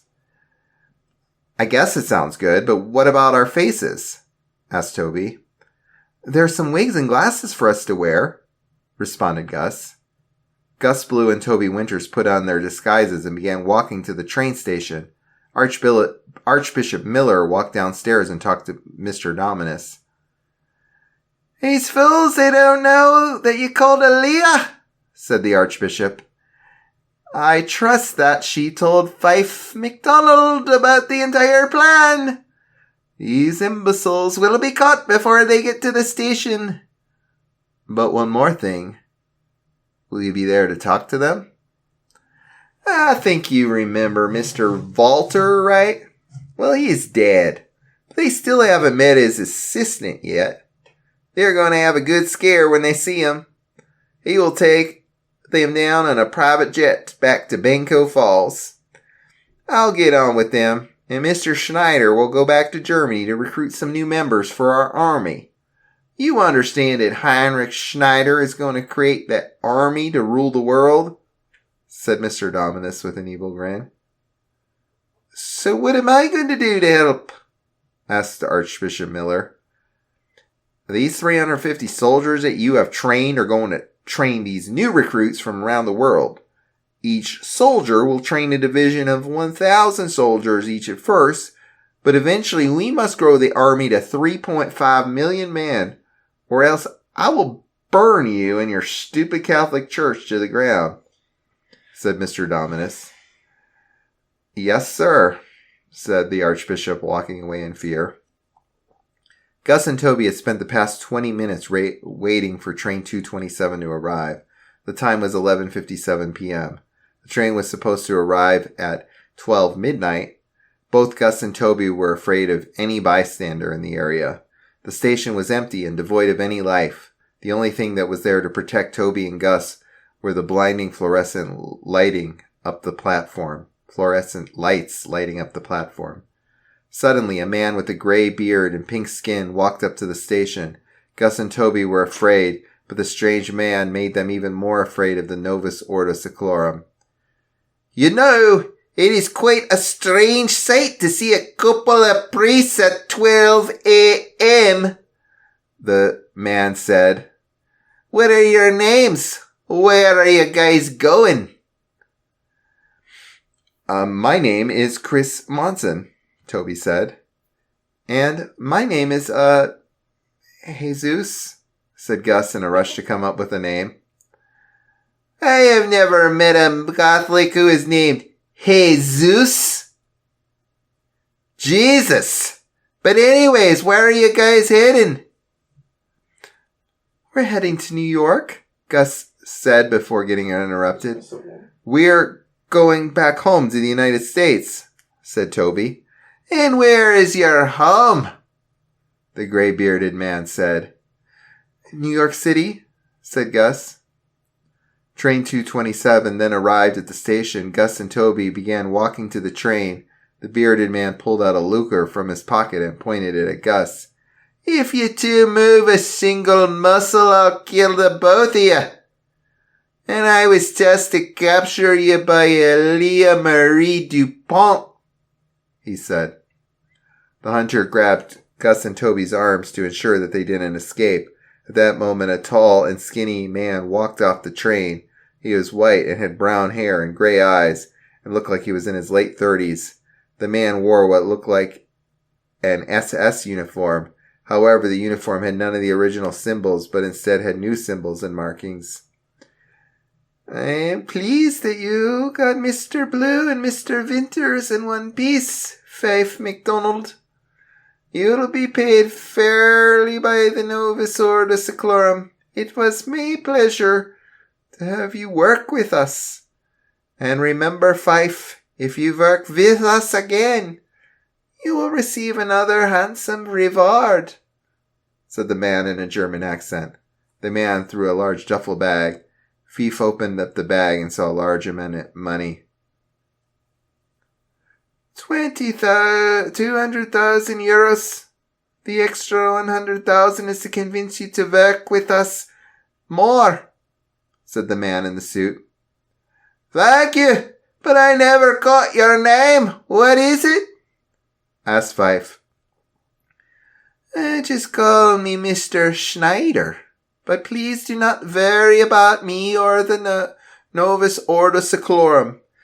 If you do your job properly, you will receive more money and power than you could have ever imagined, said Mr. Schneider.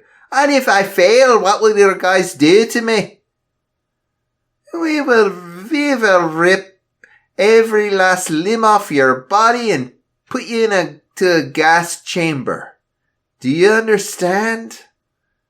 Now give me Gus and Toby.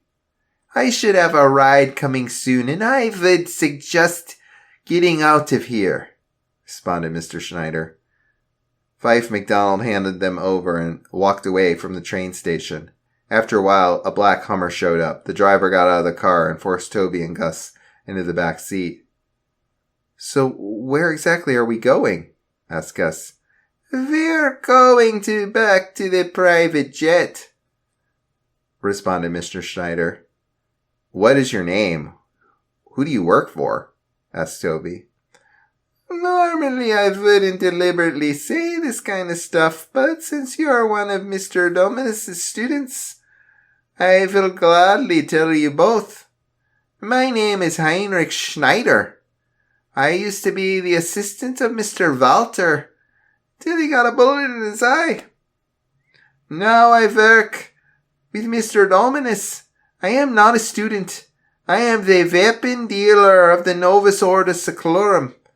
I am the architect of weaponry, Heinrich said with an evil grin on his face. Gus and Toby were soon surprised by what he had to say. Are you a Nazi? Asked Gus. For the most part, I am a Nazi. However, I'm more careful than Mr. Walter. I personally think it was quite foolish of him to destroy a house. It was what led to his demise. Now, could you two please stop asking questions? I am already going insane just by hearing you talking these ridiculous questions, said Mr. Schneider. Gus and Toby stood there silently for a while until Toby asked Gus a question. Was it worth it? Worth what? Asked Gus. Was it worth giving away our entire plan to Fife? Responded Toby. Now hold on, Toby. He was just a stranger and he asked a question. I didn't know, replied Gus before getting interrupted by Toby. And to make things worse, you came up with the name Jesus.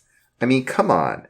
You shouldn't have thought of at least a reasonable name before you got to the station? I am beyond disappointed in you, Gus. I'm outright mad at you. Our plan could have worked had you not screwed everything up. We could have been on the train and well on our way to Galway. But no, because you just had to be so unintelligent, you were so much smarter than this. What were you thinking? Said Toby, frustrated. Listen, Toby, I'm sorry that I'm not some nerdy smartass like you, but I was stressed out. My mind wasn't thinking properly. I've been mentally broken ever since my parents died. Toby, do you understand that there's been a fuck ton of bullshit going on in my life right now? Replied Gus. Yeah, well, I'm sorry, Gus, but this shit happens to us sometimes. Did you know that my life has been terrible for the past year? And the introduction of Mr. Dominus into my life has been one of the only less terrible things that has happened to me. At least I'm making more money now with him.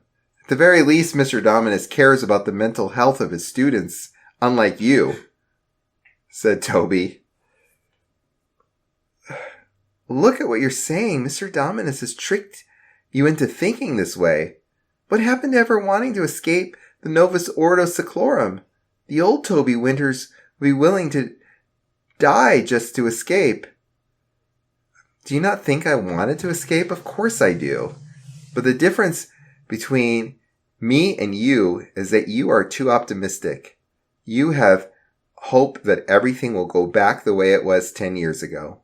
Well, I'm sorry, Gus Blue, but you will never be that happy 5-year-old from 2013 ever again. You will never be that happy 5-year-old from 2013 ever again. Let me repeat that. But you can still dream that it will happen, replied Toby. Toby, you are quite literally the only good thing that came into my life recently, but you are not the scientist that I met.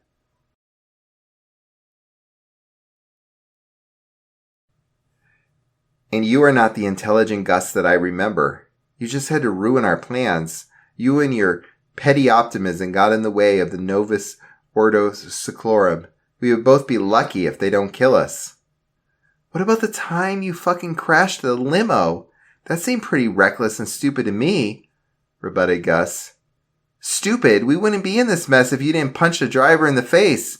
We would probably be back in Benko Falls by now without being in fear of them said Toby before being interrupted by the sound of a gunshot. The driver of the Hummer dropped dead on the wheel. Luckily, the dead body did not accelerate the car. Slowly but surely, the car started to slow down. The car had finally stopped. Gus opened the door to see the private jet and the runway. Gus was confused about why the driver was killed. He saw Heinrich holding a Mauser pistol. "Why did you kill the driver?" asked Gus. "He knew too much," replied Mr. Schneider as he dragged the body out of the car and into a nearby forest. Heinrich then got into the Hummer and drove off. The plane engine was starting up. Gus was surprised to see Mr. Dominus there. Aaliyah was also there. "I would suggest getting on board, or I might change my mind on sparing you two," said Mr. Dominus. Gus and Toby complied and walked onto the plane. Gus and Toby chose seats away from each other. Neither one spoke a single word on the 12-hour flight. It was now Monday, May 8th. The time was 12:57 p.m. In Benko Falls, the weather was a nice 80 degrees Fahrenheit. Gus got off the jet. There was another limo driver ready to take Gus back home. Gus was not excited for this week at school. And if you enjoyed Water Fountain... No one did. If none of you who enjoyed Water Fountain, stay tuned for more chapters. Thank you for letting me read this. I'm James S. Macdonald We've been Jr. here for 7 hours. With River Macdonald, one of your authors, signing off.